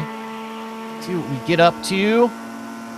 About 133, 135, just ticked over to about 136 miles an hour before that brake pedal jumped on. And Clay really had to slow down the car. Last lap time, something maybe just wasn't quite up to pace there for the number 4 car. I thought that he had returned to the racetrack a little bit closer, but is now ballooned up to what is 3 seconds. Maybe got held up by a multi-class car, whatever it may be. I understand that Jonathan's down there at turn number 5. Going to wait just a little bit longer here, make sure that he's all ready. And he's got a great view of the action and also a little bit more history about Road America. Dude, this is one of my favorite spots on the track. Not only the braking zone for turn 5 and the climb up the hill for 6, but just behind me, the moraine sweep. And that's where I want to turn my focus, to the moraine sweep and across the track through the dense forestry that way. Kettle Bottoms, if you're wondering corner names wise where they get their names, it's usually named after a driver, a track founder, a local celebrity. No, these were named after glacial ice slopes during the Wisconsin glaciation about 20,000 years ago. I promise this relates back to the track, and I'll explain it as quickly as possible. Back 20,000 years ago, 2 ice slopes collided right here in the Kettle Moraine, and they formed after the ice collided with the debris from the glaciers and melted into the ground. The ground fell away and created what we refer to as kettles. That's Kettle Bottoms, the lowest part of this track. As you climb 160 feet up in elevation, you get to the highest point of the track, but close to that is this ridge behind me, the moraine sweep. On the flip side, those glaciers collided, creating ridges, which we refer to as moraines, and that's where the moraine sweep gets its name. Elevation is such a big part of the track here at Road America, and it's kind of fun to dig into the history of just how that all started and how that all formed. And it goes back all the way 20,000 years ago. Some pretty neat history. I know that. So my mom is a teacher, and she's a huge history buff. She's always taking us to museums. She would absolutely love to learn about the geography and what has happened over there. So I'll have to clip that to her, send it on over. That was really neat. I had no idea about basically the ice age that was going on in Wisconsin down there, and how it is pretty much formed up how Road America is shaped out here. I see a problem right now with the car on the racetrack. This is slow on the back straightaway towards Canada Corner. I'm not sure which car this is. think it might be the number 96 car. It is, in fact, the number 96 car. They're pulling off drivers left off of the racetrack. It tells me that they don't have any drive. Oh, my goodness. This could cause a code 60 to come out. We've seen some of these drivers be able to reset the cars in the case of the number 94. But this is a different car, different problem. And I hope that it has enough gas. Sloan is down there saying that the 96 team is ready for the car to come in. And I wonder if they're ready for a pit stop, are they expecting the car? Did they maybe push it a little bit too far on fuel? Either way, stationary car, drivers left at turn number 12.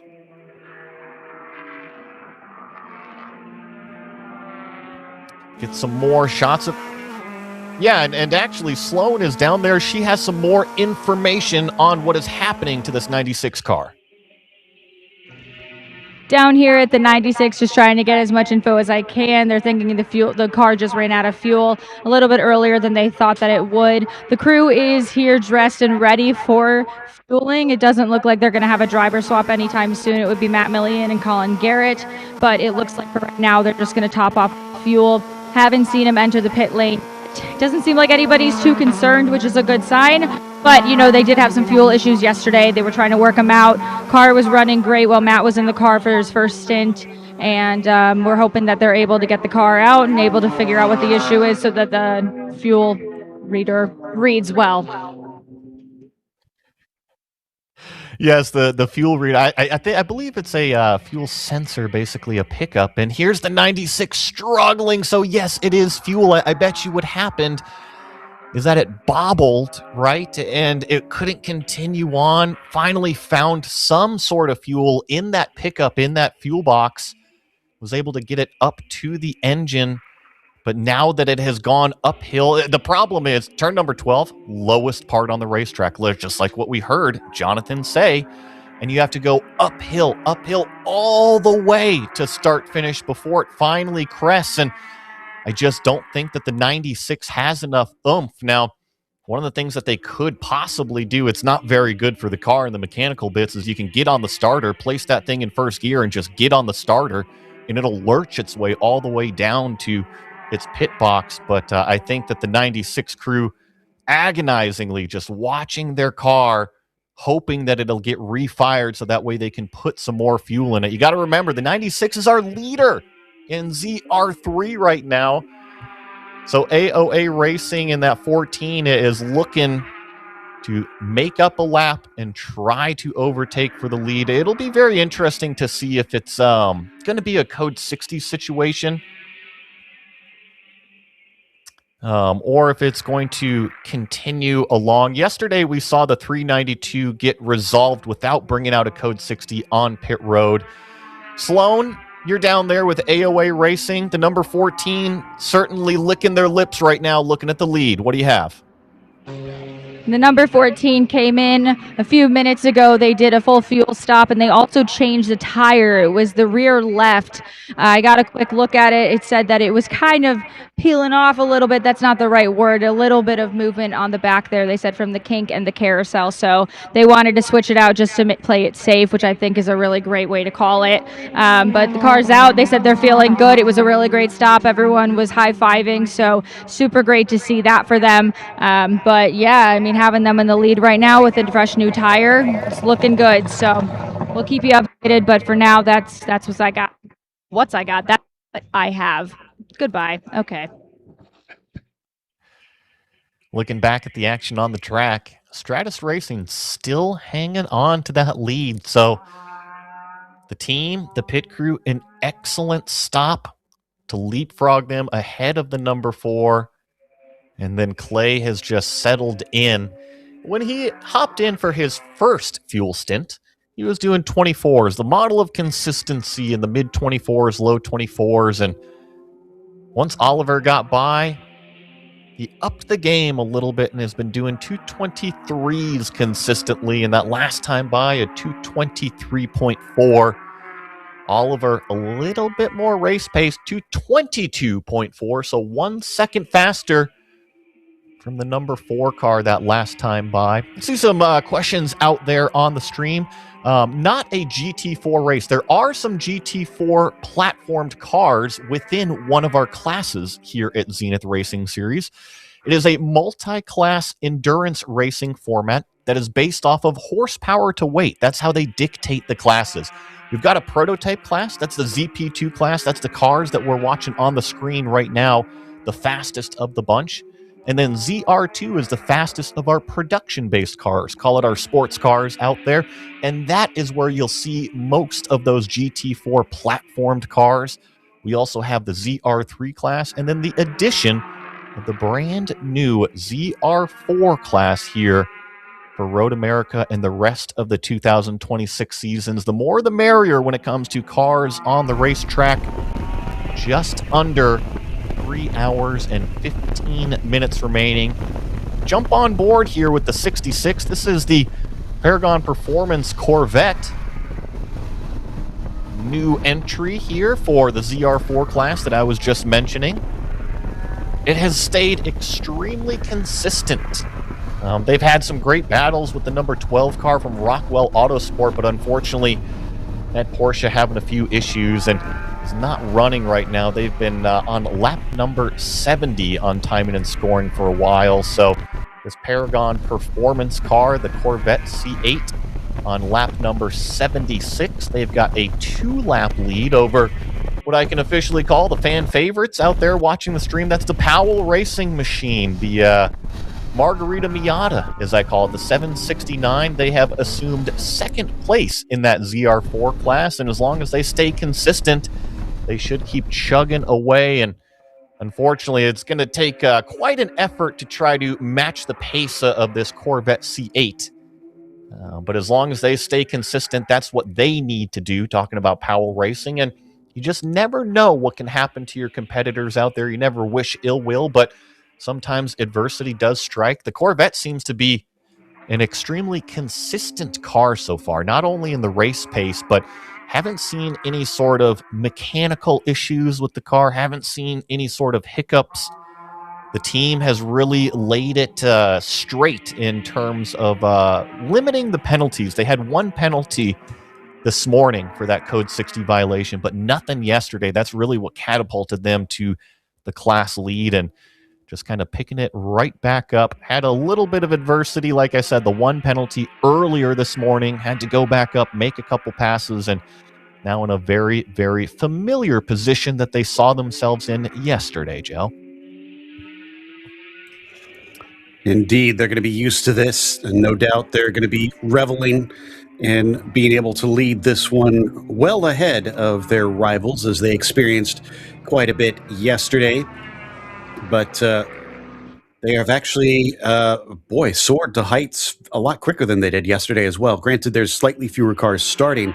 They reached, I think, 11th in the end in the 66. Right now, they're already to 12th.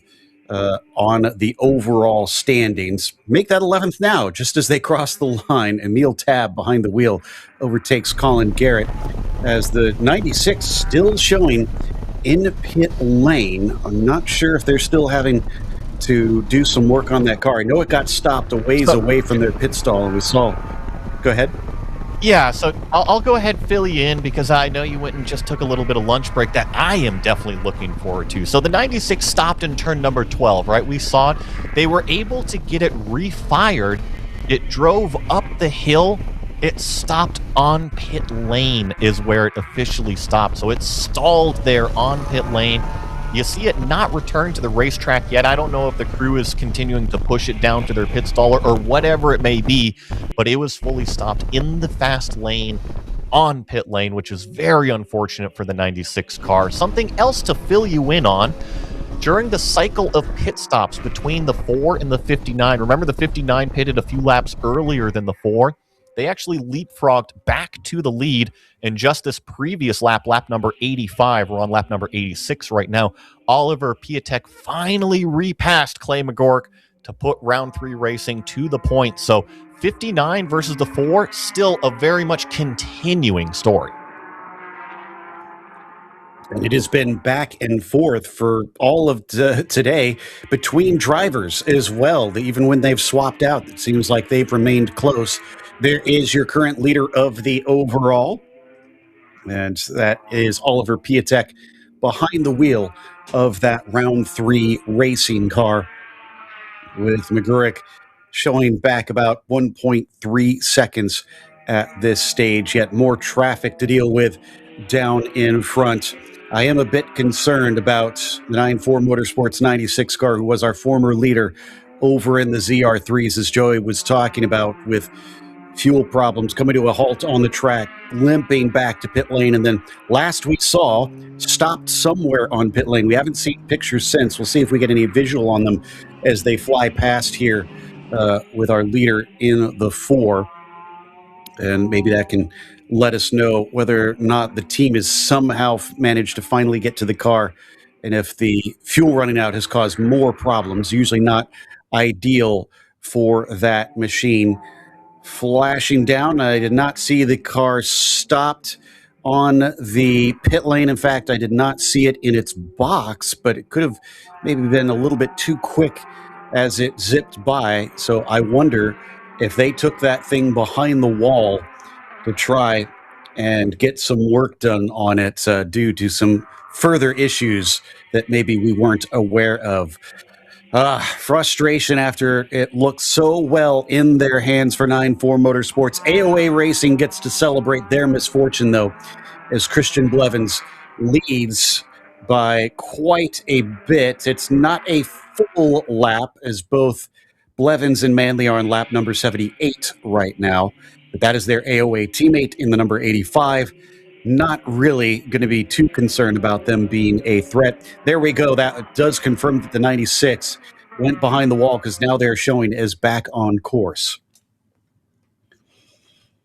That is got to be another one of those frustrating moments, of which there have been many throughout this weekend here at Road America for the Zenith Racing Series. So many teams have been doing well. Yesterday gave us the shock of both the ZR2 and ZR3 leaders, with 90 minutes to go in one case and an hour to go in another case, both coming to a stop so close to one another and suddenly finding themselves DNFing after they both led the majority of it. And it just goes to show that things are not guaranteed in racing. Sometimes it can slip through your fingers when you least expect it. You've got to cross your T's and dot your I's, make sure all the bolts are tightened on the car. But one of the teams that has made sure that everything is tightened today, because they've been out on track and running, is the Margarita Miata. Sloan Polisner has caught up with that team. I am here with the 769 Margarita Miata team, is what we call it. Andrew Adlita. I almost got it right. So I was just talking to your crew for a second over there. They're saying their car's only able to pull like 43s, and he managed to do a 39. Can you tell us a little bit about that? What did you do differently? Did you have any other tricks up your sleeve to run something like that? Yeah, the car super fast. You know, it's a Miata. It's super light. So what they're not throwing it in there, I'm just sending it, like braking as late as I can, rolling as much speed, you know, like drive it like it's a Miata. Don't drive it like it's one of these momentum cars, you know. And yeah, it worked. Went 4 seconds faster, and I ran faster than all of them my whole stint. So it was super good. Okay, so just drive it like a Miata. Drive it like a Miata, yeah. That's a great tip for people out there. Drive it like a Miata. Can you tell us a little bit about your background? Yeah, I've done karting and racing for about like a year and a half.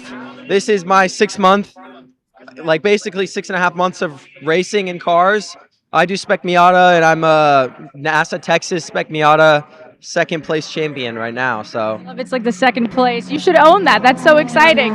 It's coming. It's first is coming next weekend. Oh, I love that. So where are you from? I'm from Dallas, Texas. Dallas, Texas. Very cool. So is this your first weekend racing with these guys? We also have a pit stop that's about to happen here right now too, which is super cool. We're up close and personal, but I'll let you get back to your team. But thank you so much for that info, and you're killing it out on track. So congratulations. Thank you guys. Pit stop in progress now, which is super exciting. We do have the 769. Looks like we're about to do a driver change. One super interesting thing is we see where these fuel jugs get put in different cars. I, for a second, thought it was going to go in the trunk, but it's not. It's actually going right next to it. It's interesting, too. We haven't really seen a Miata driver change on this series before. Wow, that was a good technique. We're throwing things. How interesting. One guy, I think he's okay, which is good. We just love any process we can take to get things done. Still fueling here. They're on one jug, and I think that's all that they're going to take. Nope, throwing it over the wall, taking another jug. Looks like they did finish this whole jug, unlike other teams we've seen where they leave a little bit at the bottom there. Fire bottles still there, making sure everything's good. Strapping in the driver. The car looks great from what I can tell. That green is absolutely beautiful. I said it's a shout out to our Zenith colors. Absolutely stunning. Or a fantastic margarita. You know, if you're into that, then you're into that. Still going in with fuel. Truly looks like they're taking every last bit that they can take. So that's a really interesting strategy they got going on. Oh, no, it was going into the trunk. It looks like that it did. So you open the trunk and you put the fuel in there. So interesting. I've never seen something like that before. Well, this driver change still happening.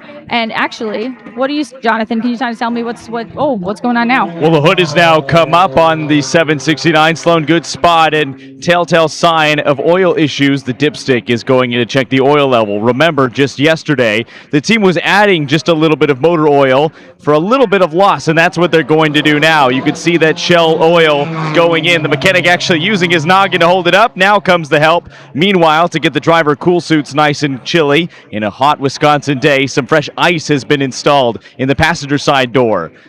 Look at the orchestration here, son. We fueled the car with 12 gallons. We've done a driver change. We are adding fluids in the term of oil to the car, and now the hood looks ready to come down. So put the oil cap back on. Driver change is complete, buttoned up. The ice has gone into the cooling system. The fuel has gone into the car. Dipstick freshly installed. The team will check the oil one more time, see if it's to the mechanic's satisfaction. Going back in now after a double, triple check. So much is going on. Gives the okay. Putting the hood pins on. A little bit of sprayway going on the windshield. Endurance racing, you can collect a lot of debris. And now the signal to go, go, go after this pit stop is complete for the Margarita Miata. Fantastic stuff from the team. That's going to get them back out onto the track. Obviously, a little bit of extra time, unfortunately, for the oil refill. But as we've seen, better safe than sorry in this series. Very cool stuff about the lap time found in that 769 as well, with Adleta managing to really cut down on the lap time, 4 seconds per lap. That is a huge chunk, even around here. This is our leader once again, the number 4 of Piatek up at the top, now at about 2.5 seconds over Magurek. So that is ebbing and flowing back and forth. We'll see if that cuts back down. Last lap was about 10th quicker in favor of the Stratus racing machine that is chasing. They're just getting ready to cross the start-finish line now, so we'll get an update on those lap times. 24.6 for Piatek, and Magurek is a 24.2, 4 tenths quicker this time for the 59 car, continuing to cut in. We ride on board with Piatek coming through turn 1 and towards 2 and 3. This is the exit of 3 right here. 2 is something of a non-corner in this circuit. It is actually a little bit of a kink. When you're on the track, you actually see it. When you're looking from above, it doesn't really look like anything. But that is why that is turn 3, even though it doesn't seem like there is one between it and turn 1. And then it heads down through the moraine sweep, getting that fantastic little bit of info from Jonathan Grace earlier on about why this track is the way it is. Then back up to the crest here. A little bit of traffic, it seems, in front of the 4. I think that is the 96. Thankfully, back out on track. Colin Garrett stayed in the car of that 96. They are impressively, despite being stationary for a long, long period and then even going behind the wall, still in 3rd place. The 69 of Open Throttle Racing are still playing catch-up on them in hopes of being able to get onto that podium. And then behind them, it is the NRG Racing Porsche with Matola currently in that car. The 69 is actually, I'm seeing, still 2 laps behind, 1.5 to 2 laps behind Colin Garrett, still marking his lap 77. That is the amount of gap that Colin had to the rest of the field earlier. Blevins, though, now 2 laps ahead of them because of their long wait due to the fuel issue earlier on. So coming up to that third place ZR3 car, they hold off to the right-hand side. Left-hand pass for the round 3 racing machine. And off they go up the hill once again. But you've seen cars use that outside curb quite a bit. Let's head down to Sloan, who has some more information from the pit lane. Just catching up with Matt Millian here. When I heard that the 96 was back out on track, I was like, that was really fast. Matt told me it was a 5-minute fix behind the wall. Is that was correct? Yeah, I'm not sure exactly how long it was, but we probably lost about 10 minutes total from the car dying on track and bringing it back and putting fuel in it. But yeah, we're just testing the fuel system this weekend and seeing what we can get away with the numbers that we have on the dash. And I guess we're just going to be pulling in a little earlier this time. So all good for now. All right, well, great job on getting it back out there quick. We'll be keeping an eye on you guys. Not in a threatening way, but we'll be watching. Thanks for that, Sloan. And yeah, it's one of those things where in racing, you would think that the fuel is an exact science, and it is, but you don't exactly always know how much is in the car down to the tiniest portion, and more than that, how the car will react when it gets super low. Now they know, as the leader in the ZR2s of AOA Racing comes into pit, should give the lead back to the 18, who had a spin a little earlier on, as they are running on the same lap. No, excuse me, they are not. They're 2 laps down. I'm actually seeing 1.5, I believe, more accurately, but finding their pit stall. Aaron Applegate now hits their mark. Looks like they're going to swap drivers out. So the ZR3, number 14, excuse me, number 74, is going to switch on out. There is the fuel man putting the latest jug, gets it replaced as we got the 69 car stopped on track currently. That's another of our open throttle cars. They had issues all day yesterday. They were running in 6th. Looks like those have maybe cropped back up. And that says turn 3. It looks like that car is still stopped from what I can tell on the marching ants, as LaRue is going to hop out of that number 74, just checking underneath the front of the car. Not sure if maybe thinks he hit something with a splitter, had an off perchance, hit a curb wrong, but seems relatively satisfied with whatever he saw.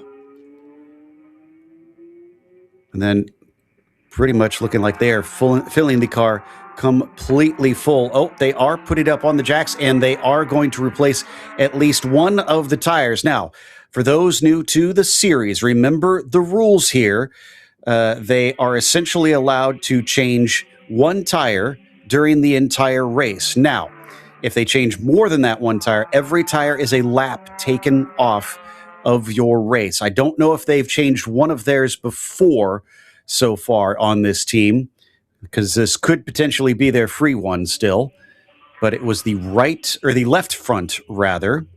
Now, can't quite see around the car. They went to the left rear. They could still be changing more of the tires. And, oh, yeah, I think I see that one just coming behind our timing tower. Looks like they are doing more than one, as the 69 car does get rolling, but not at full tilt. Oh, and that was a late change of direction just in front of the Miata. Sounds like we have Sloan down on pit lane, maybe with a bit more information. Sloan? I didn't actually see everything, but it does look like they took 2 tires right now. Jonathan, do you want to help me fill in on what you're seeing on the tires? He is the tire expert, in my opinion. So, and I can add just a little bit there. Road America, with all its right-handers and high load, is very tough on the left side tires. That's what the team has elected to change. Got confirmation that the first tire that came off was that one Joker tire, so only receiving 1 penalty lap for changing that second tire, but it's fresh rubber on the left side of that race car. And that is to be expected. I've mentioned yesterday, faster corners are pretty much all right-handers. Turn 7, the carousel, as well as the kink, going to wear out that rubber, and the drivers will probably appreciate having a little bit more with 3 hours left to go. And the 74 back on track now. Still leading this race, actually, despite what seemed something of a longer stop because of the tire changes. Applegate was not able to overtake them. They remain in second place. They've gotten back onto the same lap as leaders. Granted, we expect Kingpin still owes us a pit stop, so they'll hand that right back to them. So no change up at the top of our ZR2 class. I tell you what, we heard from the 4 team that maybe, or I think maybe it was the 3 team, that they need a little bit of cleaning of the windscreen, but I think it is the 59 that needs a cleaning on it, and that does not look like bugs. That looks like some sort of fluid from a car ahead has completely messed it up as they chase that number 4 of Piatek, hopefully not from the 4, but certainly some car has unleashed a torrent on the Stratus Racing machine as we get more info about the 40 heading behind the wall. So I don't know that they have tear-offs set up on these cars. Certainly would be useful if they had some to try and apply here, but as we've seen, they can often hop onto the front, get some spray, and clear off the windscreen so that you can get a better view, and I would very much be appreciative of that if I was inside of that 59's cockpit and having to deal with that much of an obstruction. Joey, it's something that I haven't had to experience in real life, I'm sure in your racing career, having to sit through a stint in a windscreen that has been almost blotted out, probably not the most pleasant thing. No, it's not. I think that the most concerning thing, though, if I was the 59, is where is it from? You said it wasn't from the 4 that you thought, but when I see fluid on the windshield, it also means that it's somewhere on the track surface, and that's not what the driver wants to have going through his head, second-guessing the grip level, especially at such a high-speed racetrack like Road America. Yeah, it's one of those things where I would hope that it's not from the 4 ahead of them. We don't know for sure, though, and that they've been following them for so long, it seems like it could be a likely culprit, but then we haven't seen any issues come out of the round 3 racing car, as we might actually see a swap for position, looking to go to the inside, but just can't quite get there. Could have been from any one of the various cars around the track. By the way, because of that extra tire being changed on the left-hand side of the 74, we do have a 1-lap penalty for that car. That will promote the 18 now up into the lead, helping Applegate take the Kingpin Racing car back to the top once again. Gotcha. I'll note that down. So we'll see if that roller coaster ride of the Zenith Racing Series continues for Kingpin Racing, or if they can just stay at the top. P1 this time. They've had such a consistent car when it comes to that speed. It's just a matter of putting all of the puzzle pieces together over the course of the entire race. Now that they've got the track position, we'll see if they can hang on to it. This has been such a fantastic battle. Joe, this started, I guess, what was it, turn 5, lap number 1? Because wasn't it the 77 that jumped and got the lead in turn number 1? I think this battle officially started about halfway through the lap, and here we are 4+ hours into it, and it's still next to each other. Oh, and here we go. Oh, whoa. What a move there from the 59 car as McGurk. I think that's the second time we've seen an anxious move by that driver through one of the faster corners and using the lap traffic to impressive effect. Piatek trying to stay patient behind that BMW, was a little too patient, opened the door on the bottom side, and through went the Stratus racing machine, now with some clear air in front of them. Other thing that happened while you were just away for a moment there, Joey, was the 96 is back out in third, which is impressive considering from what they told us, they were stationary for maybe a good 10 minutes or so. And they had to go back behind the wall for a 5-minute fix. I didn't quite catch what it was for, but something else on the car besides the fuel with an issue. They got that turned around, back out, and they're still on the podium. Nicely done from 9-4 Motorsports. Yeah, sometimes it's about how much you can fix the car, or I should say how quickly you can fix the car and get it back out there on the racetrack. And like you said, third place. I'm looking there, a couple laps behind the AOA racing machine. But given that we still have 3 hours of racing, potential of more code 60s, potential of more of those 1-lap penalties from violations, whether it be pit lane speed or code 60 violations or whatever it may be. So they are far from out of this thing. And most tracks, 10 minutes or so is going to cost you many, many laps. Around here, those ZR3 cars are doing over 2.5 minutes. So that's about 5 laps worth that they would have lost. And the buffer that they had built up clearly came in handy because it's kept them at least within range down to the second half of this race. Still lots left to go as we watch the top two in the ZP2 class plunge down through the hurry downs once again into turn 8. This all happening about a minute 20 ahead of Shane Roberts in the 109, just carrying on to try and collect a podium as the 9-4 car is the latest to come to a halt. That's Ian Barbary down in 6 in the ZR2s. That looks to be at turn 14, the final turn. That's a continuing problem for that 94. And like I said, it's not just Road America. We've seen that car have whatever it is go on at several different events so far this year in 2026. It just kind of seems to lose power. They pull it over to the side of the road, recycle it, maybe get it going again. Maybe it doesn't get it going again. But it certainly seems to be a consistent issue with that 94. Thankfully, it looks like they got going relatively quickly, so whatever plagued them has been sorted out. Could have been a simple spin if they were off and away that shortly, but no issue, at least for the time being. Looking at the left-hand side on the tower, it's getting more and more green. We're at 4 code 60s thus far in this race, and we are about 4 hours and 13 minutes into this event. So things have been clearing up, but that has meant there are more and more of these green flag stints, and a repeating theme that we're starting to see amongst a few teams now, Joey, is that the fuel has been miscalculated a few times. I wonder if it's been so interspersed with these code 60s that some of the teams don't have as much reliable data as they would like at a full-on sprint. Certainly could be.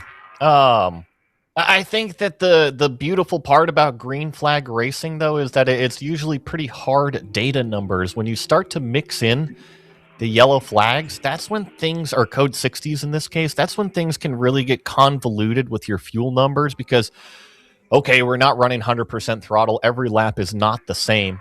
I think that if you don't start the weekend taking note of your fuel numbers, you get into a situation like what you are describing, and it can certainly put you on the back foot. Yeah, some of the teams definitely suffering because of those miscalculations and what was looking very confident not long ago. Speaking of confident, I just glanced down at the ZR4s, and Emil Tab on lap 86 right now in that number 66 car. Ahead of lap 82 for Powell in the Powell Racing Miata. The Margarita Miata still a long ways back, looking very handy for Paragon Performance at this stage. As we watch the 59 continue to lead over the 4 after they made that sneaky move, have not since handed it back to Oliver. Certainly seems like the Stratus Racing team firing on all cylinders here today with the strategy calls and the track position. Maybe yesterday, the earlier and more extensive Code 60s, I think, gave more strategy options and it opened up more doors for teams. And the 59 definitely led the way for the most part in taking advantage of the Code 60s and filling it up with fuel. There was one other team, it was Automatic Racing right in the middle, that opted to go off strategy and actually got them the lead for a significant part of time. But then ultimately it was just the pace from the number 4 round 3 racing car that extended that gap. And this time on a Sunday at Road America, Joe, a little bit of a different story, right? The 59 has the track position. I assume that this driver, Clay McGorrick, is going to probably finish out this fuel stint and then hop on out. We'll see if he does a triple or if Jason Alder opts to get in the car at that point. Depends on, I think, how the drivers feel, what the team thinks is going to be the quickest call as well to get to the finish, because they're probably going to need it the way it's been going. That said, we did see these two fighting a fair bit yesterday as well, and it wasn't till towards the end that suddenly the 59 managed, or the 4 rather, suddenly jumped ahead of everybody else. You talked about the 908. Since we brought them up, might as well mention that Automatic Racing does have that car out on track. Rob Pelosi in behind the wheel, but they're 40-some laps down currently from the rest of the ZP2 field. So it's really mostly just them, again, gaining more testing and data before we head off for the next event. It's been a day that has probably been a weekend that they would like to forget, considering it was looking so good earlier on, and then it has completely gone south since about halfway through. So we get another look at just how grimy it is on the windshield of the number 59. Let's go down to Sloan. She's been able to talk to the team to figure out what is going on here. You know, I really like to provide exciting updates, but it is exactly what we speculated, that it was just a fuel spray from the number 4 pit stop. So nothing crazy, but that's what they're dealing with for right now. It does look like they are coming in, though. They're getting ready, which is very exciting. But, yep, just fuel from the number 4 car. Jason looks like he is about to start suiting up, so we'll have an Alder and McGorrick switch, which is very exciting. We'll see how that shakes things up. So probably a quick change clean of the windshield. Jason will go in. We're hoping for a good pit stop. So maybe Jonathan and I will be back down here to report on it very shortly. Thanks for that, Sloan. 69 car still showing is stopped there behind the wall, actually, now that I'm seeing that. So that's not an issue out on the track itself. They'll hopefully get that going once again, as they've been sent down to 18th overall of our 21 cars still running on the track, Joey. Still at least a few that are out there, more than what we had at the end of last race. I find it pretty interesting that it was potentially maybe some fuel overfill from the number 4 that is on the windshield of the 59. And typically, you know, fuel evaporates pretty quickly once it hits the atmosphere at a good speed, I should say. I'm certainly not discounting it, but certainly seems like it hit the windshield of the 59 and then instantly ran into a bunch of, what'd you call it, fauna yesterday? All the bugs on some of the windshield. It can definitely get a few insect heavy depending on what you're driving through here in Wisconsin. Yeah, that could be it. Just way more than we anticipated, very evenly dispersed across that windscreen, not slowing them down at all, although they're only about 1.5 seconds ahead of Piatek. The two have been running line astern since the overtake in the carousel so many minutes ago. We heard Sloan saying that they figure they're going to be coming in soon. The team is prepped and ready. Let's see if they do it this lap, as the pit entry will be on your right-hand side. You'll be able to see it as a blur here where the track splits, but no, stays driver's left. He'll carry on one more time around. There is the visual difference. Every time we cut between these two, Joe, it really illustrates just how dramatically that windscreen is smudged. It really does. And it's going to do nothing but get worse, right? Let's just say if it's got a low percentage of moisture on that windshield that hasn't dried off, whenever you drive through any pollen, any dust cloud, anything, right, it is going to stick to that windshield. So visibility for Clay started out good and is progressively getting worse and worse and worse. And it's not going to get any better until he brings it down pit lane. Talk about the driver inside the 59 having his hands full. One of the things I think maybe some people don't even consider in racing is one of the difficulties that teams and drivers must overcome. It is still a very physical sport. Anything that can hinder that physical aspect is going to be a problem for the competitors out there. Nice and smooth run through turn 6 for Clay, and then back they go in towards turn 8 as they run lap 99 now, getting close to lap 100 of today's event. Well, that would mean 400 miles here at Road America, because it's about, I mean, just over, right? Because it's about 4.0 something. So yeah, quite a few amount of miles. Combine that yesterday as well. I wouldn't be surprised if we easily eclipse 1,000 miles over the course of the weekend. Yesterday's lap total was 149 for reference, with 2.5 hours to go. Granted, you know, it all depends, again, on those code 60s.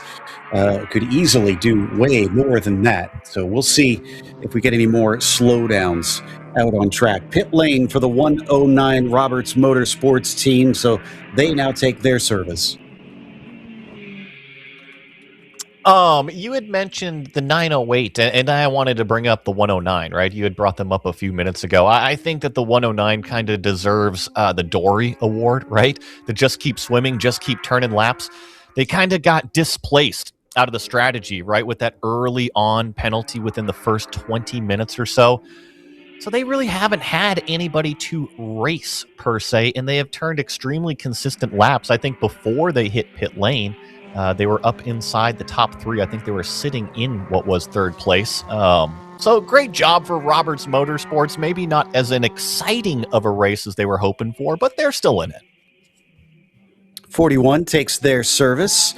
They're well down the order. Yeah, talking of the 109, they also were the team that was involved in that incident in the kink with one of the GT cars that unfortunately put them into the wall and ended their day prematurely. So they ended many, many laps down from the rest of the field. Today, they're at least still on the lead lap or one lap down, as we got a car off to the side, stopped between 5 and 6. And this is the 94 again. What I can only assume, Joe, is still the same issue going on with the car. Does seem to be happening at the bottom of hills for what it's worth. So turn 14, just before a big rise. Turn 5, just before a big rise as well. Not sure if that is related. Could be taking too few data points there to make an assumption. I think it might be because it can't make it up the hill at that point. Right? I mean, if you can't make it up the hill, you got to pull it over and refire it and get it restarted in order to get it through. Yeah, possibly. I think I'm mostly grasping at straws on that one. A minute 38 pit stop time for Roberts, who seems to have stayed in that 109 car. So they'll come back out in that 5th spot after their service.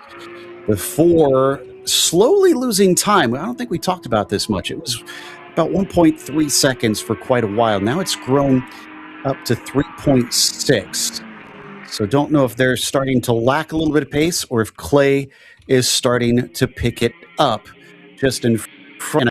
I think he's coming in. Indeed, the 59 is heading his way towards the pit lane to take their service. We heard that Jason Alder is likely to hop in to take it for the final 2.5 hours of this race.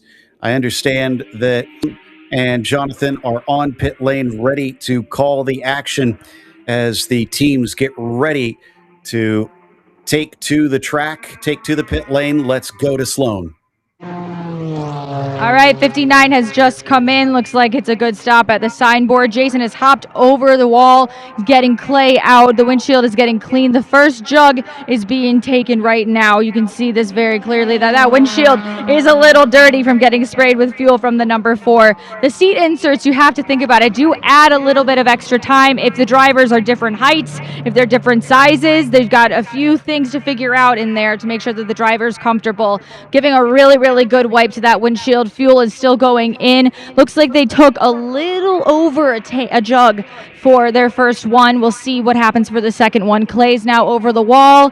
The car looks clean. Fire bottle still ready just in case anything were to happen. Looks like it was a jug, maybe one full jug out of the 2, and now 59 is off and running. So looks like it was a beautiful clean stop for them. Jason is now in the car. We'll see how he gets back out onto track and see where it takes us. But overall, a very good stop. We're looking forward to some good racing moving forward. And the beautiful sight of a big clear windscreen just in front of Jason. He'll return in second place. Gavin Vaughn unable to sneak by during that pit sequence. Now we wait for the 4 car to also come in, slightly off on strategy from what we saw last time, Joey.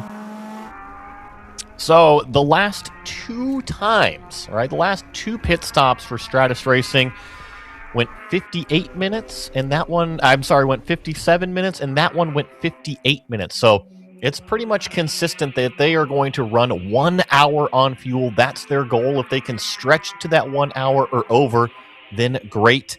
However, that number 4 team is on a little bit of a longer pit stop sequence. I'd expect them in the next probably 3 to 5 laps. There was a 3-lap difference the last time they were down in favor of the number 4. We're going to see if it's going to be repeat. This is on board with Christian Blevins. He's leading in the ZR3 class for AOA Racing right now. Gino Manley about a lap behind. In the other AOA, number 85, giving chase on them. We saw the 94 from 94 Motorsports having another problem, but their sister car, the 96, is out and running and currently sitting in third, but we had covered a little bit earlier. They've fallen a lap or 2 behind because they also ran out of fuel and came to a stop somewhere. So the 94 Motorsports team, unfortunately, a bit of spits and sputters out on track for both teams so far today. There we see now that red and white number 14 go past us at turn 7, looking for the brake marker at 8. Just in control right now, Christian Blevins behind the wheel. The car that we're riding on board with. I do have to do a double take sometimes because the ZP2 cars are so fast through the corners that sometimes when we hop on board these other cars, I have to question myself, are we slowing down for a little bit of a Code 60? It just kind of puts the performance of those little prototypes into perspective and how fast they really wring the neck of those cars around this racetrack. You know, speaking of that, it does remind me of an amusing aspect I noticed before when we rode on board with the 66 Corvette. It struck me how slow it feels seeing a Corvette run down the straight like that. It's supposed to be a little bit faster, but it's been neutered, obviously, to fit within its class. And yet it is still decently fast around the circuit. So, yeah, definitely take some mental adjustment at times in this race. The way that this goes as the 14 comes around onto the main straight once again. I think they might have the 18 going by them shortly, our leader down in the ZR2 class. And in fact, there they go. with Applegate leading away. I do understand that we might have some information as to what has been plaguing the 94 car. Let's go to Sloan.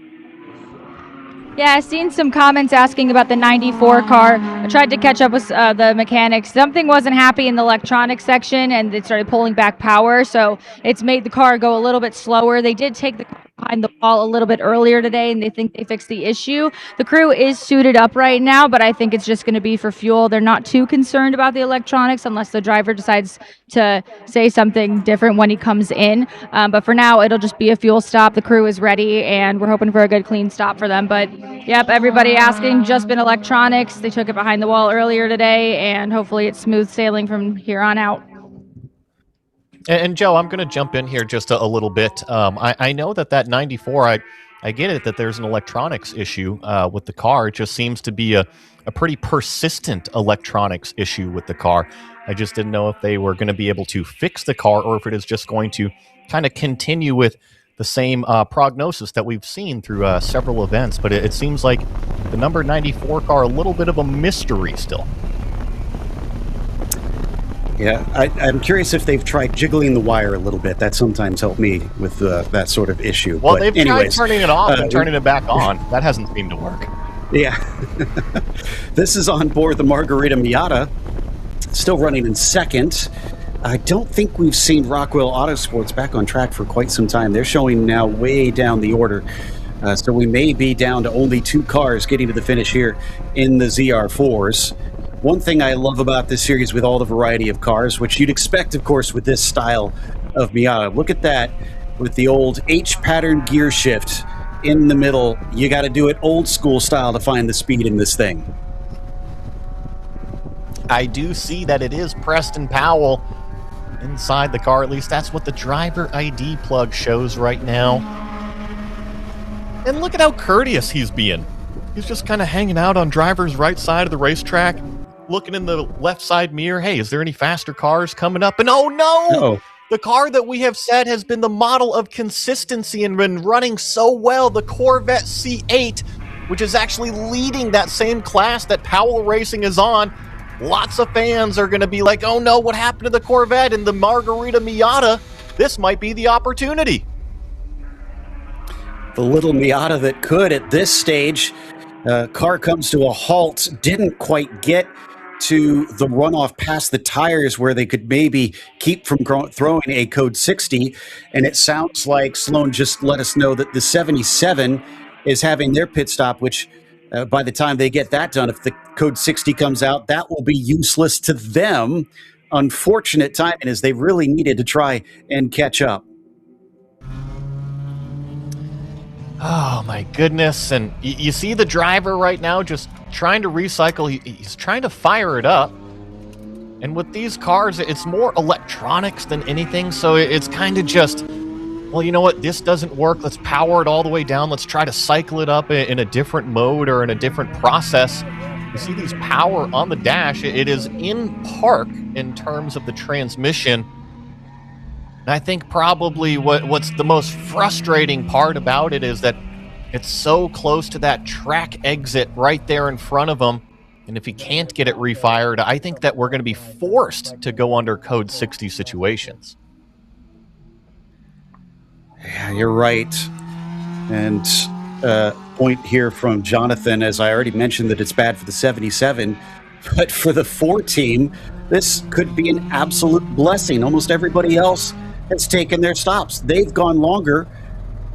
And in fact, sounds like we might have information about what's going on with this Corvette. Let's go down to Sloan.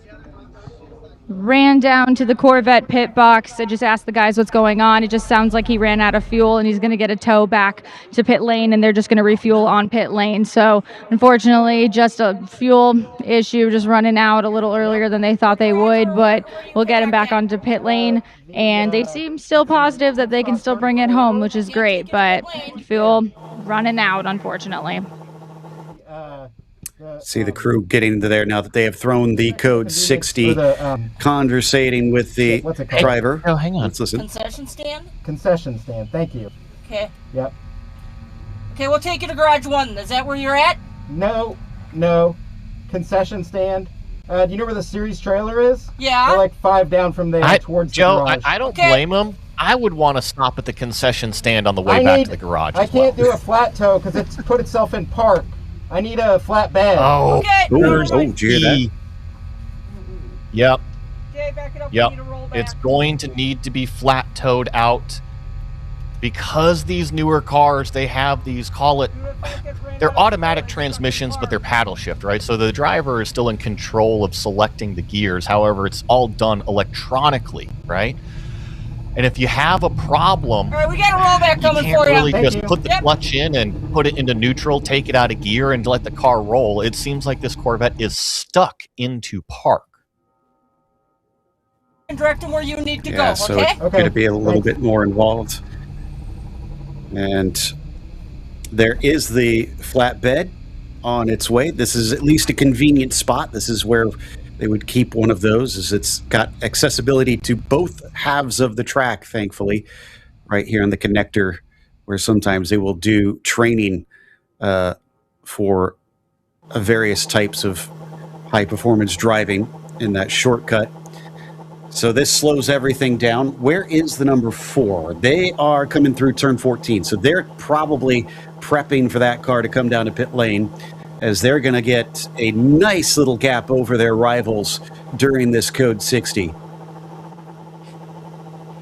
Worked out perfectly for that number 4, like Jonathan was putting down here in our chat behind the scenes. So once again, unfortunately, Stratus Racing is not going to have the track position. A little bit of a similar story that when Jason Alder hopped in the car yesterday, he's got a pretty big mountain to climb, and it is going to be a similar situation this time on a Sunday afternoon. I do see that the 4 car has officially hit pit road, Joe. So hopefully should be a nice simple stop for them. Don't need any dramas to lose what could be a great chance to take advantage of luck going their way. I suppose if the crews do take that Corvette down to the concession stand, as we found out, he could do his best Kimmy impression, get some ice cream on the way. In the meantime, let's go down to Jonathan, who's covering the 4 stop. It is stopped on its marks nicely. Out comes Oliver Piatek, new driver installed. For his car taking on its first tank of fuel. We've seen just a little bit less than a full fill, so that's probably 4.5, 5 gallons, little splash as it was thrown over the wall. The 4 car continuing on its way. The 908, that's before me, and it made its stop. Brandon under the car also, but that car is kind of running in its own race, a little bit of a testing session as we heard. This your race. Door has slammed shut. Fuel is out. The catch can is away, and still a little bit of trouble with the door. Trying to get help now, closing the door. Shoved out of the way, and now finally it slams shut. Bodywork is coming off of the rear of that race car as well. This is your race leader. This is disastrous. This is going to lose all bunch of time in the pits. We thought the timing of this Code 60 would work well. I could see some fluid at the ready, and the mechanics now going to work near the rear suspension. But Joe and Joey, this is absolutely disastrous. The sister round 3 race, the car, the number 3, passes it on track now. And for the 59, this is a dream scenario because you would have thought they would have lost out with the timing of this Code 60 to what is race-leading car for round racing. The red wrench going to work, trying to get that rear suspension or whatever they are working on at the back end of that race car remedied as quickly as possible. Fluid now going in. And you would hope that the timing of this Code 60 would be their only saving grace because they are losing and losing all the time that they're sat here stationary on pit lane. Joe, that is I can tell you from the exactly. I was going to just jump in here. That's exactly where the fluid was coming from off of the windshield of the 59. Definitely not fuel overspray. This is out of either the transmission or differential. That red wrench Jonathan was talking about, it was an AN wrench, right? An AN fitting. So the crew member was disconnecting an oil fitting, and they are putting fluid either into the transmission or the transaxle, if it's a transaxle car, to try to fill it back up.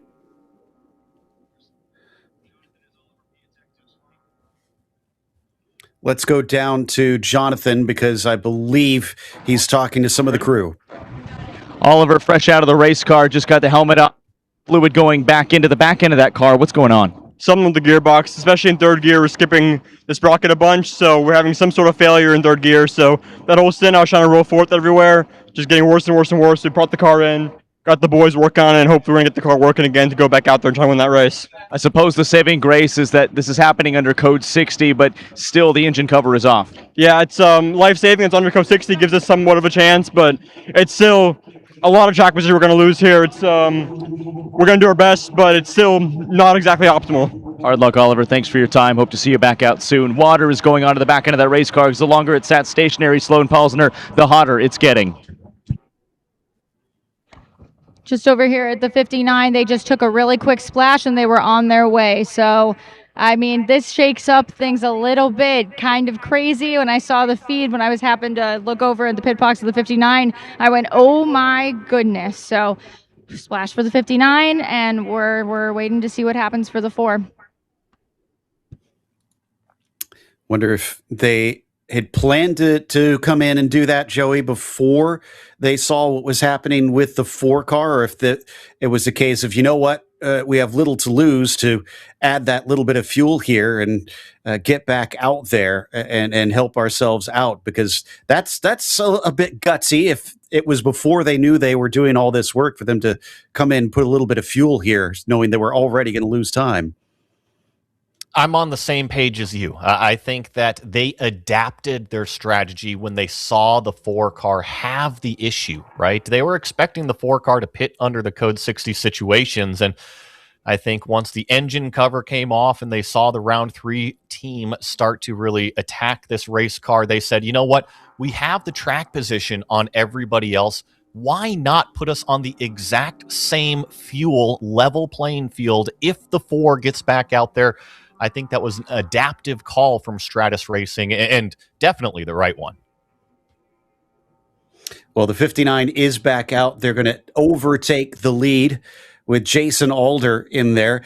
Definitely in a less than ideal situation for the 4 team, who were leading this up until now and should have been handily leading after this stop. Everything is back on. They seem satisfied with what they've done. You can see leaving that trail of water that they had poured many, many bottles over to try and keep that engine cool. But this is your new leader now, the 59, who has a gap of about a third of a lap, it looks like, over the 4 team after all that. Can tell everybody that the 66 has been retrieved, so they are officially in the paddock.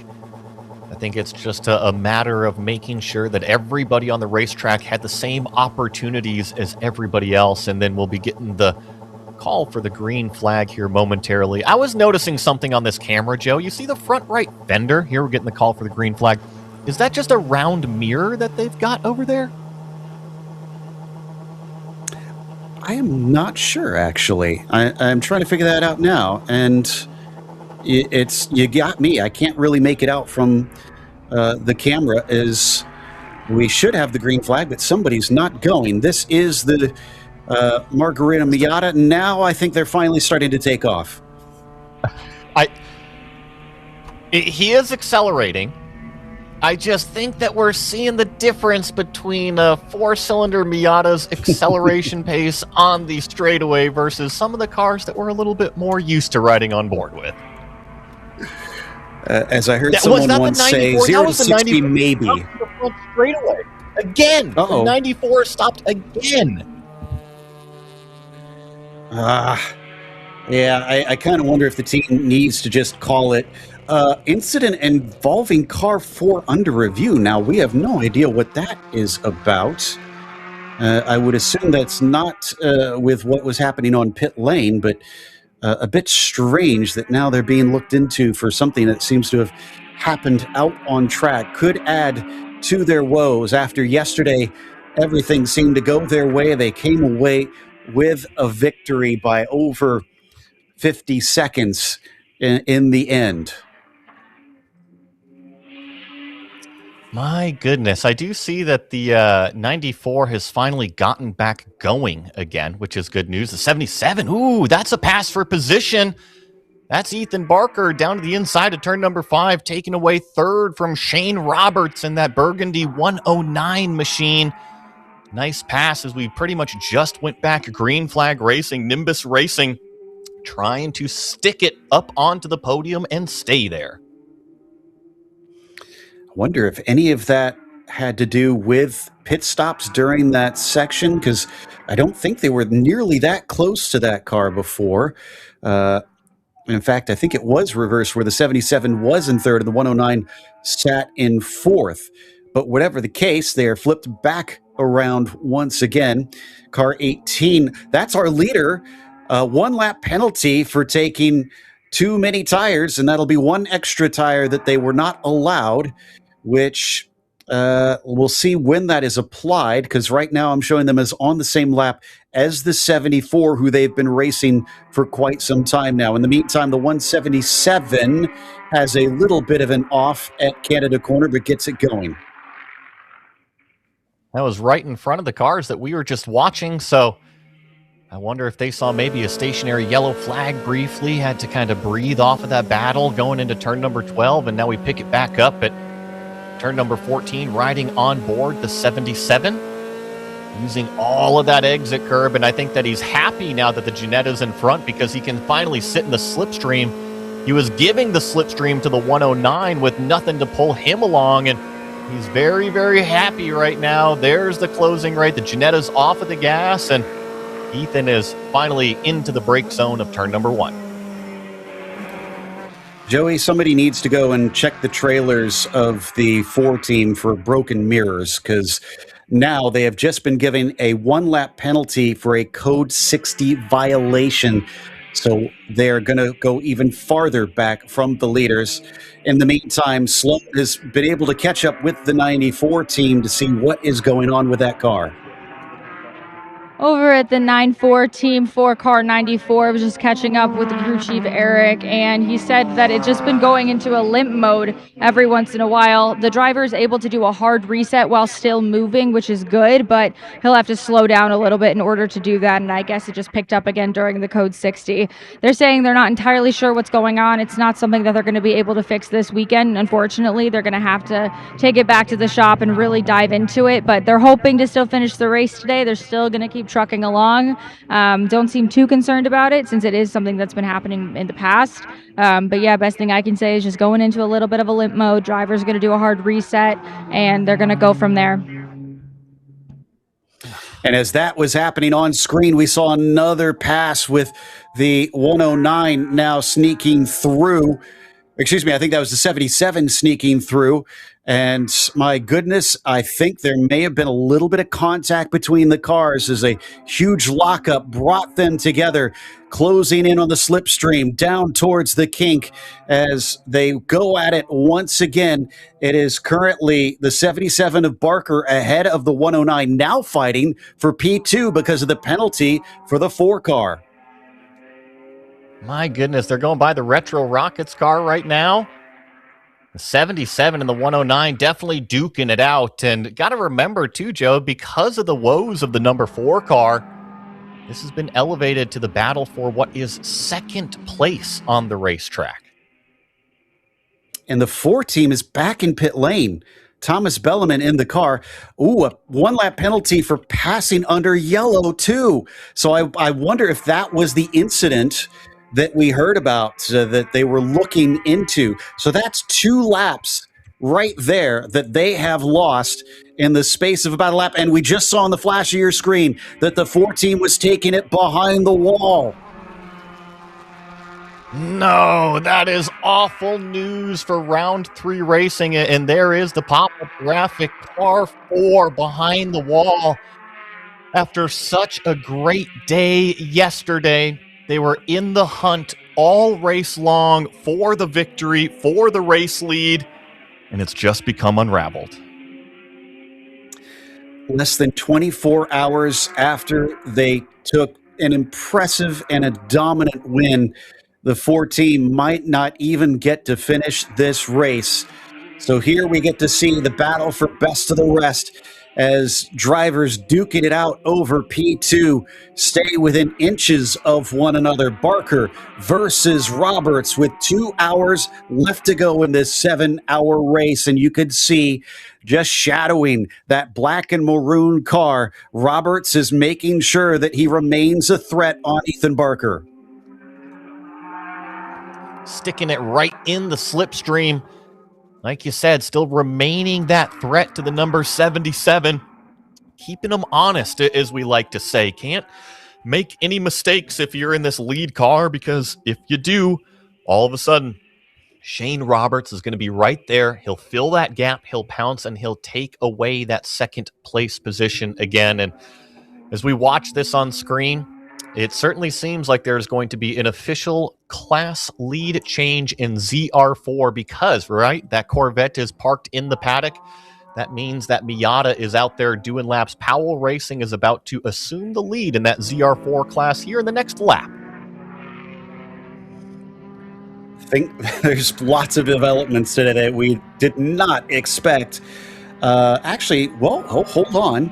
I'm showing car 66 back on course under message, and there it is showing up on our screen right now. Well, it was close to them taking the lead. They're still scoring right now as being behind the 66, but it's going to be touch and go. I'm looking to see if I can find where that 66. They're just coming out of pit lane right now. And here's the other caveat that I also wonder, and I wonder if it has been applied. If they took that 66 through the cutout, I would assume that it is going to disallow that lap. I just haven't followed the lap count close enough to be able to confirm that or not. Now, we were listening in on the report from Sloan as the pass happened on track. So let's go down to a replay of that overtake once again, just to see if there was any car contact. Because remember, there's rules on that. It is so close between them. And definitely a little bit of smoke coming off of each of the cars as they hit the limit through turn 5.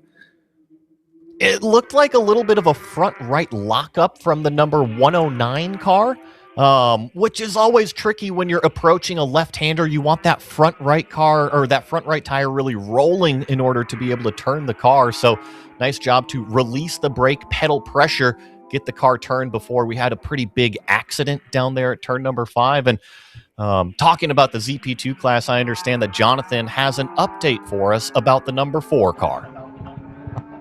Yeah, unfortunately, guys, as the saying goes, where there's smoke, there's flames. In this case, when there's windshield fluid sprayed on the 59, there's a transmission failure for the number 4 car. That is what ended their day. Thomas Belleman hopped out of that car after only a few laps installed. We saw the work. We saw the trans fluid going in on the rear end of that race car. The comments from Oliver Piatek about what he was feeling. Unfortunately, that car's day is done. But it's a transmission failure that ends what was a phenomenal run for the 4 car. It all kind of started, Joey, when we started to notice all that fluid on the screen. And I had said, I hope it is not the 4, but all signs seem to point towards it. Since then, it has been a parked car now in the pit lane and the day over for round 3 racing's number 4 car. Now it is up to the 3 to try to pick up the pieces. Unfortunately, they are not all that close to the podium at this stage. Could still come around because we've been watching that 77 we were riding on board with. They were fighting with the 109 Roberts Motorsports team. If they keep fighting, that will definitely allow the 3 to start to reel them in because it's only about 13 seconds between them. Yeah, we'll have to keep an eye on that, right? Because it'll probably be closing up over the course of the next, call it 10, 20, 30 minutes or so. I was mentioning that ZR4 kind of predicament that we were in, and you had mentioned, hey, the 66 back out there on back out there on the racetrack. I've been following it this lap, significantly off of the pace in sector number 1 and sector number 2. I think that they're going to have to bring that Paragon Performance Corvette back into pit road. Whatever is going on with it is still happening. When we watched the onboard, I kind of wondered that too, so I'm glad you're able to catch up on that. And they're coming towards the pit entry. We'll see if they elect to do it now. Like you said, I'm showing almost 30 seconds off in each of the sectors. That's way too slow and to the point of danger, unfortunately. But they're not showing signs of coming in. They're carrying on, maybe hoping they can stay competitive and hold ahead of the Powell Racing Miata. I'm seeing the gap maybe somewhere around a minute. I'm not sure if that's accurate. I'm trying to confirm. So the 769 is on the same straightaway, right? The 66 right here in turn number 1, clearly off the pace. The driver knows he's got an issue. Look, he's nowhere close to the racing line, so he's aware that he is slow. He's trying to stay out of the way. 14 is going to be coming up in the rearview mirror, and after that is going to be your Powell Racing Miata. That is going to be your class lead swap around.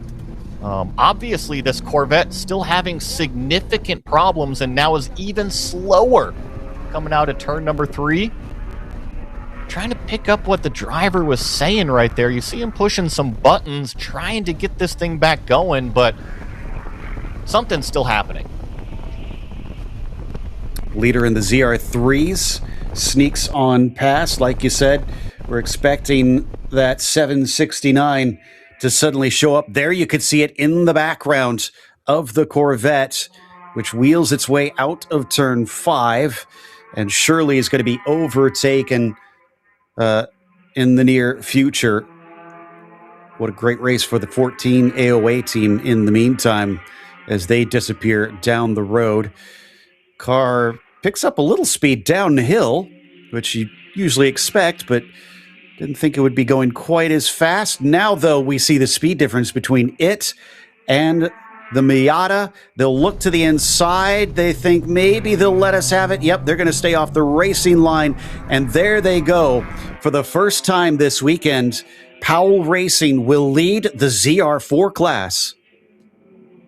Joe, huge development. The 109 and the 77 shared incident responsibility. That's the first time that I've read that one out loud.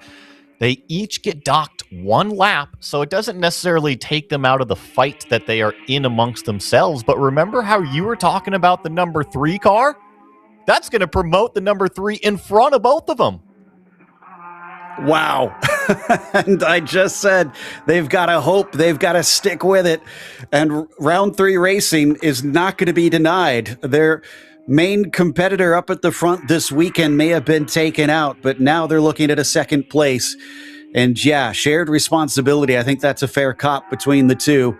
As hard to say one over the other could have been to blame for that car contact, and definitely illustrates how serious the stewards are. It was the lightest of touches, but you are not allowed to come into contact with another car on the racetrack in this series. Oh my goodness, that is a tough pill to swallow for both the 77 and the 109. I'm sure the 77 is pleading the case on the radio saying, hey, I mean, I was on the outside. What do I have to do? Do I have to just completely stop on the racetrack? Do I have to force him to turn into me to show that he was the responsible party? I know that if I was inside the 77, I would certainly just be a little bit confused is all. And I guess the good news is if they could argue that case, it should be a matter of simply adding a lap back to their tally. But we'll see if they can manage to do that. I wouldn't bank on it, frankly. In the meantime, let's go down to Sloan. She's there with the 6-6, which is returned to pit lane. 6-6 is currently in pit lane right now. All I was able to gather before they started jumping over the wall was that a tire pressure sensor wasn't happy. They are currently replacing, I believe that is the left rear. We'll see what the tire looks like when it does get thrown over the wall, but for right now, it looks like the car was going into some type of a limp mode. We're not entirely sure, but I do know it was a tire pressure sensor that wasn't happy. That tire definitely has got some marbles on it. Looks like it's been heated up, so a little bit of debris on there, but other than that, just putting on the left rear, and they're hoping to get back out there. It doesn't seem like they're too stressed, but that's what we got for right now. Can tell you that it is off the jacks, off screen, so hopefully they'll be able to get it going, and that will solve the problem, which means the race is not over between themselves and the Miata. as the 769 may not have the pace in comparison. It'll become a fight to see if they can be caught before this is over. We'll keep you abreast on whether or not they will send that car back down, back out shortly. Smedgard, by the way, looks to have hopped in, so they've changed drivers. Not sure if that was while they were, didn't check to see if that was while they were repairing the car the first time or if that happened this time, as we watch the 3 of Randy Kinney now up into P2 ahead of Barker and Roberts. Found themselves in a nice comfortable position on the racetrack, and now is just going to have to execute like it is a sprint race, like it's a 2-hour sprint race. Already been racing here at Road America for Sunday. 5 hours so far. We put in 7 hours yesterday. We're right smack in the middle of our second 7-hour race for the weekend. I think that if I was to name a couple teams up front that have been stalwarts, right? It's definitely Stratus Racing. That 59 car, I think, has stayed most consistent. We've had several fast cars in the class, but over the course of all of the running so far, it certainly seems like the 59 has been the car to beat, whether that is the strategy, whether that's the overall lap time. Going to have to beat Stratus Racing out here. I think the biggest question mark for me, Joe, is still the ZR2 and ZR3 classes. They have shuffled around the leaders quite a few amount of times in the last handful of hours. Boy, have they. It's certainly been all over the place at times amongst those. By the way, Sloan telling us that the 66 is still in the pit stall. It does say that on my end as well. So it's looking like the problem may not have been solved, as we have cracked under the 2 hours to go mark in this race. We're towards the very end of this thing.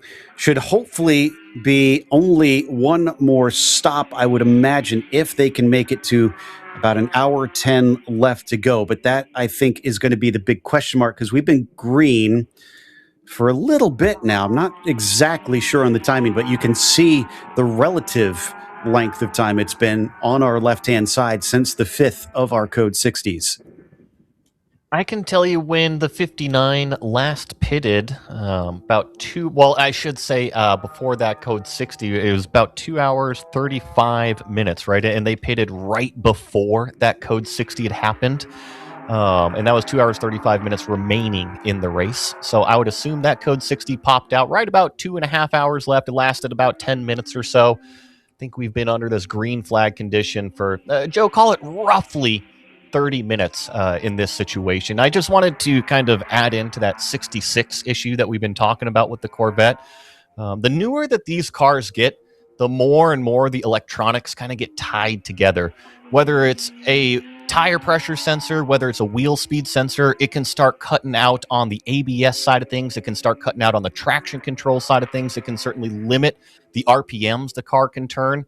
So a lot of the electronics in these newer cars can definitely tie together. And Jonathan, I think that you've got a little bit more information on what's happening exactly.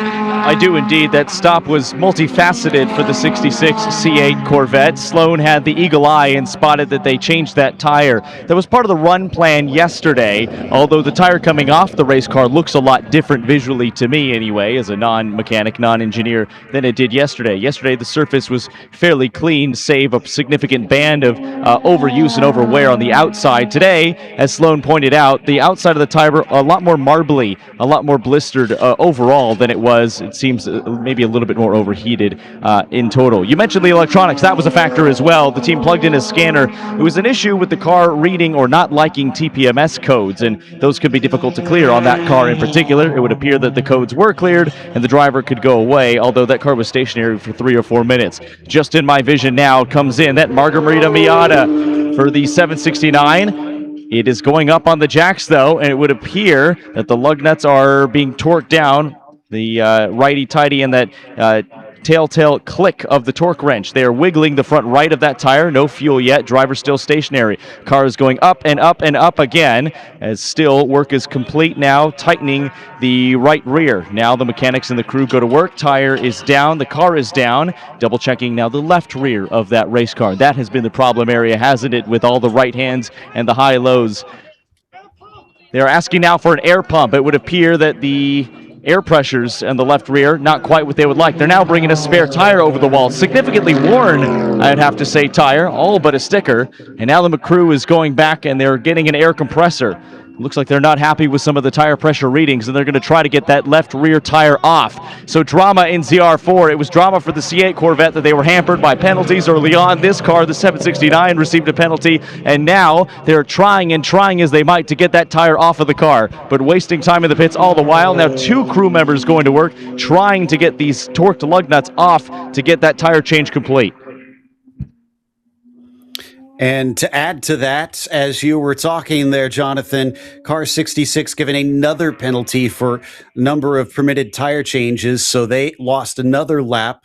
They are back out on track and are trying to catch back up. But if this is an extra tire now for the 769 and they get put down a lap, that's going to even things out a little bit. This is becoming a fascinating battle, Joey, between these two teams, both experiencing their share of problems. The teams are definitely getting their hands dirty, and call it the strategists are getting paid today, because you have to adapt to all of this, and you come down into pit road and all of a sudden the driver's like, there's a problem with the left rear, and hopefully they had already communicated that so that way the team can get to work. You see the car get dropped down off of the jack. I see the mechanic on the left rear seems to be tightening those lug nuts right now, and once everything is all tight, they should get the go-ahead and get the car off of pit road. I think the crew member is trying to figure out exactly where to go, and now I think Preston's going to plop it into gear and take on off. Accelerates away, and it is still showing his lead right now. I don't think that was enough time for the 66 to make up its lost laps. But if they did change that tire, I'm expecting things to tighten up between the pair of them. We'll keep an eye out to see what it becomes in a lap or two's time between them. And that is, there's 2 remaining cars effectively in that ZR4 class, since I think we can say that the 12 team pretty much out of it at this stage. They're only showing as in pit lane, but haven't been officially removed from the timing. Just unlikely, I think, to be able to do much from where they sit, even if they do return. In the meantime, the 59 of Jason Alder is loving life up at the front, because they might actually be the only car on their lap. It's close to that. It's almost a full lap ahead of the 3 car who is just up the road ahead of them. Very impressive performance. I was just kind of keeping my well, I should say, one eye on the 59 car on the live feed, and then one eye, I'm cross-eyed over here, on the 66 on timing and scoring, because that's the developing situation, right? We just watched the Miata come in, take that tire. We're going to see if it knocks him down a lap or how that's going to be scored. But I see the Corvette still significantly off the pace for the last 2 laps. This time by in sector number 1 seems to be a little bit more on pace, however, still about 15 seconds, maybe 14 seconds off of the cars around him. I don't think it's fixed yet for the 66. At least not fully. If it's at a slightly quicker pace, that is good. One car smoking coming around turn 3. I think that may have been a lockup. At first, it almost looked like it was having something going wrong on the car. I think that's the GT86 car that they have been fighting the engine issues on nonstop. That's definitely not a lockup, Joe. I was just watching the YouTube feed. Definitely some smoke coming out the back end of that machine. Well, and I just realized before they crossed the line, that was an outlap for them. So they were in yet again, may have had some more service on the car, and that could explain some of what we've been seeing. So Again, still a lot of vague notes on that one. We'll try to get you some more information as to what's been happening. Apologies for saying we only had 2 of them left. I guess there's technically 3 on track with the Myota car. And in the meantime, Jonathan has caught up with some of the team members of the 769. Jonathan, what you got? Matthew Adlita from Powell Racing. A lot of drama that happened in the last pit stop. We saw you take the tire change. I'll have you join us just out here because we can look at the tire that came off. It sounds like it was the valve that was leaking. You were losing a little bit of pressure. Completed the tire change, but luckily it sounds like that was your Joker tire. Is that correct? Yeah, correct. That was our first tire change. Looks like the valve failed. We started feeling some vibration on that last lap, and so he brought it right in. We were able to identify it real quick, change it out, and then get him back out there. You with the team next to you, that C8 Corvette. You've been the 2 protagonists in ZR4, but you feel like they might catch you, although you have some time. You were looking through the deltas. Talk us through that. Yeah, so we figure right now it's about 11 to 12 laps for them to make up 1 lap. We're up 2 laps right now, so in about 24 laps, we'll be on the same lap chasing each other. It's going to be really close, but I think that we might be able to have it. Given with the amount of time left in this race, that might make for a close finish. Yeah, it could be really exciting. We're just glad that they're still out there because, it's not fun when your competitors fail out, mechanical or otherwise. We'd rather a clean race and everybody get out there and do it right. Right on cue behind us, in comes the C8, and we'll see if that changes anything. But best of luck to you and the rest of the Powell crew for the rest of the day. It's been fun to watch this fight. Great, thanks very much. Yeah, so there is the 66 once again. Maybe not as happy as they would like you said, Joey, picking it up a bit, but not enough.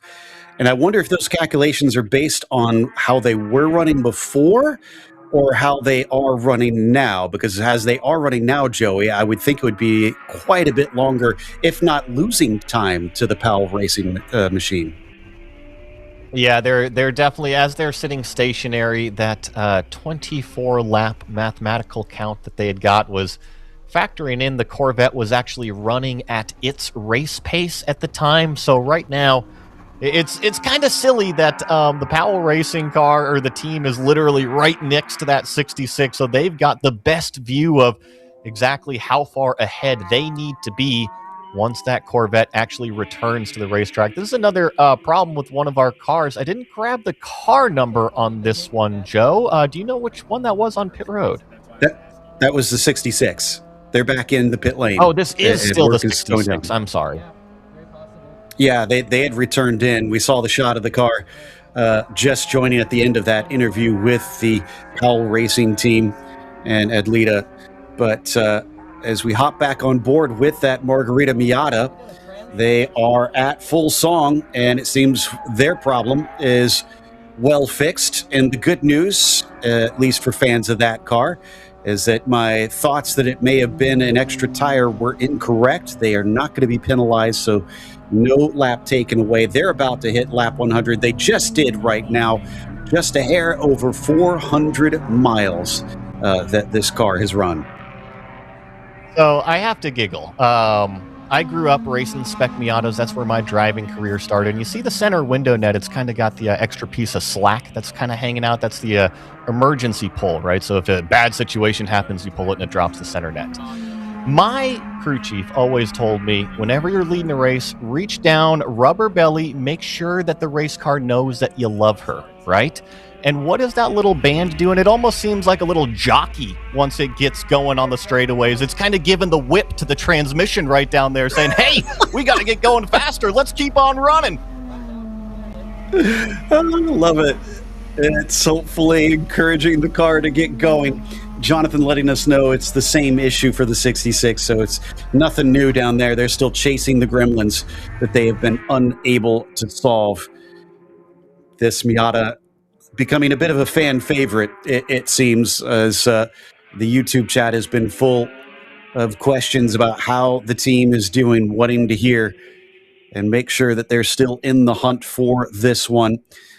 Up at the very front, Jason Alder currently leading Kenny. That gap still at actually nearly a full lap now. I'm showing it 2:18. A little bit of a thumbs up, and I think that's for the car behind and not for us, I would assume.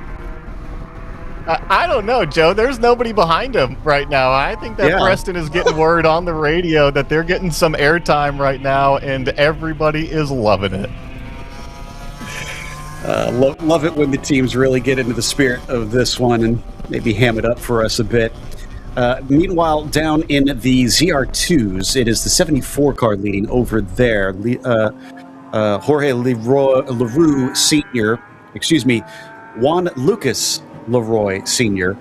In that 74 ahead of Applegate. They are on the same lap right now. And then Pollard is leading in the ZR3 class. Let's go down to Sloan, as I think she has caught up with one of the drivers in the Powell Racing team.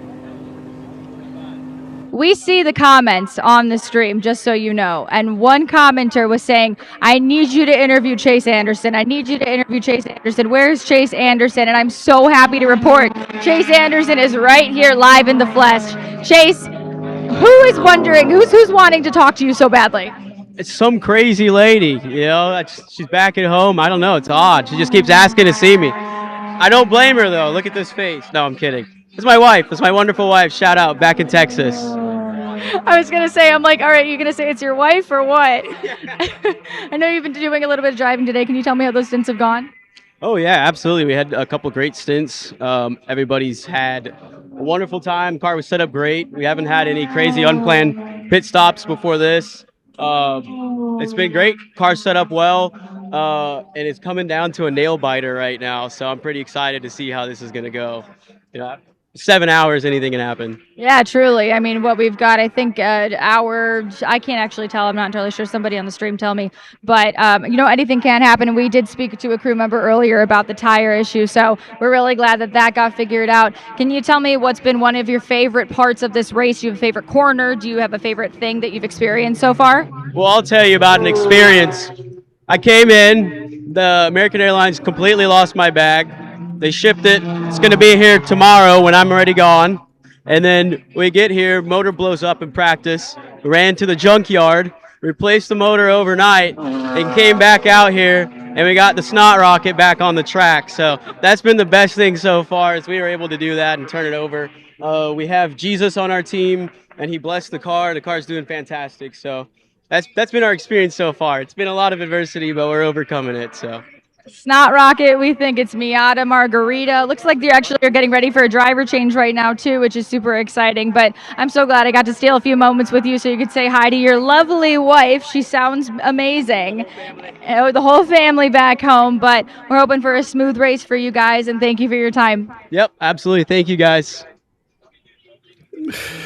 Blessing the car. Hopefully he didn't change the fuel into wine in the process, but as we ride on board with the 74 gap, let's see, is showing at about 1:30, I think, right now, down to Applegate, continuing to try and chase them down, seeing if they could make this a fight for the win. It's Aaron Applegate currently in that Porsche Kingpin car, trying to get a hold of them. This is that Porsche that we ride on board with currently.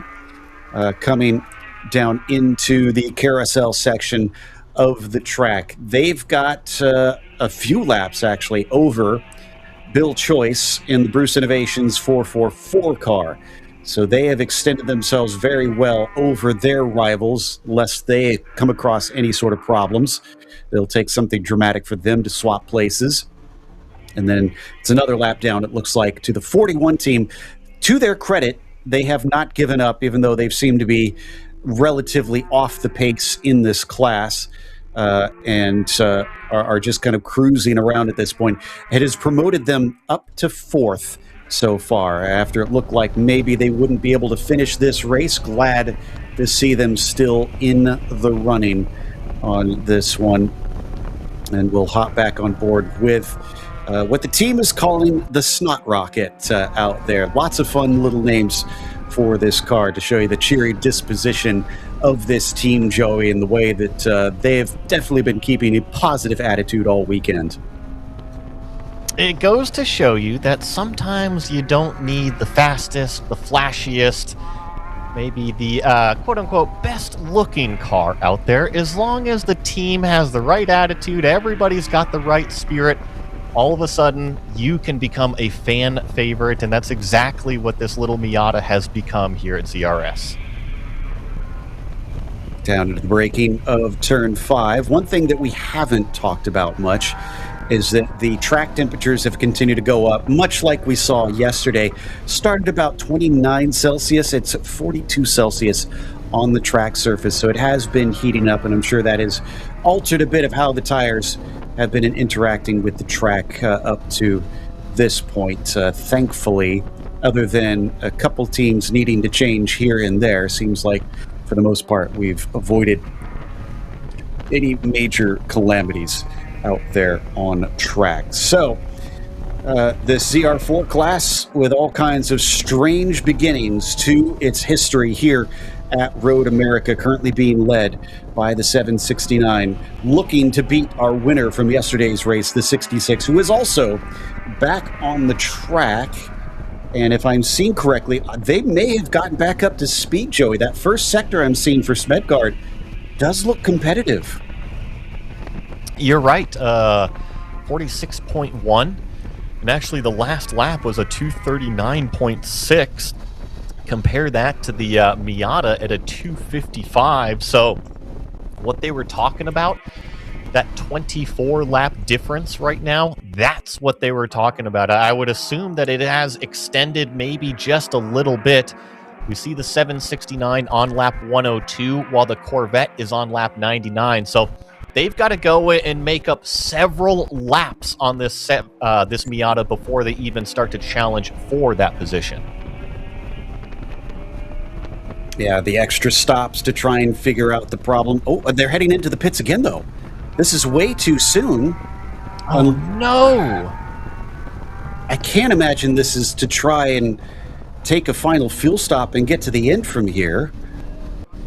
Not sure what's going on, but really upsetting to see they've had this great opportunity and now they're going to have to come down for some sort of service once again.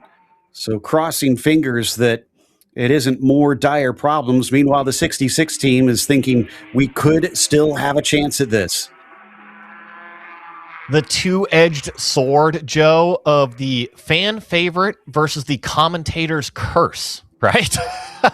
Which would you rather have? Is the fan favorite of having the camera on the car all the time, or would you rather have the commentator's curse of us talking about the car and all of a sudden bad luck strikes? It certainly seems like this is a planned stop, though. They're doing a driver change and putting some fuel in the car. Yeah, there's nothing about this that says they have other issues to address. Usually you would think they would go there first rather than trying to fuel the car. So yeah, I think this may be standard stuff, trying to get the drivers swapped. However, oh no, maybe I spoke too soon. They're popping up the hood, and the driver swap looks like almost they're looking inside the cockpit for something as well. I think that this is actually pretty routine. They're just checking the oil level, and if it's a little bit low right now yet, they're just going to crack open that oil fill and they're going to dump a little bit in. Wouldn't be too worried about this per se. I mean, this is a 25, even older year old 1.6 liter, maybe 1.8 liter four-cylinder. It has been around the block plenty of times, so sometimes it's just a little bit thirsty. And then, Joe, what you were talking about, did you see the big old seat pad that they had to put in? So a lot of times, these cars, because of how the harnesses are laid out, you actually have to move those lap belts out of the way in order to get that bottom pad to sit properly. I would assume that they were just making sure that everything was safe and in its place before putting the driver into the car. I also saw the cool shirt hoses, so it actually gets pretty crowded right there in between the door bar, the lap belt, and then also that big old racing bucket seat. And with all that they've put into this car, this team clearly works a little bit on a shoestring budget. They don't need all the flashy stuff, like you said. One of my favorites that I've been watching each time they come into the pits is, instead of their lollipop being the traditional sign at the end of a stick, it seems to be a green towel that matches the car that they've just strapped to the end of it. And as long as the driver can see it, that's all that really matters. And you're just waving it for them as they come in. They're getting the window net back on, drivers behind the wheel.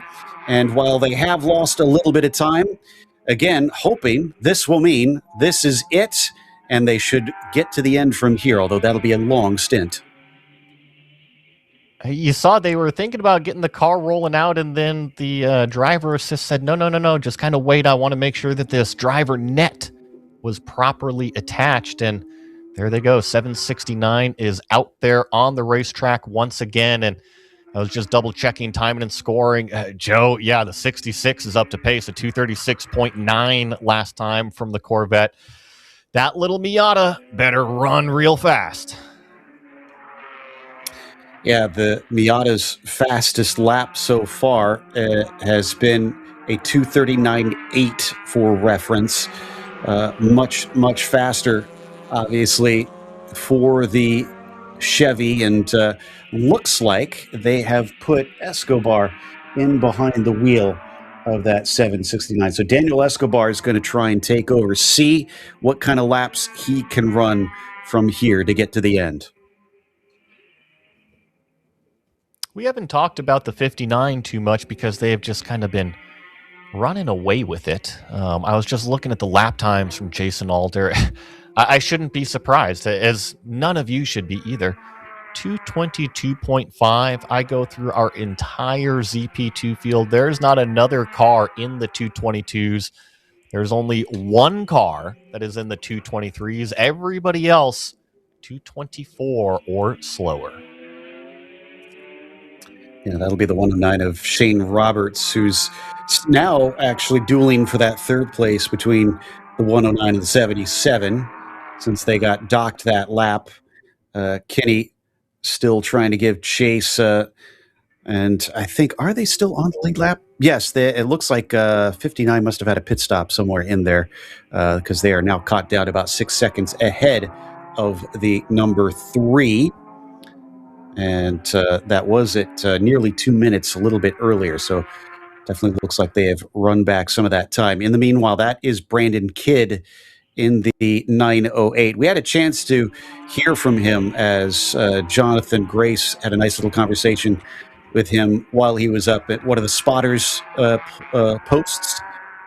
And the 305 is now getting a mechanical black flag. Joey, you had caught that earlier, that they were letting out a little smoke. Yeah, remember, that's the GT86 car, and we've talked with that team, that Myota team, a few times a little bit earlier, and unfortunately, it just kind of seems like some sort of engine issue, whatever that is. They've gone through a few engines in that GT86 car, so unfortunately, it certainly seems like still having some problems with that 305. Do you see how loose the Miata was through turn number 12 there? He's wheeling it. He's trying to get the best out of it. He knows he cannot waste any time. This is up out of turn 14 now on board with that Miata. Apologies. Timing looking a little bit incorrect there on the left-hand side of your screen. There is a lap difference between Alder and Kinney currently, as another of our cars goes on by the Miata down the main straight. Looks like Juan Carlos LaRue has brought the 74 onto pit lane, our leader, now taking service in the ZR2s. So that's been flip-flopping between the 74 and also the 18, but I think when the 18 took that, call it most recent one lap, it's kind of separated that out just a touch. As the 74 is sitting in pit lane, I'll keep my eye on where that Kingpin Racing GT3 Cup car is and see if there's going to be any sort of change for position there. Because I do think that the 74 pit stall is just past start-finish, so I wonder if they actually are on the lead lap as the 18 is on the front straightaway. Here it is. We're going to see by the time they get to, call it sector number 2, if it's going to swap around for the lead. And there's the BMW leaving the pit stall, so new leader in class is going to be Kingpin Racing. That's what they've been hoping for. Think back to yesterday and how they got oh so close and then ran out of time to continue to catch up to the lead. Let's head down to Jonathan Grace on pit lane as we continue to watch our leader in the ZR2s. You guys, you mentioned the Myota GT86. Just had a quick opportunity to catch up with Jean from their team, saying it's an injector seal that's gone. I saw the team rush into the trailer, grab some hoses. That beautiful blue livery came in with the chrome stars. The hood is now up. A little bit of steam and smoke billowing out of the end, presumably where the failed hoses had gone into the injector seal. The team, though, is 3 laps to the good, and they're running in a podium position in class. So if they can get this fixed expeditiously, they might still come away with some hardware. Ooh, had not caught that. I'm looking down at our timing now, and indeed, they've overtaken Rockwell Autosport. Had not considered the fact that over time they could potentially catch up to them. They've gotten back into the race early enough that they are now P3, as you heard Jonathan mention. So on the podium for the Myota team. That's another one I think that's going to be popular if they manage to get to the finish here. Leroy Sr. still chasing this car. We'll get an update on the gap between them shortly. I think it may be at about 6 seconds, if this is seeming accurate, on the left-hand side of your screen. And looking down at my map, yes, I think that might be right. So 74, about 8 seconds behind as it sits. We'll see. I think that for the most part, the fuel capacities are pretty similar between all of the classes. I've noticed the most discrepancy between the 18 and the 74, and that's not necessarily due to different capacities or different running time. I just think that those two teams have been on completely separate strategy pages, and so they overlap quite a bit. I do think that yesterday, the Porsche had significant pace advantage, especially in that opening couple of stints, stretched its legs and showed us how fast it could be. But here on Sunday in race number 2, it certainly seems that AOA Racing has had a response with that 74 and have really fixed up that BMW into a race-winning contender. This is the 444, also on the podium in that class. Bruce Innovations about 4 laps behind, 3 or 4 laps behind the top 2 at this stage. As we've seen, you can never count anything out here because could have both of those cars also have trouble, since we had that penalty earlier between the 77 and the 109, taking them both out of contention for a P2. But the Bruce Innovations team here in that 444 car basically cruising on their own at this point. One thing that we had talked about earlier, Joey, that we were looking forward to, that I know we had mentioned that he'd hopped into the car, but Alex Pollard is behind the wheel of the 14, trying to stay ahead of the sister team car of the 85, but currently leading in those ZR3s, probably hoping for a less eventful stint, I would imagine.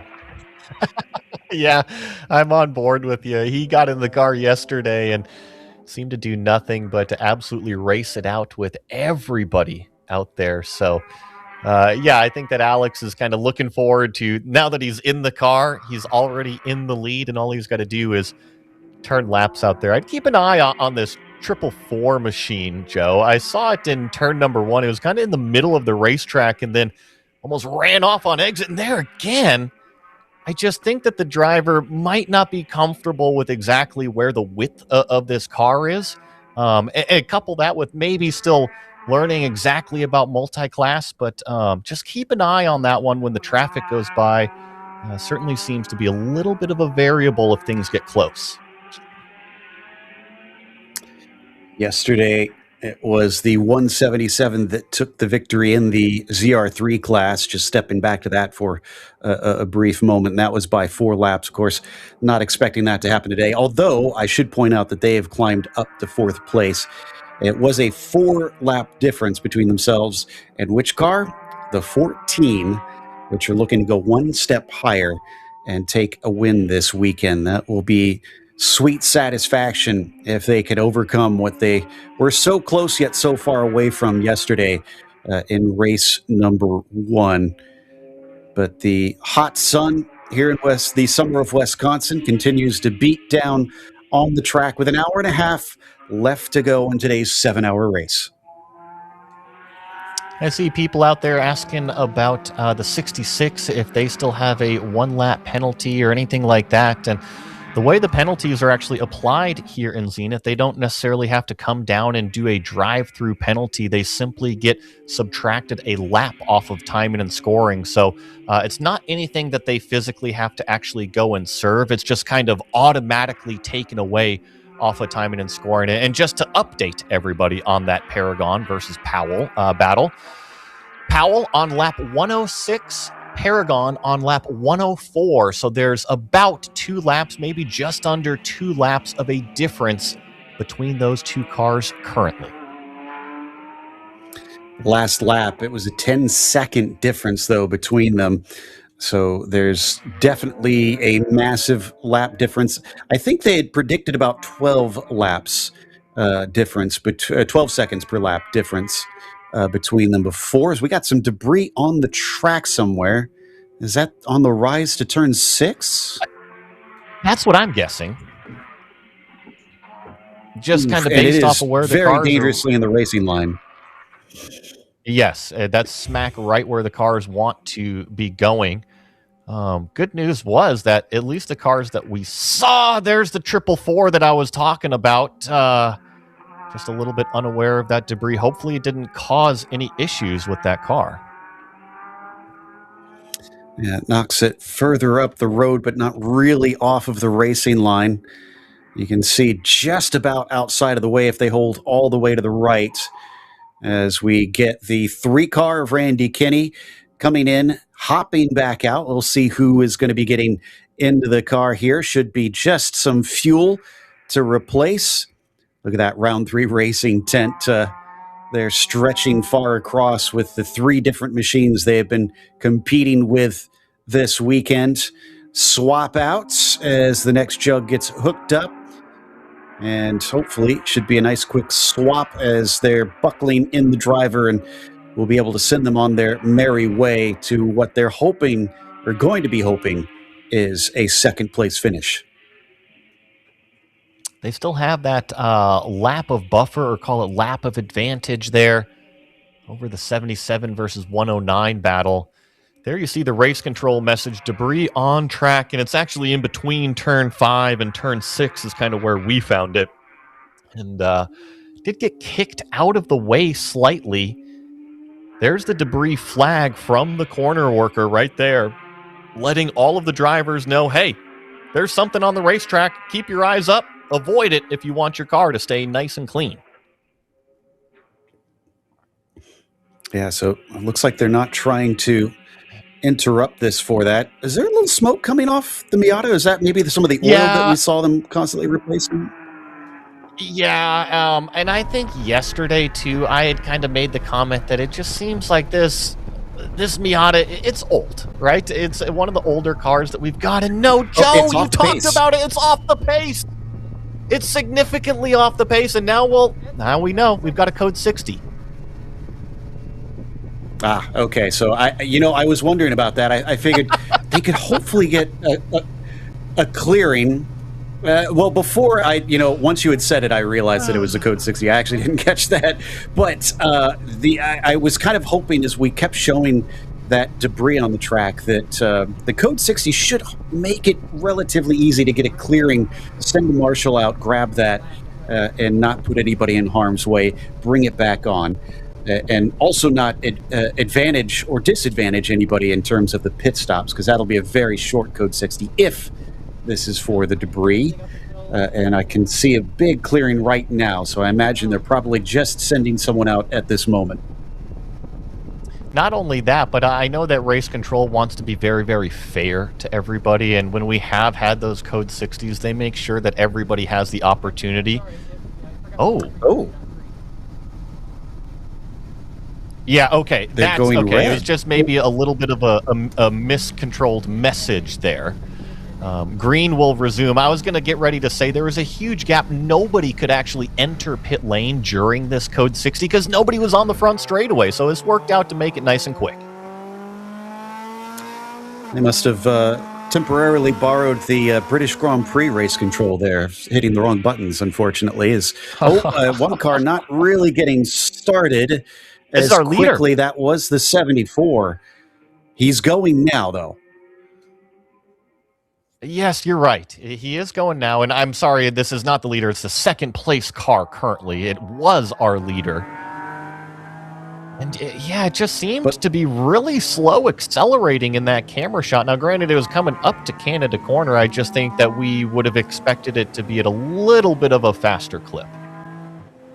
What I was going to say, critically, if there was a sputter, if there was an issue getting it going, that's going to cost them valuable time. Remember, it is practically a straight fight, we think, between themselves and the 18 to get to the end for the win in this ZR2 class. So yeah, that's less than ideal for them. Hopefully they can make back up for it and catch up, as the 77 of Barker now pits, should hand second place back to Gorshkov, who hopped in for the 3 team.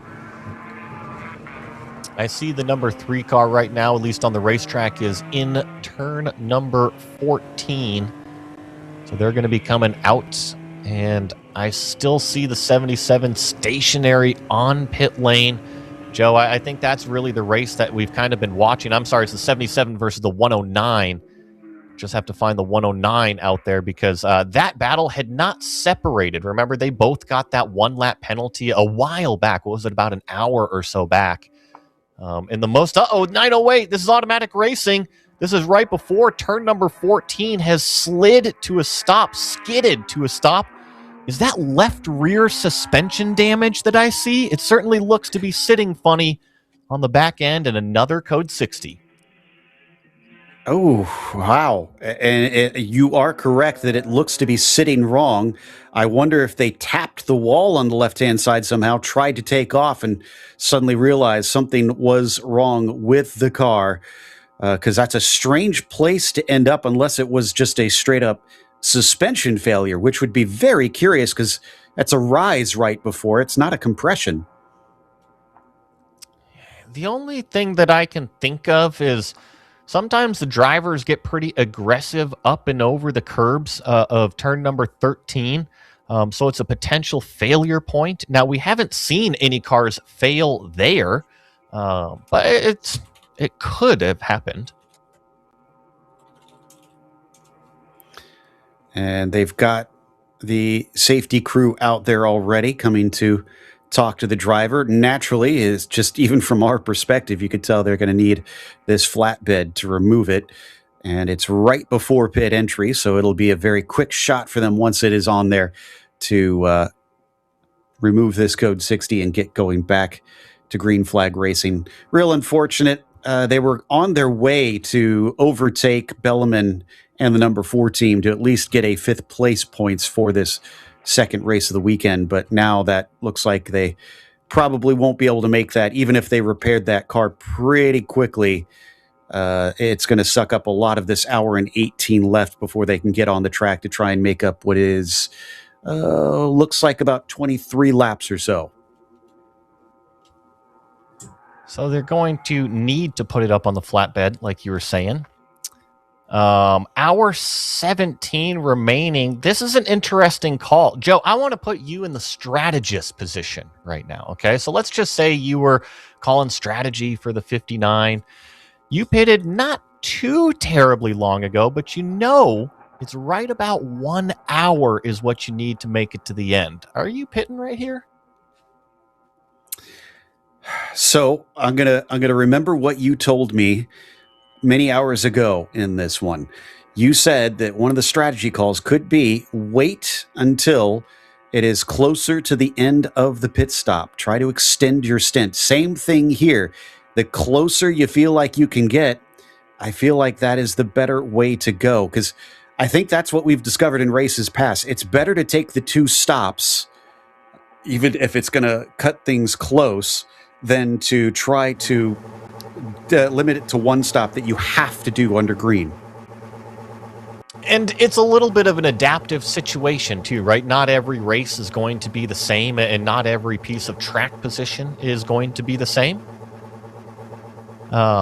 The 59 car right now, I think, is in plenty comfortable position, so they can kind of opt to do whatever you need to do. I'm with you. If I was the 59, I would not need to come down pit road right now. I would stay out and just hit my fuel window, and that way you can make it all the way to the end. And we are under that code 60 for the number 908 of automatic racing. Sloan, I understand that you've talked with the team down there. Do you have an update for us on maybe what the failure was on that car?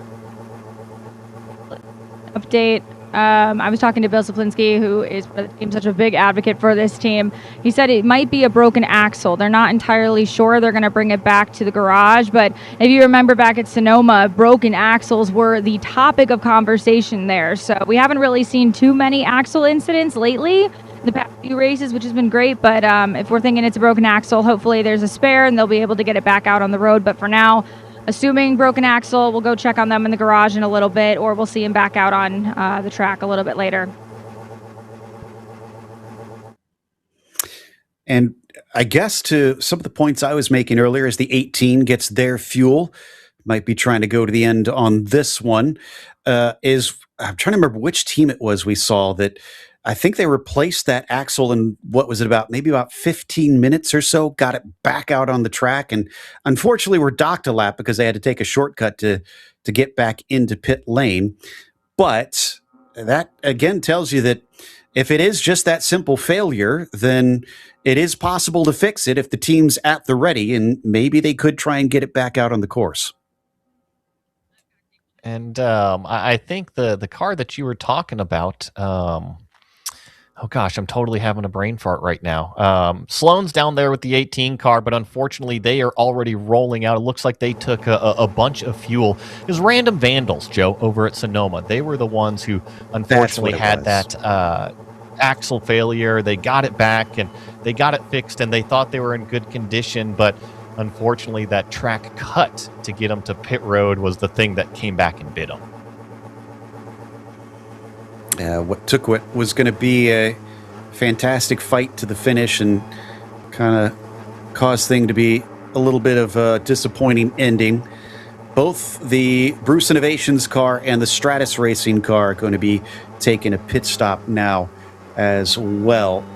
And so I think we'll be heading back to Sloan pretty shortly as she's at the ready for those teams getting ready to take service here. I think we saw that the truck was still out there at turn 14, so won't be getting that code 60 cleared quite yet. Should be enough room for these teams to get in, take the fuel, do whatever they need to, get the car ready for what will hopefully be the last stint, and then go to the end from there. Let's go down to Sloan, who is on the pit wall.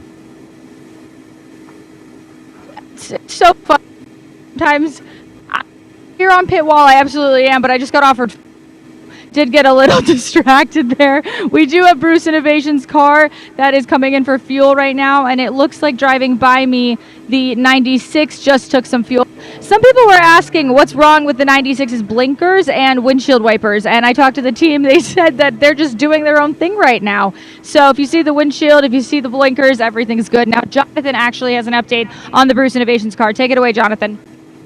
I'm following along the stop from afar for the 59. We can see the wave for the Nimbus Racing 77. Bruce Innovations close to finishing its pit stop. One more tank of fuel going in. Full fuel load for the 59. Engine fires, tires squeal. It's away. And what a topsy-turvy day it has been in ZP2, but for the 59 car, it has been fairly smooth by comparison to some of the other classes. A really quick pit stop by comparison. It would appear to be a short fill for the 77, but it's come out right into the trap of the 444. The Bruce Innovations car had to lift off the throttle just a little bit to not hit the prototype before blending nicely back into the fast lane. Good sporting driving from that. The officials, I presume, would be happy, but pit stop's underway as they blend back into the field. Getting close to 1 hour to go. This is our technically 7th code 60 that we'll have, but of course it happened pretty fast after the last one. Depends on if you really want to count them as two separate code 60s. They were for different incidents, for what it's worth. And I think we're just seeing now that they are going to remove that and it's going to be back to green flag racing as most of the cars already back onto the track, and that 908 car naturally is clear of the circuit. Green flag is out. Jason Alder is leading in the 59 car over the number 3 of round 3 racing. Can they get to the finish from here? Will anybody attempt to save fuel, or is it going to be go as quick as you can? The 59, I think it's just run as fast as you can, because trying to stretch it 12 plus minutes when the hard data was showing 57, 58 minutes earlier, that's going to be a tough one. But they've got the laps, they've got the advantage on the gap between first and second, so just let Jason go out there, run away with it, and see what he can do as we get a code 61 lap violation. That's the number 14. That is our leader in ZR3. That's going to drop them back to the same lap as the 85. Remember, it's been the 14 versus the 85. Both of those AOA cars, well, they're going to be back on the same lap. Oh, it's not looking good for that 14 team. They don't want it to slip through their fingers again. I guess the good news is that it's AOA racing in P2 as well. So even if they lose the win with the 14 team, it'd just be a different team that would step up for them. But I don't really think they want to try and have to swap that around so late in the race.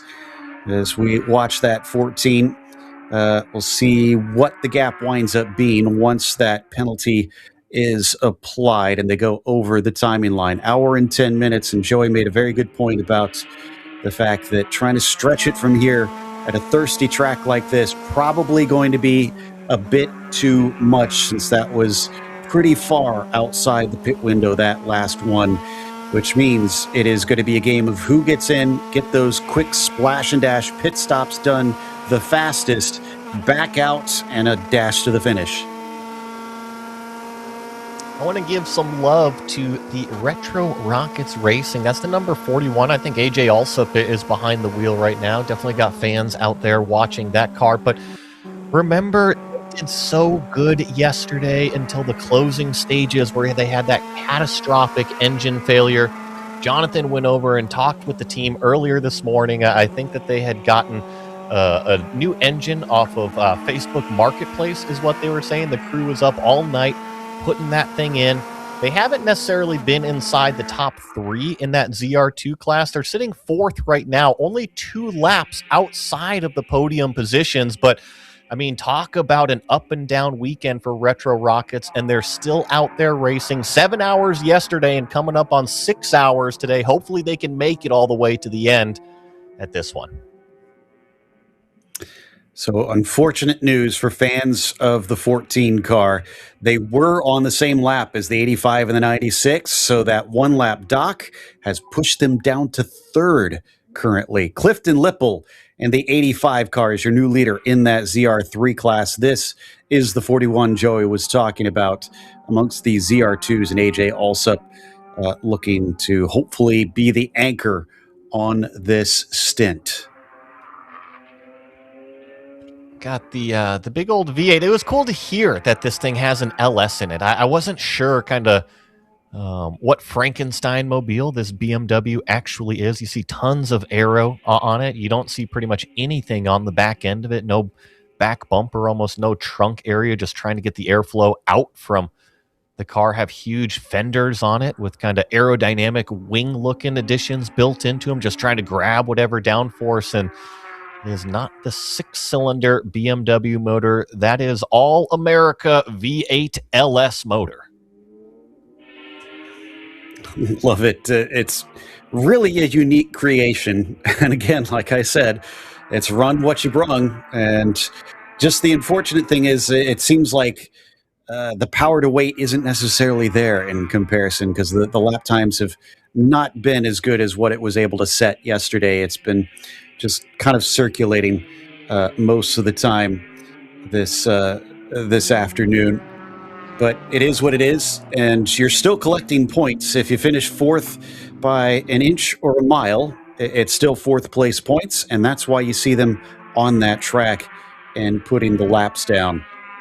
In the meantime, we'll keep an eye on Okaranza in that 14, whether or not they start to catch back up to Million and Lipple. But Clifton taking over in that 85 up at the top after things have fallen into their lap. I'm sure they're going to be happy knowing that they've got at least a little bit of room between themselves and Okaranza. But unfortunately, they are showing as, I think, only 2 to 3 seconds ahead of Matt Million in that 96. Would be a great comeback for that 96 to get up there after having their woes in turn number 12 and then on pit road, taking it back behind the wall and getting the fuel put back in it. So good recovery there for that team and that effort. This is the car that I was actually just getting ready to talk about. So this is the 66, the Paragon Performance Corvette. They are officially back up to speed. And remember when we talked with the Powell Racing team, they said, oh, you know what, we need about 24 laps of difference. Or I should say 24 laps is when they'll go ahead and catch us. That's when the actual race for position will be. Well, 24 laps at that Miata's pace with a 2-lap difference between those cars, that's what they were talking about, was 68 minutes. Now, that's roughly, how much do we have left? 65 minutes, and there's only 2 laps separating those cars. I have a feeling it's going to get pretty close, especially come down 20 minutes, 15 minutes remaining. It is going to be very close for ZR4. And here's the fly in the ointment. It seems like most stops, they are having to top up that oil. And remember, there is a limit to how many crew members you can have over the wall.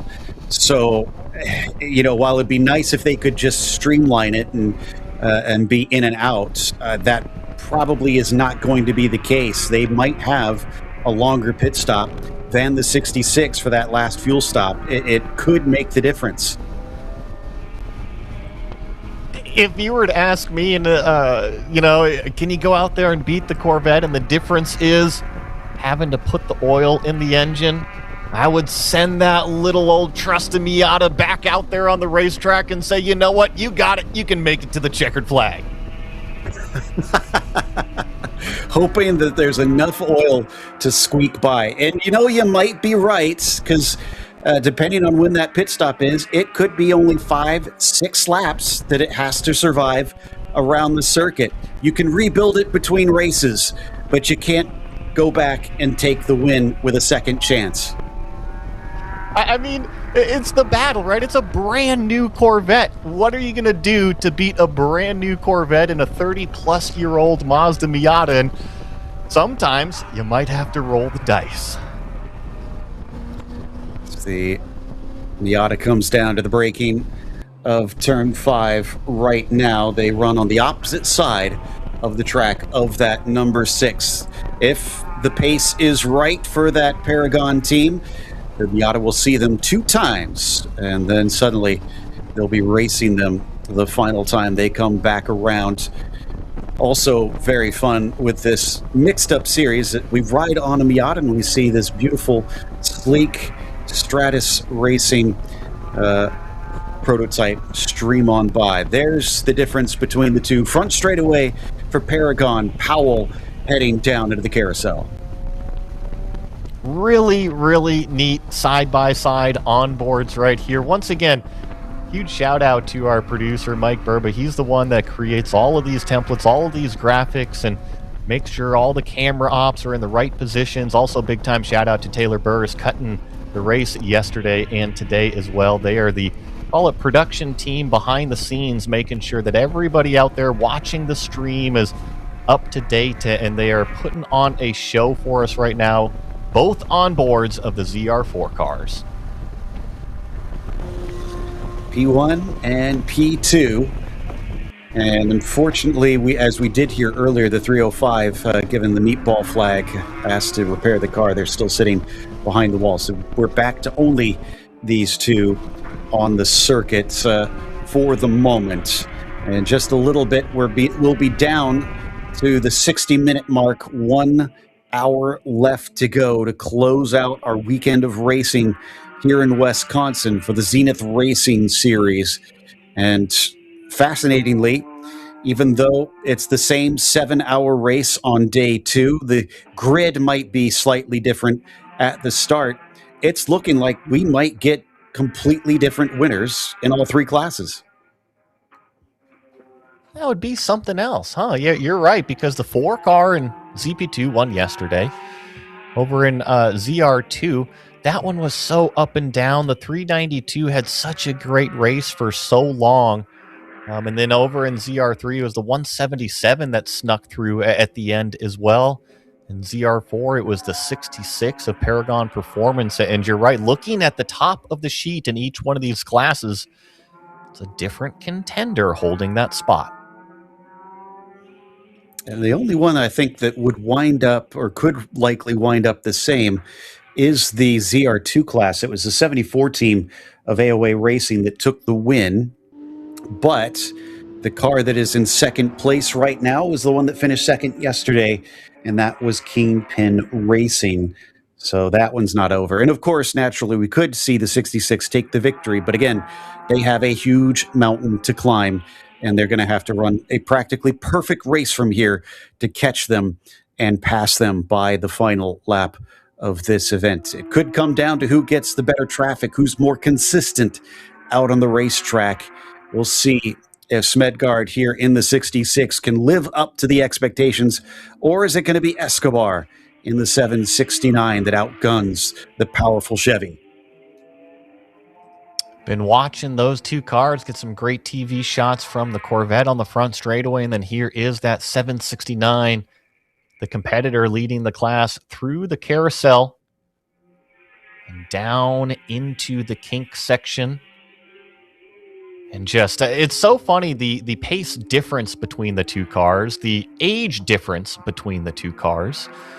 It's almost kind of, Joe, like David and Goliath, isn't it? It does have that David and Goliath feel, and I'm not sure if they want it to follow tradition in that case, if you're the 66 being Goliath, but if the tiny stone out of this Miata can manage to slay that giant, then they'll be over the moon. You could still see little puffs of smoke here and there coming off the back of what the team has dubbed the snot rocket out there. As we watch from above now, back to the 66 in P2. Last lap difference between the pair of them, 237 for Paragon, Powell Racing a 252. You got me thinking about the rocks and throwing stuff, and obviously David and Goliath too early for, call it slingshots, but you can definitely sling some rocks, and with how many straps that we saw inside that Miata, maybe that is a feature that they've got. I saw some comments out there on the stream saying, hey, you know what, lots of smoke coming out of the back end of that Miata. Shouldn't they pull in and check that out? And I just think that is a feature of a 30-plus-year-old 4-cylinder. Sometimes things get a little bit loosened. You just got to keep on trusting it. This is the Paragon Corvette now. That thing has been very, very consistent. Only one hiccup so far in, call it 13 hours of racing that we've seen it, and that hiccup was significant enough to lose several laps, hand over that class lead to Powell Racing in that Miata that we've been covering. And now they are playing catch-up. We know the Corvette has the pace. Let's see what this lap time is, a 2:37.5.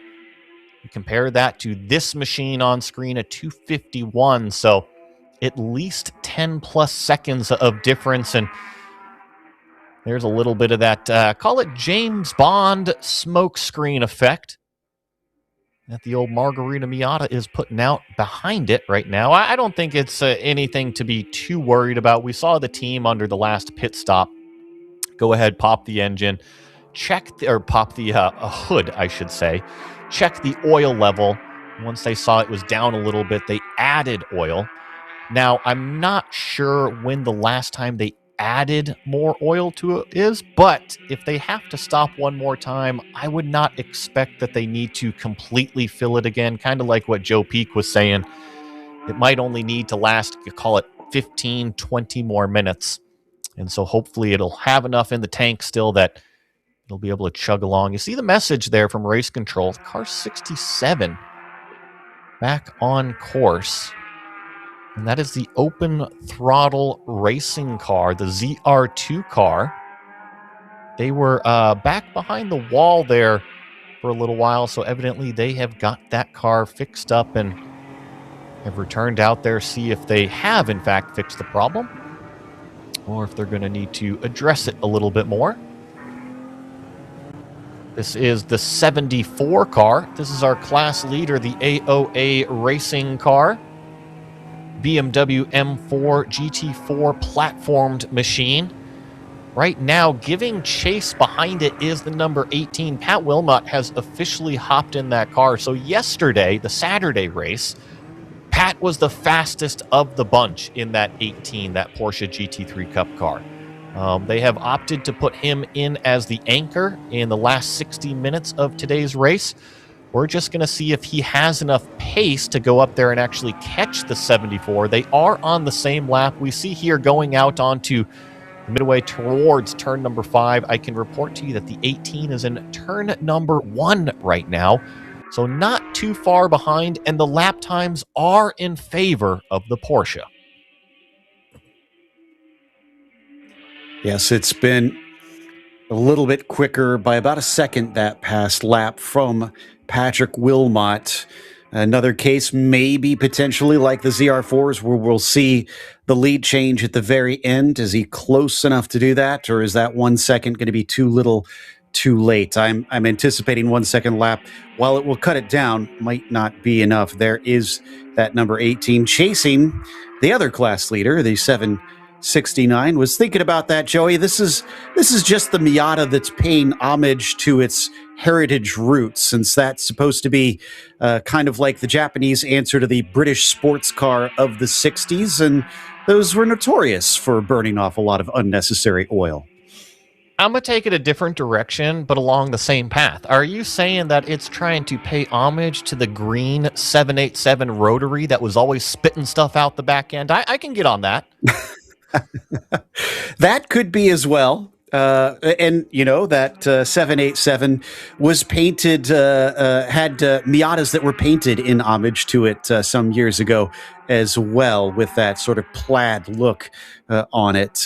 But regardless, I think that it's not the best of situation. Maybe something that they can hopefully see if they can solve for the next one, save some of their pit stops and get the car sealed up so that it's not losing so much of that oil.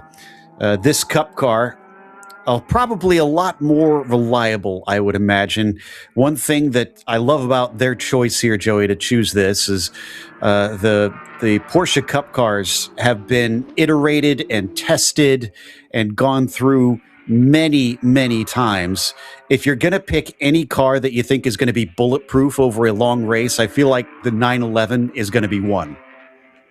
Yeah, I absolutely agree. And, you know, hopefully Jeremy's not listening too much right now. I just have a feeling you could probably buy 5 of those Miatas for that one GT3 Cup car. I don't think he'll be mad at you over that one. He'll probably agree.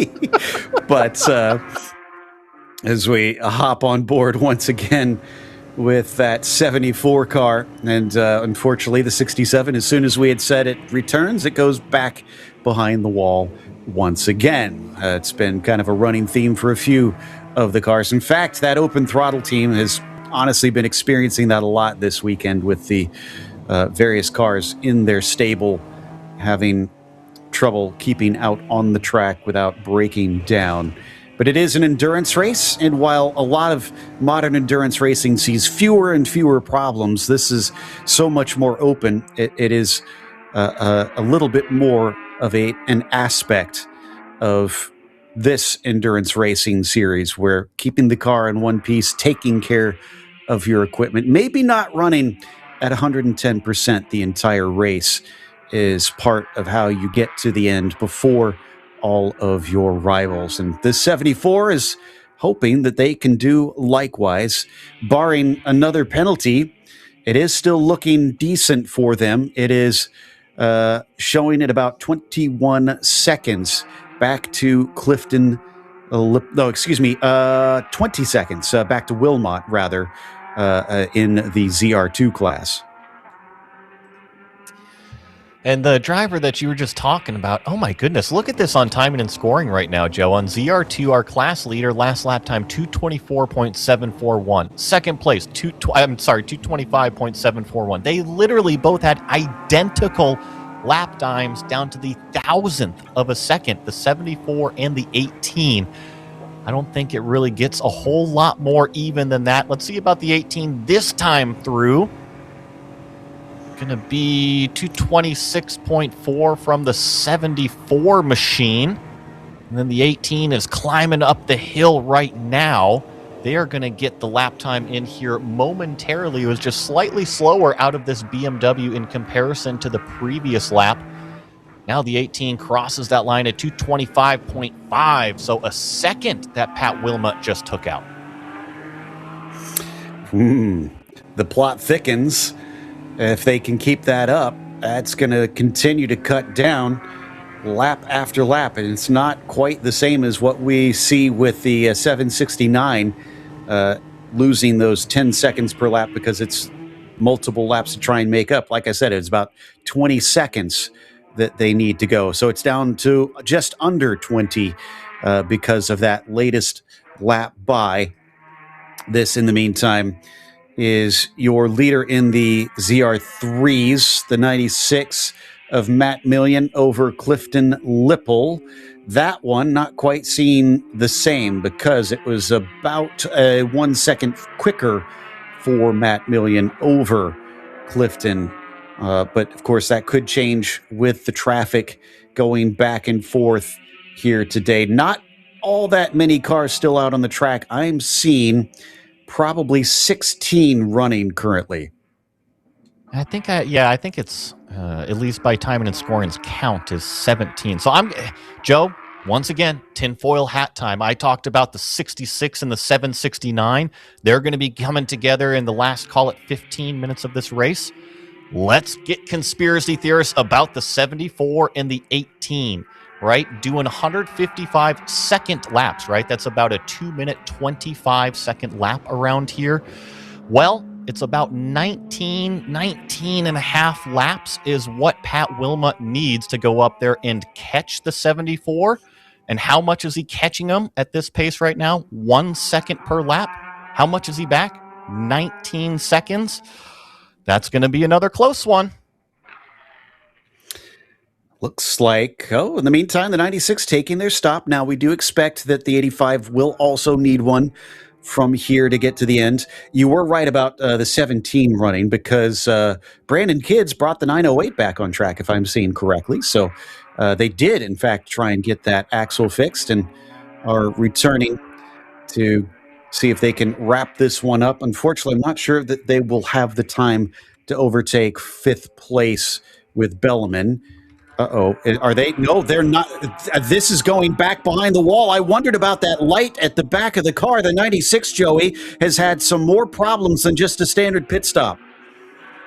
Oh, no problems there for Matt Million. I'm looking at some reactions behind the scenes right now. And yeah, the 96 car has officially taken it back behind the wall. I'm looking at some other stuff, too. I see that Jonathan and Sloan are behind the scenes. They were pointing at something, I believe, over at turn number 14. So I wonder if there's more action going on the racetrack. And Joe, I think that both Jonathan and Sloan are there to give us a little bit more info on what's happening around Road America.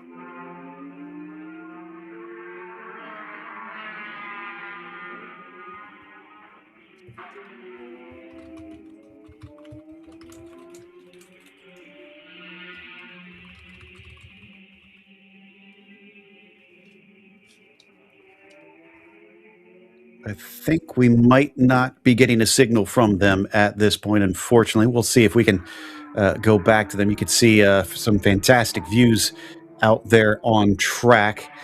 Some very unique opportunities that you can take part in here at this circuit. If you're not into racing, there's still lots of family fun that is offered up here. There is your leader, the 59. Just ahead of, I think, the 77. that we saw going up the hill. And that is because they are a lap down. That is not the battle for the lead right now. So Ethan Barker needs to come around another time before they hope to challenge for that. Oleg Gorshkov currently sitting in second place for round 3 racing. The 3 car, a bit of a revelation after they didn't seem to have the pace early into the race, were dropping back here and there. Suddenly, they are back in it now. And of course, they're a bit far away from challenging for the lead, but just being within those top 2, definitely an important part of this one, should anything happen to Jason Alder. And you were just mentioning just kind of the comeback from yesterday, yeah? The number 3 car didn't really seem like the round 3 racing car to beat. Seemed like they were the one that was on the back foot, and then today they have been competitive. It was the number 4 car earlier. They had heartbreak with that transmission issue, that driveline issue that took them out, but ever since the number 4 dropped out of that running order, it has been kind of the number 3 that has just kind of assumed that spot and has done a nice job fitting in. Since we did briefly allude to it, but just to confirm, the 85 of Clifton Lippel now back up at the front of the ZR3 class since the 96 has gone behind the wall. The 14 has also jumped in to second place over there, but that is where they finished last time out, and I don't think they want to get beaten by a different car. Lippel, LaRue, and Manley finished in third yesterday in that number 85. Have leapfrogged that second spot here with 45 minutes left to go, looking to potentially take the win. Good and close between the 2 cars, and I think that Ethan will relish the opportunity just to kind of fight it out with another car, right? They haven't had the track position today, and this was the car that I thought on Friday was definitely going to be a potential race-winning car. It just seemed like once we got into the racing situations, didn't quite have the pace of some of the other competitors, and now they find themselves a couple lap down here on the 59. So I think Ethan's going to take the opportunity, probably learn behind the 59 car. What are they doing? What can I do to improve my own speed? And actually try to have a little bit of a race while being respectful. There's been so many bounces back this weekend from various teams, both yesterday and today. The 177, who earlier in this race I wouldn't have thought had a decent result coming their way, they're back up to third as well. So I don't think they're going to see the heroics repeated, taking a Ginetta to a win. But Anthony Pacelli in that Camber and Performance car now up into the Champagne spots, thanks to the issues for the 9-4 Motorsports car as it drops down the order. Still haven't had information as to what is happening with that car. So as we come around on to the main straight, riding on board with Jason Alder, latest lap coming across the line, a 2:24.6. He'll notch another one down, 2:23.9. Still picking up the pace late in this race. Remember, on the same tires he started with 6 hours and some change ago. Being patient, sitting in the slipstream is that Nimbus Racing car. I also saw some fans out there watching of Nimbus Racing. I always like the colorful paint scheme cars, right? And so the 59, I feel like in terms of the liveries that we've got on the ZP2, probably one of our more creative liveries. I like the number 908, the automatic racing livery as well. I think that the round 3 cars, they're very easily identifiable, right? And when you race as a team with multiple cars, that's exactly what you want, is an identifiable feature. And pretty fun that they've chosen a different color per car number. But that Nimbus Racing car, I've always been a fan of simplicity. Some people might look at that black and pink car and say, you know what, it needs a little bit more style, it needs pizzazz, it needs something. However, it's got the highlights in the right spot. you can always pick out that car from the pack. 100%. I agree. It's there's an effort to make a car look iconic, and I think that's a pretty good job as we continue to watch with the 74 of Juan Carlos Leroux Sr. He'll head up the hill to lead lap 135 for his class. Patrick Wilmot going to be continue to try to chase him down. Last lap for Leroux, a 2:25.9. Decent pace. But Wilmot, he's crossing the line right now, just off screen, and that's a 2:25.3. There's another 0.6 taken up. You said it had to be about 1 second per lap, though, did you not? Yeah, it has to be about 1 second per lap, and that was going to eat up a 19-second gap in 19. It was about 19 and a half laps at that time per the math. So the gap not coming down as quickly as what Kingpin Racing needs it to happen. And they could still make up the loss there, at least on that lap. We haven't been watching every single lap, but the more that they lose on that time, the harder it's going to be each and every pass through to catch it back up, pushing that little bit harder. And I'm pretty sure, especially with Patrick's experience behind the wheel, that he's been told, you got to push, you got to get this thing up there as quickly as you can. There is a chance for a victory in this Porsche in the ZR2 class to wrap this one up. And as far as the ZR4s go, last lap for Escobar, 2:48.7, and then a 2:38.0, another 10 seconds chopped off on Escobar. I asked whether or not we had any information on the 96, and once again, Sloan delivers. Let's find out what has put them behind the wall. Just chatted with the 96 crew. They were having an electrical issue earlier. If their blinkers and their windshield wipers being a little weird, they basically said that it just is an electrical issue. It's a really tight turnaround to Watkins Glen, so they're going to park the car for now. It was a great race for them. You know, just got up to the lead. They're a bit bummed, but I think it's better just to park it before things get a little bit worse. So, you know, we're wishing them a good race at Watkins Glen, but unfortunately they are done for the race this time. So frustrating, not even going to get themselves a podium finish after all that hard work, and the race was looking so good.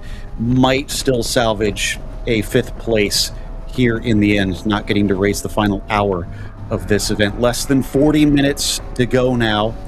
Plenty of the teams, if they wanted to, could take one last pit stop from here. Naturally, as we've come to learn, the majority of them are going to wait to see if we get a code 60. So far, we have seen things even out on the track. There's not been many cars stopping, but towards the end of the race, that is always an uncertainty. You just don't know what team is suddenly going to have issues and the car will come to a halt. We haven't had too many recently, like you were saying. We, at the beginning, had a little bit of a higher attrition rate. I show 17 cars out there still running, I believe, of our 35 on the entry field. I think 31 were scheduled to start today. So yeah, down a little bit in terms of the car count, but that's going to happen with endurance racing. And like you were saying, it hasn't really been any serious incidents today. It's been more that the drivers are running the cars, the equipment really hard, and occasionally mechanical bits do fail. Yeah, perhaps one of the most dramatic, that suspension or axle failure that we saw over at turn 14 for the 908, who is back out, is up to lap 88. They need to reach lap 105 to get to 5th place. I think that's probably going to be their main goal here, other than getting information from running out there for many more laps. If they can overtake the next car in class, that at least is going to be a few more points to them in what is no doubt going to be a tight championship coming towards the end of the season. Patrick Wilmot, 2:25.6 last time by. That's 0.4 faster than Leroux Sr., but still not as fast as it needs to be. It is getting it down to where it is only 17 seconds, 17 and a half seconds between P1 and P2. At this rate, they will absolutely run out of laps. Oh, but the 74 is pitting in. Oh, I see that as well. So that is definitely going to throw a giant question mark on what is going to be happening here. Because we know that Porsche pitted, it was just over that 1 hour mark, right? It was during that most recent Code 60 situation where the 18 came in, took a huge amount of fuel. I think they took at least 3 or 4 fuel jugs. So I wonder, can the Porsche make it all the way to the end if they start to fuel save, or do they have to owe us one more stop? Good question on that one. I'm watching the 74 team off to the side on our other feeds to see how long and how many jugs they put in. In fact, a little bit of a closer view is with Jonathan. Jonathan, what's happening? Business as usual for the 74, adding another fuel tank. Mechanic ready behind the wall with another one to try to make this pit stop as quick as possible. An added element of strategy is the lack of a minimum pit stop time here in the Zenith Racing Series. That means as quick as you get the pit stop completed, if you could do it safely and by the rules and to the race officials' liking, that can play into your strategy. You asked about the 18 car. There's just a little under 40 minutes in this race. They've done a little over 30 minutes. It's been a little over 30 minutes since their last pit stop. If they fuel save, assuming that car had a full tank of fuel when it left and that they can do a full stint time, they could make it. A Code 60 would, of course, help. A Code 60 would also help both the 59 and the 77. I know they're not competing for the race win, although the 59 certainly is with a bunch of a gap. They are almost definitely going to have to come in for at least a splash. But the same is true for the 3 car in ZP2 because they're about 15 minutes earlier in that stint. So they'll owe us a pit stop in about 15 minutes time. Okay. And officially, Wilmot is now leading. I'm waiting to see what the timing looks like once we get that BMW across the first sector line and we get the gap between the pair of them. And I'm showing at about a minute 13.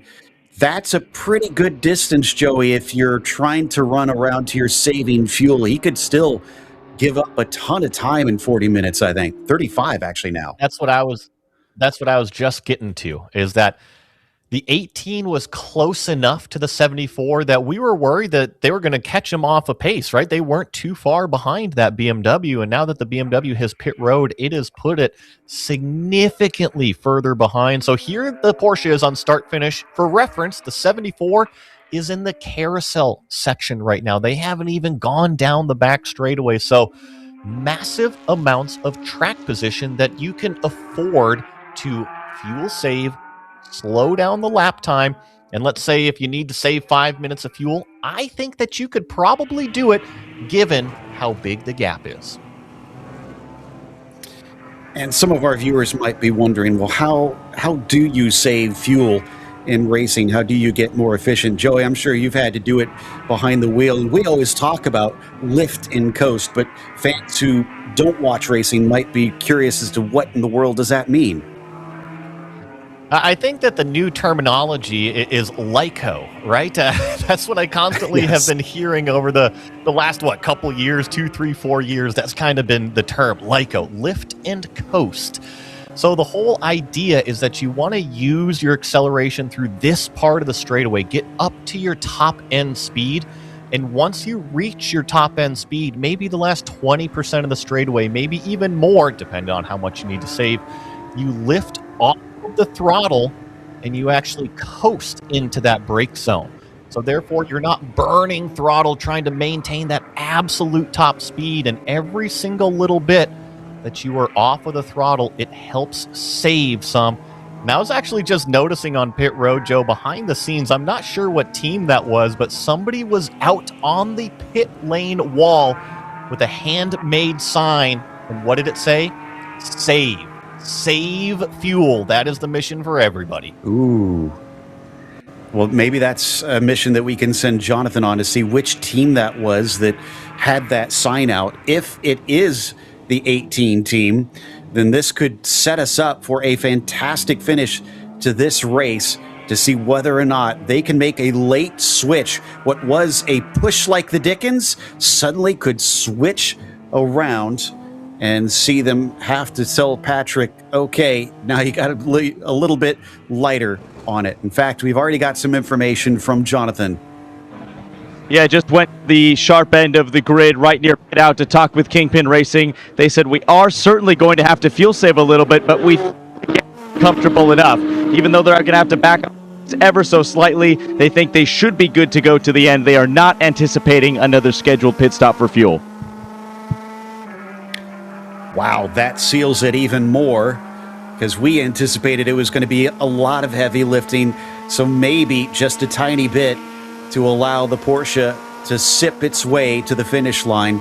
The 59, as we heard Jonathan report before, that we're riding on board with, is pretty much anticipated to come in, take a few laps of fuel, get back out there, and wrap this race up. As long as nothing goes awry in pit lane, they should emerge easily ahead of Gorshkov in the round 3 racing car. The 59 could get their revenge today and beat round 3 racing. Riding on board there with the 59 car right now, 224.5. So Jason Alder just in absolute cruise control mode. Going to bring this thing back home to the finish line.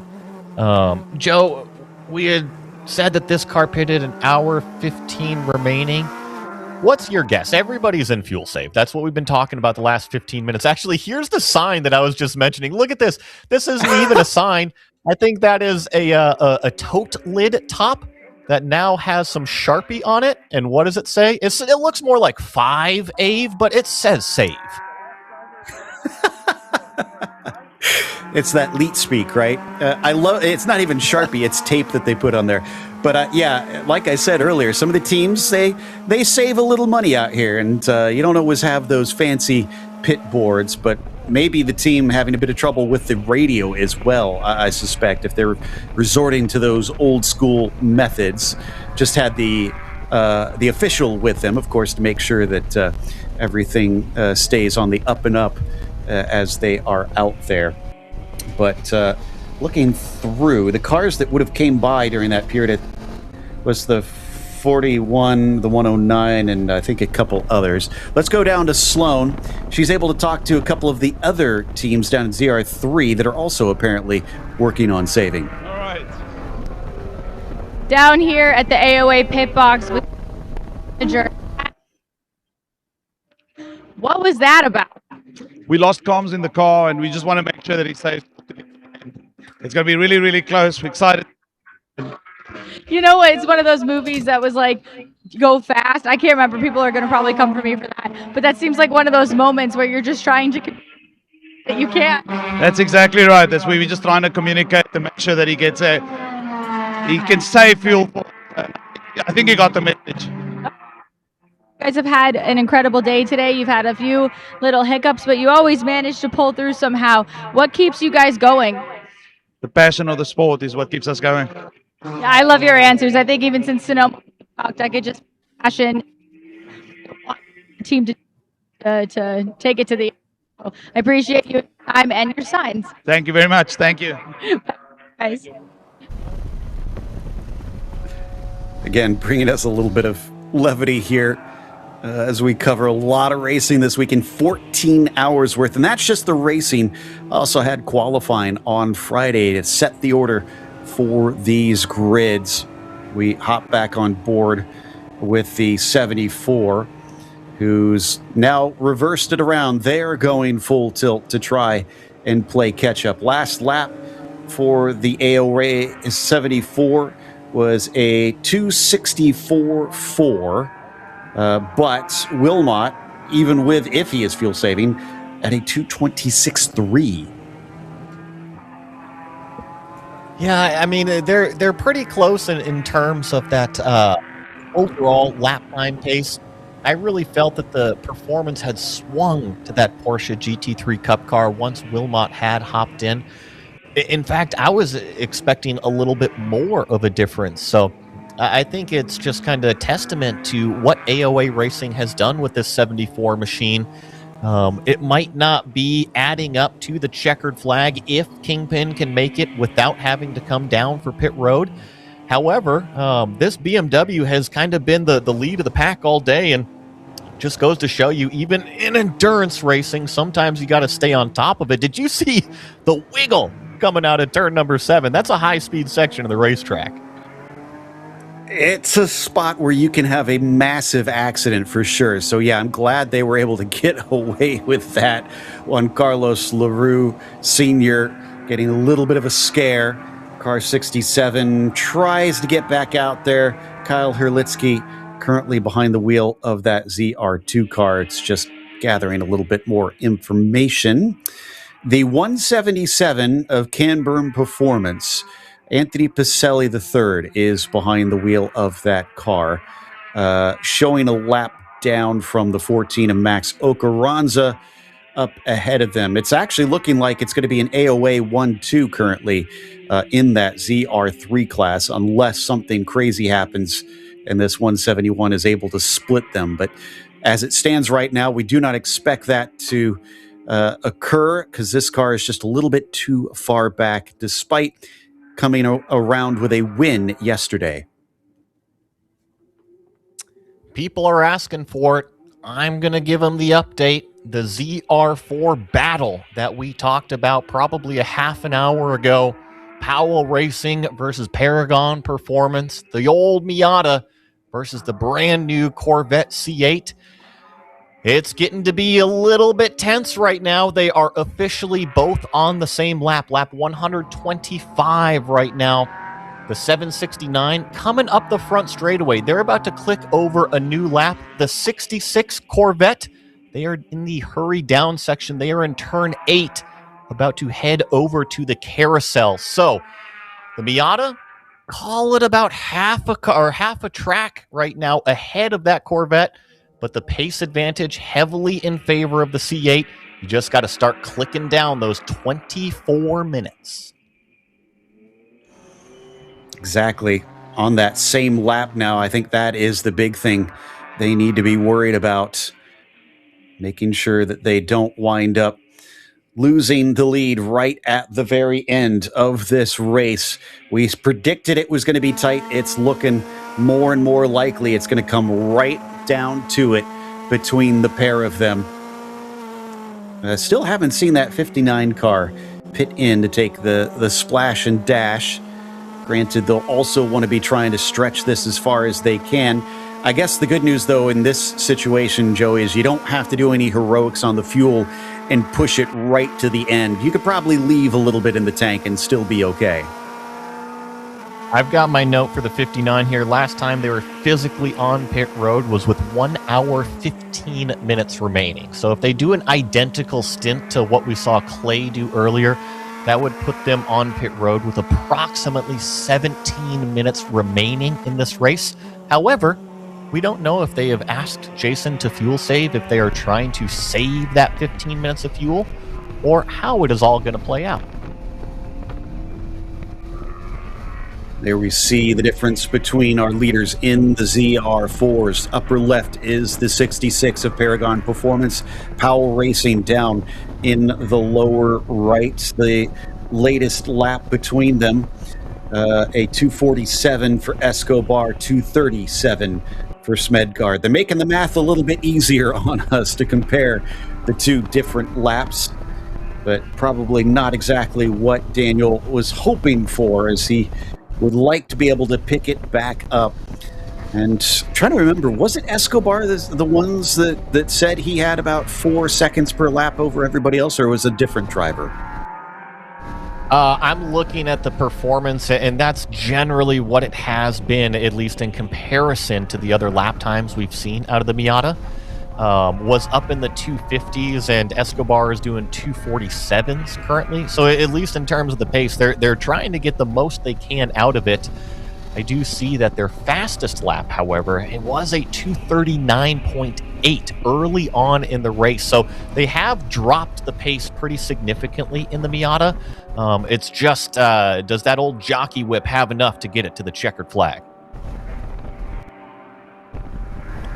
Yeah, and it's too late to change drivers for them. They're stuck with Escobar in there. So if there is anybody that can make it go faster at this point, it's a bit of a non-issue. So we wait patiently for the last few laps come around in that class. In the meantime, we're going to be checking out the battle between what I think is, or no, excuse me, this is on board the 59. I thought maybe we'd have more of a battle for second in the ZP2s because I see the 77 and the 3 only about a second apart. Well, make that 0.2 of a second apart. I think it's going to happen pretty quick because Ethan Barker has been turning laps approximately 3 seconds faster than Oleg Gorshkov out there. And you're right, this is behind the 59 at some point on the racetrack. I'm trying to find where exactly the number 3 actually is. But I have a feeling Nimbus Racing going to be going by here momentarily. No doubt. I do want to hear from Jonathan, who says he's got some information on pit lane. Jonathan? The information will come compliments of Kevin Vaughn, who was watching your teammate eagerly, chewing at the fingernails, trying to watch on this battle. It is as close as ever. You've closed right up from third, and you're now fighting for second. Yeah, this has been crazy. It's been super fun to watch. Probably 15 minutes ago, we got a 1 lap penalty, and it was pretty demotivating. But we were just like, shoot, we might have the pace. And when we got the code 60, we realized we need about 10 minutes of fuel to save. We were like, well, let's try and stick behind the Stratus car and do some lift and coast and see if we can save some fuel. We found a target lap time, and yeah, we've just been hunting them down ever since. And I think we just passed them now, so it's all about fuel saving and take care of the car. Do you have enough to get to the end, or does everyone in the top 3 need a splash? Oh man, we have no idea. That's why we're all a little tense. We honestly have no clue, but it makes it a bit fun. So we're gonna see, man. I really hope so. Track position is king, especially when you're now in second place. Thanks very much. Yeah, absolutely. Can confirm what they suspected. The 77 just moved ahead of Gorshkov. So it'll still be a likely podium for round 3 racing, but now Nimbus has demoted them once more. Another comeback story, which is becoming very much the theme of the weekend, Joey. That 77 after the 1 lap penalty that they talked about. And here they have managed to catch them up and think they can get to the end playing a little fuel games out there. I love to see it because this was the car that I feel like I've been a little bit hard on, right? I feel like on Friday they showed a lot of pace, and then just yesterday didn't really live up to the pace that the qualifying effort was able to kind of show everybody. So I think here on Sunday with this race closing out, Nimbus Racing is definitely much, much happier with how this 77 is performing. And like you were just mentioning, as long as they can get to the checkered flag, maybe with a little bit of fuel save and maintain that second place, I think they'll be very, very happy given kind of that 1 lap penalty that we just heard from the drivers. A little bit demoralizing. See if you can dig yourself out of that hole to end this thing. Paragon Performance is just crossing now. And I'm showing, if this is right, it's a minute 52 between them. Not sure if that is accurate. No, it is not. 1 minute 0.7. There we go. That is the correct time between the pair of them. Both on the same lap as we reported before, but now it's less than 20 minutes to go. The last lap, another 10 seconds knocked off. Here is the car that they are chasing. And just ahead of them, just a small note, is the 21 car of NRG Racing has come back out on the track 4th in the ZR3s. But as we ride on board with the Margarita Miata, it is coming down to it at, let's see, how many laps left do we have here? Something in a realm of maybe about 10 laps, I can think. do the math. Actually, I can definitely do the math. Go for it. Yeah, I can do the math behind the scenes. I'll probably need a couple minutes to try to figure it out because I'm going to try to get the time frame, the exact time frame of when this 769 crosses the start-finish line, so that way I can get an accurate gap based off of where the 66 is then going to cross the start-finish line. Seeing some graphics right now between Ethan Barker and Oleg Gorshkov. I think that number 3 car is going to be significantly further down the pace. You can see even just sector 1, 3/4 of a second. In sector number 2, that was another 0.6 of a second. And then in sector number 3, I think it's going to be probably a similar story. That 77 is going to run off down the road. Speaking of running down the road, we just watched as the onboard of the 769. That was the number 3 of Gorshkov on his way to a potential third. Getting word that the 59 team is preparing for what looks to be a pit stop imminently. So expecting the 59 to be joining them on pit lane soon. Right now they're coming around through turn 3. They're actually just ahead of us as we ride on with the 77. While Barker might be in second place, they are a couple laps down from Jason Alder just ahead of them. So not actually looking to pass them for position, even if they did have pace. And all it's going to be is a splash and dash here for the 59. So don't expect these two positions to swap as that car ahead disappears into the pit lane.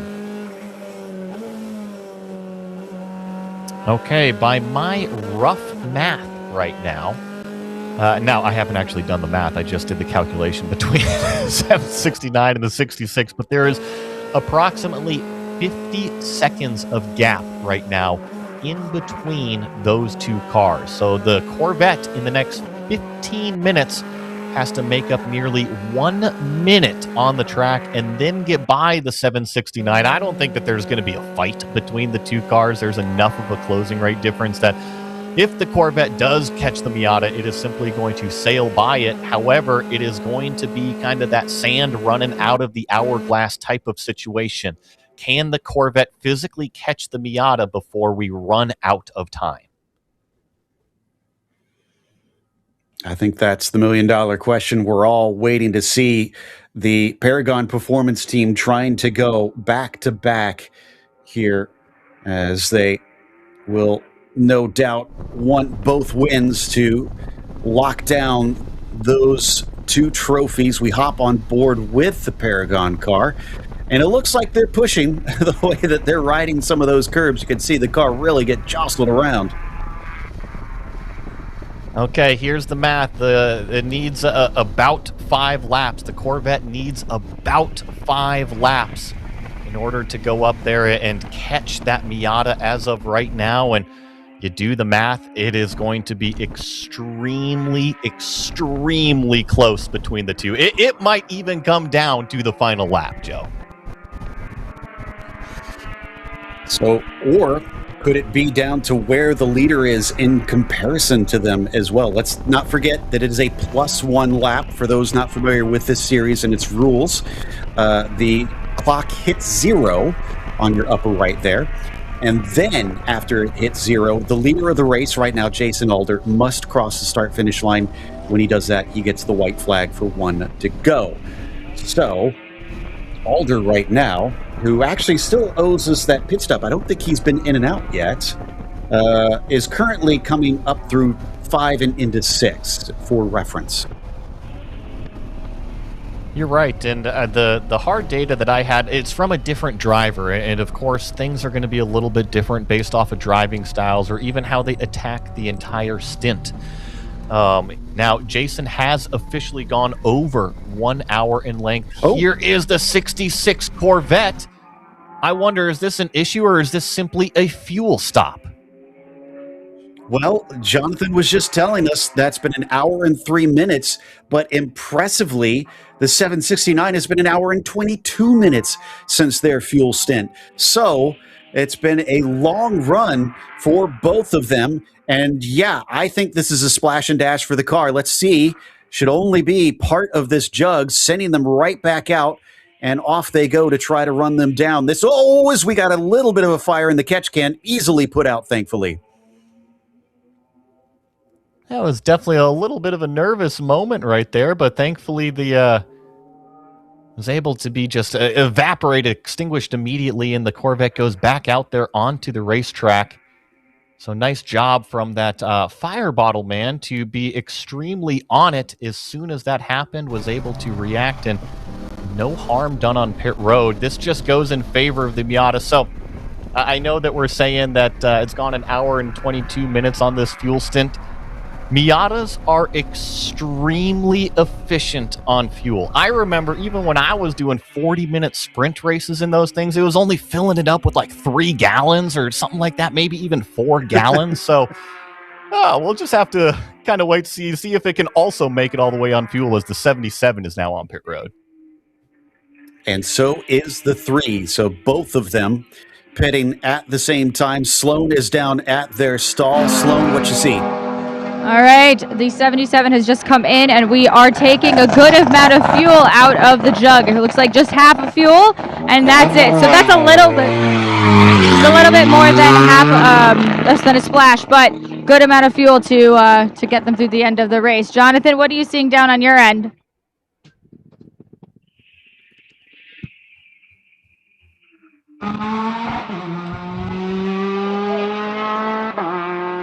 Round 3 racing making its stop as well. Less than a full tank, only 3/4 was the plan. Off and away, a slight stutter from the engine, but it's off and away. The battle was with the 77, and now it's trying to see if it can catch back up on track. The 77 got it on track position. That little bobble might have hurt them, but now it's full push to the end.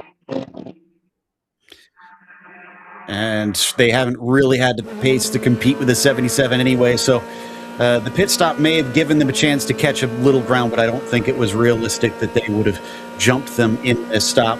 That car of Ethan Barker is now on the track with 10 minutes left to go and still rolling, as we have about, I think, it looks like 17 cars, I think, on our track still. The 444 is our latest to have to make the jump into pit lane to take the tiny little bit of fuel to get to the end.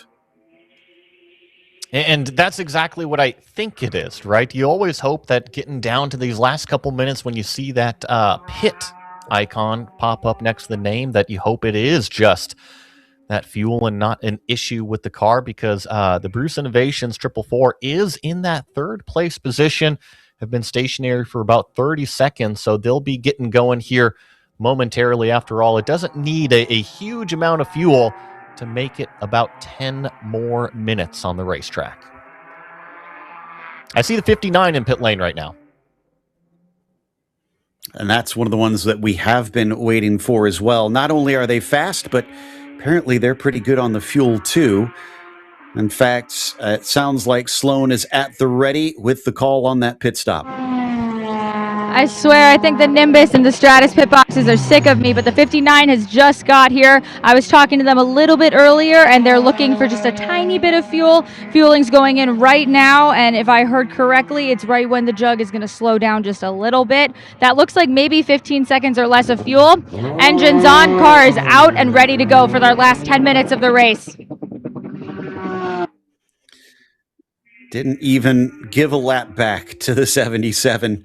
Actually might just do so now. Yeah, there you can see as they'll be able to overtake, but they still have more than a whole lap to go to come back around and try and challenge them for anything, which means it's too short for them to try and have a hope at the win. The 59 back up to song, looking for the braking of turn 3, and Jason Alder has got to be so pleased with what the team and his fellow teammates, Joey, have done for him here. Set him up with a car well in position to take the win. All he had to do was get out there and lay down the laps. He thought he was climbing into the situation that he was in yesterday. Remember, he got in the car, and just because the code 60s, he was well down the order in terms of the track position and had to put in a monster stint. Unfortunately, it wasn't enough to catch the number 4 yesterday. When he got in the car today, similar situation. They had just pitted. The code 60 came out. The number 4 car seemed like it was in the perfect opportunity to take advantage. The only problem was that the 4 car had an issue on pit road. They had to retire based off of a transmission issue, and then it just all fell into the lap of the 59. I'm sure Jason Alder's perspective of the race changed quite a bit in the first 15 minutes he was in the car, and ever since, I think he has been one happy camper. No doubt about that. Meanwhile, in our ZR3s, just want to give an update that the 85 still leading handily over Okaranza in the 14. Speak of the devil. That 14 just taking their last little bit of fuel. They'll be heading back out. And yeah, that last code 60 came at perhaps the most awkward spot that they could have asked for, just a little bit too far for many of the teams to try to stretch it to the end, forcing this one final pit stop. And one thing I always think of when we have these situations with the pit stops is pit stops are another moving part in the equation, Joey, where things can go wrong. You can do them a million times, and then suddenly something unexpected can happen. So usually you don't want to have to make an extra one when you don't need to. It's also one of those things that you try to get it done fast, right? You think about a pit stop, everybody's moving as fast as they possibly can to get the car back out there on the racetrack, and that's actually when mistakes can happen. Sometimes you got to slow everything down and just say, hey, focus on your role, your responsibility, and only do that on the pit stop. Don't worry about trying to cover somebody else if you see a mistake happening.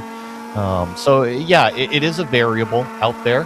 And especially, it's the end of the day, right? These teams, these crews have been awake for a long time in terms of the racing hours. A long day yesterday, a long day today. We haven't mentioned the temperature much. It's nearly 90 degrees outside in Wisconsin. You got to think they're out there on a racetrack, a giant asphalt pad. So they have had no protection from the elements, from how hot it is.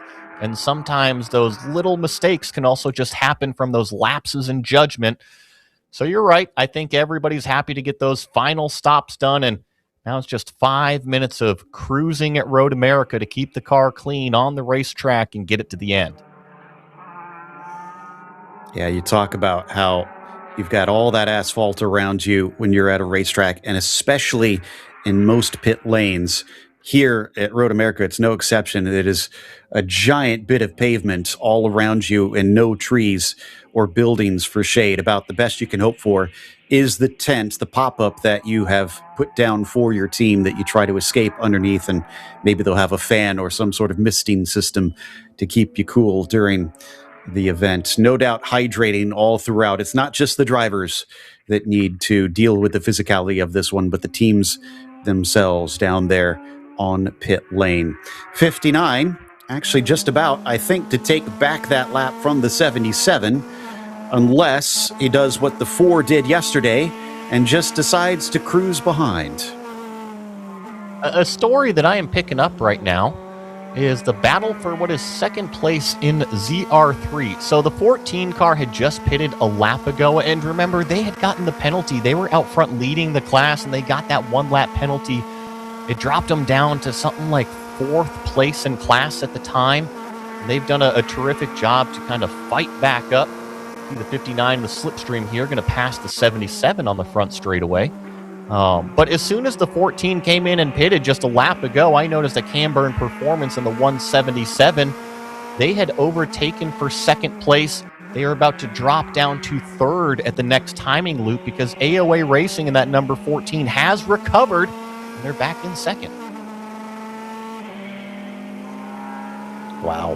What a day from that 14 team. A lot of the teams, honestly, just doing an amazing job. Pacelli now handing that second place back to AOA Racing. Now the Camburn Performance finally took their stop. And to answer my own question, no, Alder's not going to sit and wait and politely allow Barker an extra lap.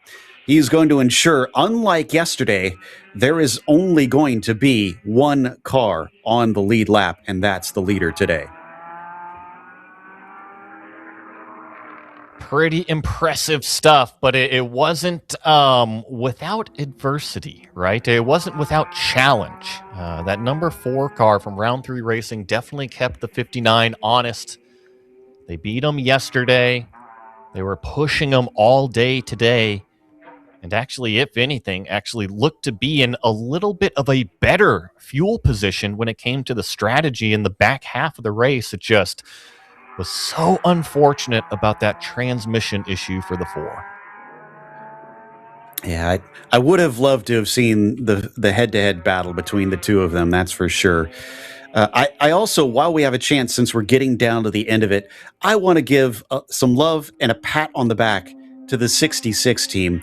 The stuff that they had to go through. Think about how many laps down they were, and they pulled that back and came within maybe a few minutes of taking the win back. This is that 66 team. Obviously, some of it comes down to them needing that extra little bit of fuel. If they hadn't have needed that pit stop, they probably would have had this win. I think so. I do think so. Just the way they have caught the 769, and actually the last lap time from Powell Racing, a 251. So it's gone from those, call it high 40s, back up into the 50s. So I think that they might have even gotten word to say, hey, you know what? The Corvette had to stop for fuel. Let's make sure we absolutely stretch this thing to the end. And that could certainly play into the gaps that we are talking about as well. They certainly weren't resting on their laurels, like we've been saying. It's been 10 seconds a lap faster than the 769 for pretty much the entirety of this race. Maybe a few points where that Miata was able to pick it up a little bit more, but have been mostly cutting away at that lead lap after lap. And there we see the 109. Not going to get a podium today, but still looking at a nice, handy fourth place finish. Ooh, I just realized I wanted to check up on that 908 because I said it was going to be close on if they would get to finish ahead of the number 4 car. They may get around in time. It's uncertain. I'm showing them in 103 laps, and it's 105 for Bellarmine in the number 4. Well, I think the most crucial part is where's the 59 car? The 59's going to the kink right now, while the 908, I see, are they on the front straightaway? Or about to be on the front straightaway. So the 908 should get 2 more laps. They should go to 104 and then also 105. And if they complete lap number 105, that should put them ahead the number 4. Wow. Talk about getting to the very last lap, right? It came down to the wire, and we are at 0. It'll be the white flag next time by. This is your leader of the race that are going to set that one off. Jason Alder is behind the wheel of Stratus Racing. He plays the anchor today after sharing this car with his 2 teammates, getting him into a great position. Dakota Dickerson, Clay McGurk helping to place it where they needed. White flag is out. He gets the signal for 1 more to go. And as they come up to turn 1, practically a victory lap now between the pair of them. And for the fans of the 18 of Kingpin Racing, Patrick Wilmot does have a gap of about 16 seconds right now. It is looking very good in their favor. On cruise control, last lap, a 224.6, fastest lap from this car, 221.0. So just bringing this thing home until the end of the race. Coming down here into turn number 5. Got to jump on the brakes right here. I think that Ethan Barker is plenty content to follow this 59 car home as well. So Jason Alder, when he hopped in the car, thought he had another big job that he needed to do. Everything fell in the direction of the 59, and now he just continues to hit apexes, hit brake markers, not make any mistakes like we have seen him do all season long, and he's got approximately half a lap remaining. And so does Ethan Barker, who's right behind the leader. It's not fighting him for position as he's laps down from that Stratus Racing car. Nimbus Racing, though, needs to be very pleased with themselves. You pointed it out, Joey, that it seemed like they didn't quite have race pace earlier on, but they have stuck with it. Others have kind of tripped over their own toes, and that's allowed them a chance to at least be within a shout of a win, if not at least surely getting a podium at this stage. Around Canada Corner for the final time this weekend. in the Stratus Racing number 59. Jason Alder will climb the hill as he crests over turn 13. Now it's turn 14. Doesn't need to push this at all. He is so far ahead of the rest of the field. It is basically a cruise. He holds it to the middle of the track, no doubt going to celebrate coming up to the wall to cheer on the team as he goes by the line, lights flashing, and it is a win for Stratus Racing in race 2 with Jason Alder behind the wheel. Stratus Racing gets redemption after yesterday. And now we look towards what is going to be the number 18 car. This is the number 74. They are in second place in this ZR2 class currently. Pat Wilmot in that Kingpin Racing has already crossed the start-finish line to click over to lap number 153. So they will officially be your ZR2 class winner, while AOA Racing is going to claim second in that same class. And the next one that will be across the line that will take the win is going to be AOA Racing, the 85 of Clifton Lipple here, coming around and getting ready to take their checkered flag.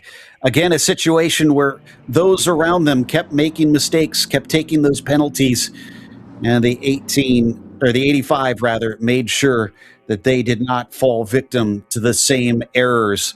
It is one long haul up the hill here under the Mission Bridge and to the line. Victory for Clifton Lipple and AOA Racing here in Wisconsin. Well, folks, it is going to happen. We're going to get to the ZR4 class winners here momentarily. This one has already been claimed. Pat Wilmot is pretty much just on a victory cool-down cruise lap here in the number 18 car. Hopefully he's got enough fuel to make it to the end. This is very slow from this Porsche right here. I would assume that it is still going to be scored ahead since it completed 153 laps. But, Joe, this is drama. They need to make it to the start-finish line. We'll see how this is scored. Yeah, that is a big question mark. They are going to be ahead of the 74, who has already taken the checkered flag, a lap down behind Jason Alder. In the meantime, the little Miata that could, the Margarita Miata, the Skull Bandit, the Snot Rocket. It's got a million nicknames, but it's going to have one win to its name as well, as he'll go by the stricken leader of our ZR2 class. And somehow Daniel Escobar will take the 769 Powell Racing Miata to a victory here at ZR4. And a whole lap of victory because the 66 had already crossed the line. Look at how ecstatic the drivers, the teams are. The newest winner in the newest class, Powell Racing. It looks like the 18 did get going, maybe found a little bit of fuel. I was thought that maybe the Miata was going to go NASCAR push the Porsche to the start-finish line, but I don't know if that four-cylinder would have made it up the hill. Yeah, that might be a little bit difficult. I don't think they were in the mood for those kind of shenanigans. They're trying their darndest. The 18 is looking to continue, but now it's starting to creep backwards, unfortunately, as it has come to a halt there, but no other cars behind it. In fact, let's go through our finishing order for today, starting off with our ZP2 class. In fact, off screen, I think the 66 Corvette also ran out of fuel. Yeah, there you see it now. So all kinds of drama as too many teams cut it close. Jason Alder took the win. Ethan Barker was in second. Oleg Gorshkov for round 3 racing takes the best finish for that team in third, as Roberts Motorsports' Ryan Pope was fourth. Brandon Kidd did climb to fifth in the end, seeing the checkered flag for Automatic Racing. Thomas Belleman was a DNF for the round 3 cars and finishing sixth. Then down in the ZR2s, Patrick Wilmot Showing as our winner right now, we are uncertain if that will remain since they did not cross the finish line. We expect it will. When Carlos LaRue and AOA finishes second, then it's Bruce Innovations in third as Retro Rockets take fourth with AJ Alsup. 9-4 Motorsports with John Sanfilippo in the top 5. Open Throttle Racing with Kyle Herlitsky with a lot of problems today, but still getting a 6. Camburn Performance managed to drag that 178 to 7th. 9-4 Motorsports was a DNF today, along with the 290 and the 40. What about our ZR3s, Joey? AOA Racing takes the top spot with the 85 there, and it certainly seems like the 177, something happened to the 14, so Camburn Performance assumes second place there. We were talking about that battle. AOA Racing drops to third in the number 14. NRG Racing going to finish in fourth. 9-4 Motorsports. This is where we start to have the cars with the problems. They ended behind the wall with the 96 in fifth. Open Throttle going to finish in sixth. Second Open Throttle car is going to finish in seventh, significantly further down the order. The 134 car of Big Mission Motorsports had problems early on, and then unfortunately the 392 and the 333 did not start the race today. And then over to our newest class, ZR4, the little Miata that could. Powell Racing claims the victory on day number 2 in the 769. Paragon Performance, after a wonderful day yesterday, a pretty good day today, second place. You should be happy with it, Road America. Myota, after having so many engine issues, they stuck it out, got the car back out there, and assumed third place late in the race. Unfortunately for Rockwell Autosport Development, they lost a door early on and then had some more problems. They're going to finish in fourth. And then Hero Flight Racing did not start today. And our JPX Fastest Lap Award is going to be going to the 59. No great shock on this one as we watch them fly down into turn 1. Jason, now, I believe, I'm trying to remember if it was Jason Alder, if it was Clay, or if it was Dakota that took this fastest lap. I think it's Dakota. Just look at the sun in the sky and the shadows on the racetrack. When Jason was in the car, the sun was much, much lower. So Dakota Dickerson was the one who started off the 59 this morning, was pretty much a rocket ship as soon as the green flag hit. And this is exactly how fast these ZP2 cars can go. See how late on the brakes Dakota really takes it there into turn number 5. Joe, sometimes you got to balance the race car too. Up at the top of turn number 6 and turn number 7, that's an area on the racetrack you really got to be on top of it. You could see he's wheeling it as he sawed back and forth over the curbs of turn 6, much lighter down turn 7. What about 8 here where it's heavy braking and you want to try and cut in early? He's taking a lot of inside curb, not as much on the outside until it switches back down through the carousel. Wide entry, as you can see, to try and cut back in, get it narrow towards the exit and get the launch, because now you are on the throttle down through the kettle bottoms. And it is flat out all the way through the kink. You see no lift off of the throttle. Look at the bottom left part of the screen here, already at 135 miles an hour. These cars top out right about 140. You see it almost get to 140 before he once again jumps on the brakes, using minimal amounts of that exit curb. The apex curb is okay because it's on the unloaded side of the car as long as you aren't abusing it. One more unweighted corner there at 13. And then turn number 14, the extensively long, tricky corner. Dakota navigates it perfectly. That's what it takes to go a 221 around Road America. 221.004 to be specific. That is pretty darn fast around this circuit. You can see already they're getting the cars up to the podium at Victory Lane. They might need a little bit before they can get the team from the 66, one of their drivers, back for the celebrations in the ZR4 class. Checking to see if we're ready with some interviews in the meantime. Sure, the driver is excited to get to have one last chat here at the end, and we are ready. Let's head down to the podiums. here at the podium with our ZP2 winner, Jason Alder. Jason, congratulations on an incredible drive. How you feeling? I feel great. You know, any day that you win's a great day. So, you know, couldn't be more excited for this car here. We can continue the, you know, that's one thing that's pretty cool that I'm excited about. Yeah, definitely. Can you tell me one of your favorite parts of the race? Was it towards the end? Was it just getting into the car for the first time? It's got to be Clay's stint. I think it was so much fun being outside the car, watching the battle with the car. You know, it's really close. We had a good thing going. It was a bummer to see what happened to them, but like I said, you know, great day.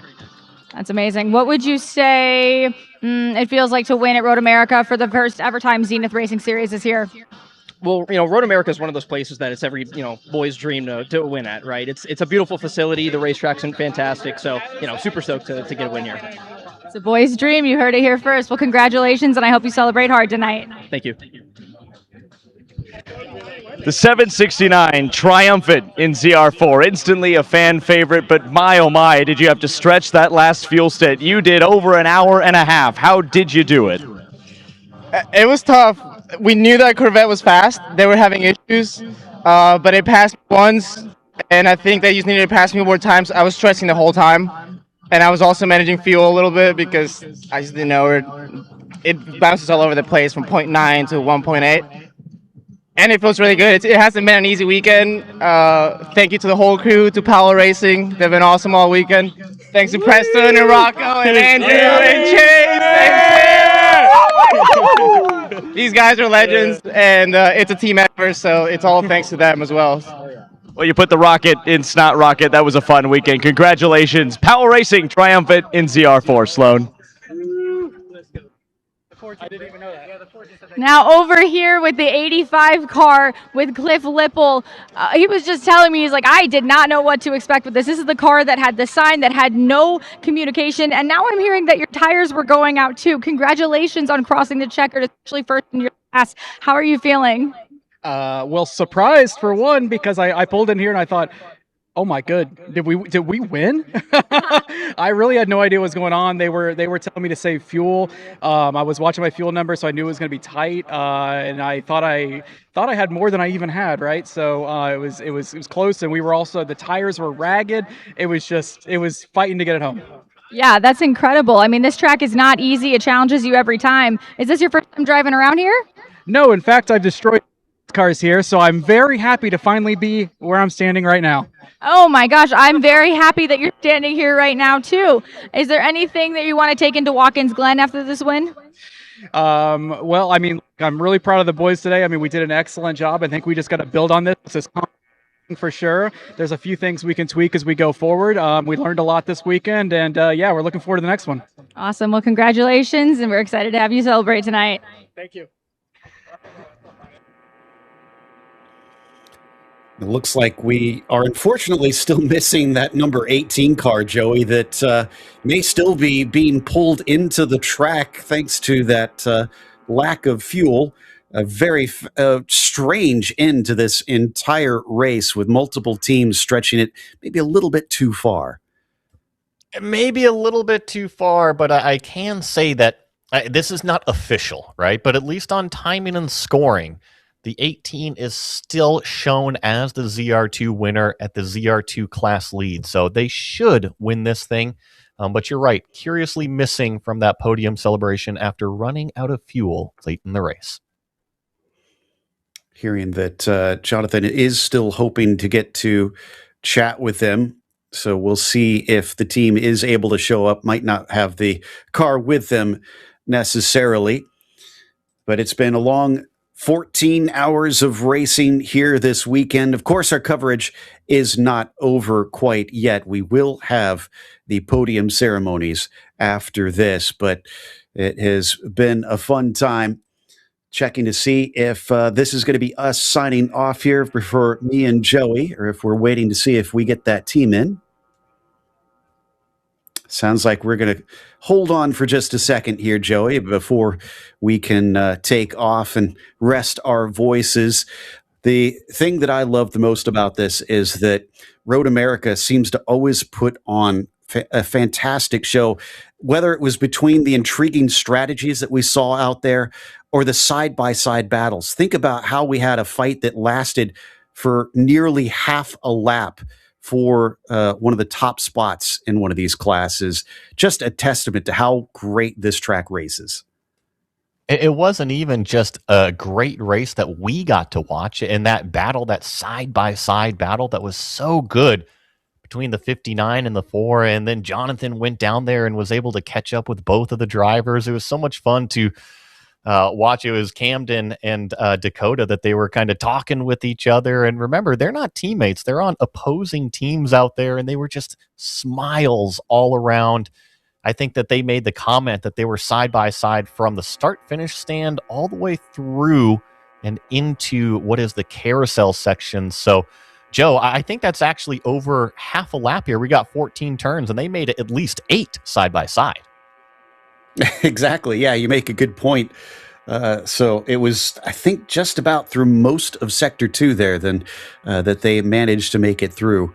As you can see, they're getting ready to set up some of the champagne over there at the podiums as the teams now making their way up to there. And I think we have Jonathan with an interview at the ready. So let's head to him. Maybe not a class winner, but a class podium, hard earned. You went through 3 engines, 2 mechanical black flags. I don't know how many trips behind the wall, but still coming away with some hardware after 7 hours on Sunday for the 305 in that GT86. What a race. What a weekend. Talk me through your day. Yeah, imagine that. Just all the guys, I mean, my pit crew, the drivers, everybody just kept on going. We just had to keep on going. One of the Porsches went out, so we had, I think, 7 laps to make up. Our car was just down on power. We're just trying to make it, and eventually we were 3 laps to the good, and then we got our black flag for the last one, and that was it. So at that point, we called it a day. We started packing up. We said we won. We got our podium. So next race, we're going to come up a little bit harder and try and be a little bit harder and be a little bit more,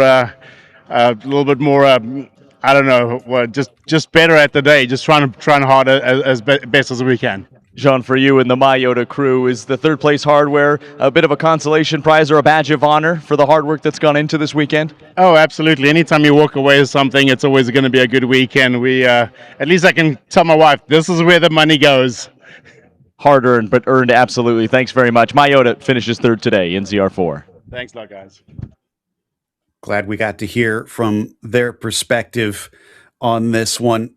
And yeah, you can see how much it means to all the teams out there, even if they aren't on the top spot of the step. I think the 18 team has maybe had a bit of confusion as to what is happening, which you can understand. There's probably a lot going on at the end of the race. As we said, according to our timing and scoring, they are still showing as the winner. So while they did not cross the finish line, I think they still should claim the win.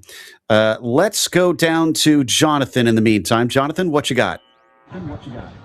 According to sporting regulations, Article 14.13, they are still the winner. They covered the furthest distance they led in class despite the fact that they ran out of fuel up the hill. They are classified as the winner. The car is not here, but it is en route. As we understand, the drivers are as well. But Kingpin Racing has won in class, and we can confirm that now with the sporting regulations. Excellent stuff. Thanks for that, Jonathan. A sigh of relief, I guess, for the fans of that 18. And now I got to check, Joey, to see the results of yesterday. If we did have all 4 teams switch up the winner. But before we can get to that, I'm being told that the podium is ready to go. Let's head down to the ceremonies.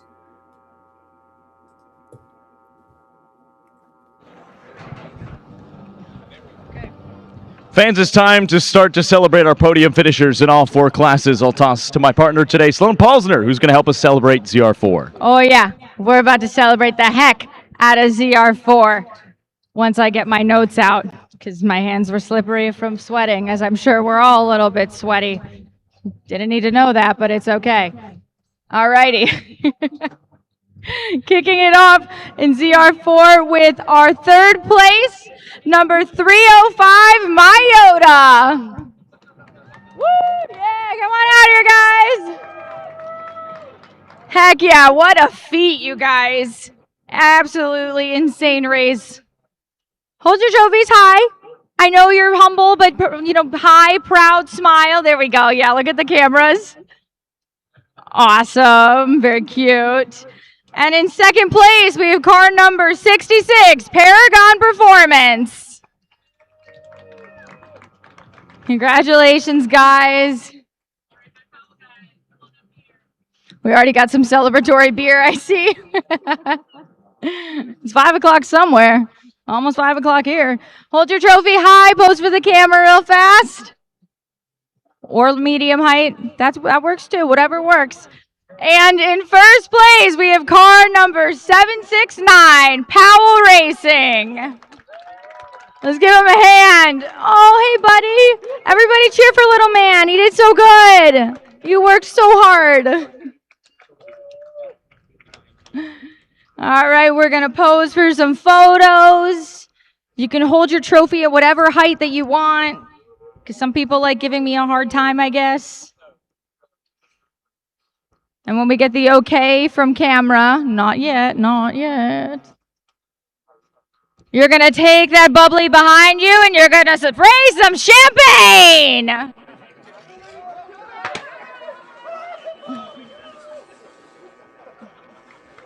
Oh, God. Oh, that actually feels quite nice.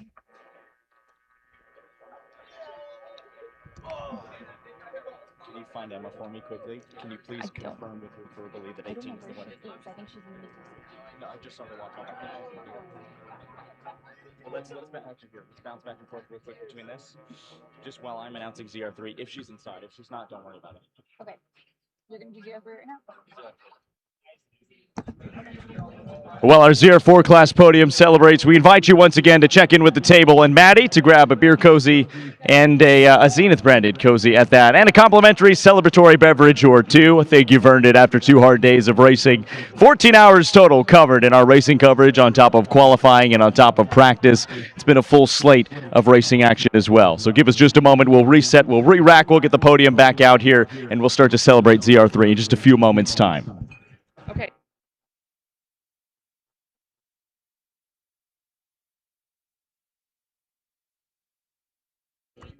In the meantime, how's everybody feeling out there, huh? Thank you to the one person that cheered. We want to also make it known there is free beverages over in the corner. There is free beer, water, juice, whatever fits your fancy. Please take advantage of that. Hydrate, because I didn't do that enough today. I'm going to be hurting tomorrow, for sure.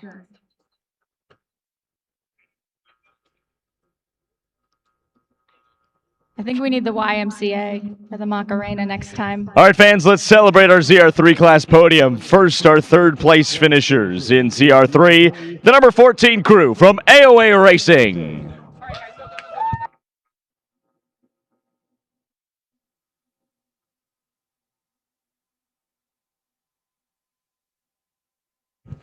Finishing second place in ZR3, the number 177 crew, Camburn Performance.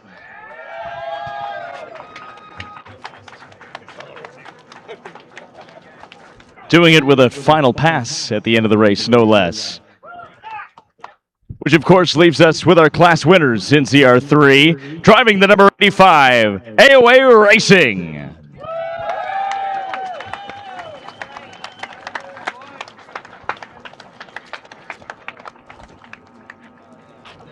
All right, drivers, let's see those trophies.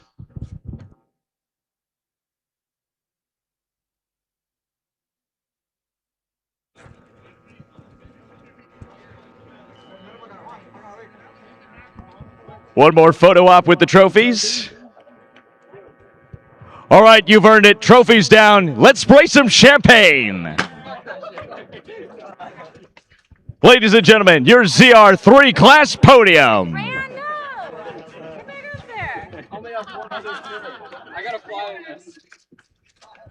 And remember, you can celebrate with us. Check in with the table. Grab a celebratory beverage or two. We've got some Zenith branded cozies with us. A nice way to cool off on a hot Wisconsin day. In the meantime, keep celebrating. Sloan will help us celebrate our ZR2 class finishers in just a few moments' time. Before that, Sloan, let's try to debrief what was a phenomenal day. Let's start with ZR4. My goodness, what a fuel stint that was. Over an hour and a half for the lime green Miata. That margarita Miata, man, that snot rocket really proved to be a snot rocket. I've never seen a snot rocket go for an hour and a half, but I guess there's a first time for everything, right? Absolutely. And speaking of fuel saving, the 85 had to do it as well. We saw the sign on the board with tape on the tote lid that just said save, no radio communication. That had to be stressful in the car. I really hope that their photographer got some good content of that, because that is truly something that I think will go down in history books, as this is the very first race that Zenith Racing Series has done at Road America. But throwback to, I know it's Ford versus Ferrari that they did do that in the movie, so truly a movie finish there. Something else we're not going to forget is that finish in ZR2. Talk us through it with the podium. Okay, all righty. For ZR2, in third place, we have Team 444, Bruce Innovations. Woo! Yeah! Yeah, that's what I'm talking about. Some angel numbers, you know, which I think I heard that there were nothing behind the angel numbers, right? There was no thing behind the angel numbers. I don't know. Smile for your photo. We'll talk later. Never mind. Okay. In second place, we have car number 74, AOA Racing.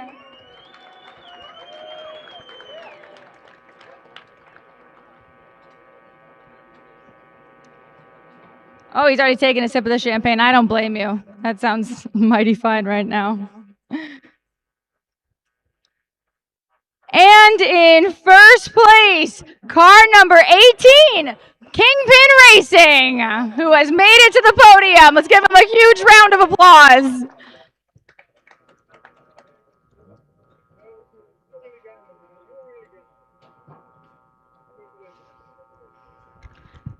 Congratulations all around. We love it, the camaraderie, the team.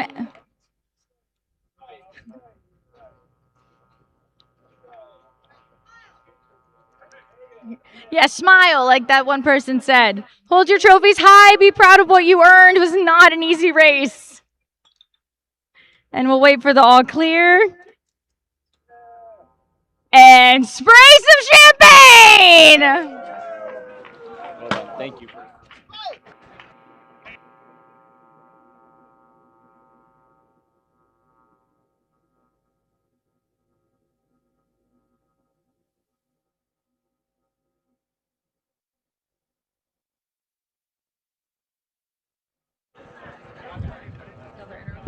Sloan, as we continue to clean up, we'll set the champagne for our ZP2 class, our lone prototype class at this stage in the season. Let's just reflect on how cool it was to have 4 different classes of racing here at Road America. We got it over 2 days as well.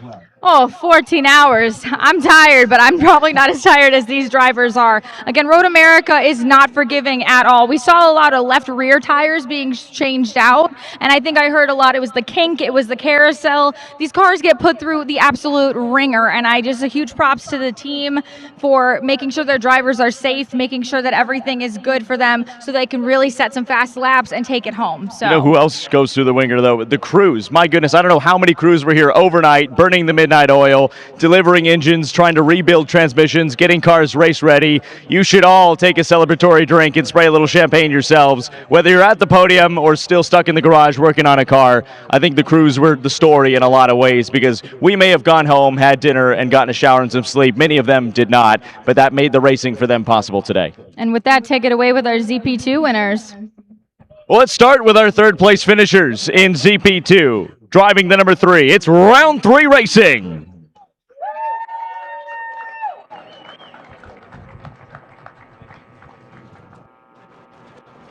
A team that's been chasing a podium, more so a car that's been chasing a podium this season so far. Congratulations, you guys.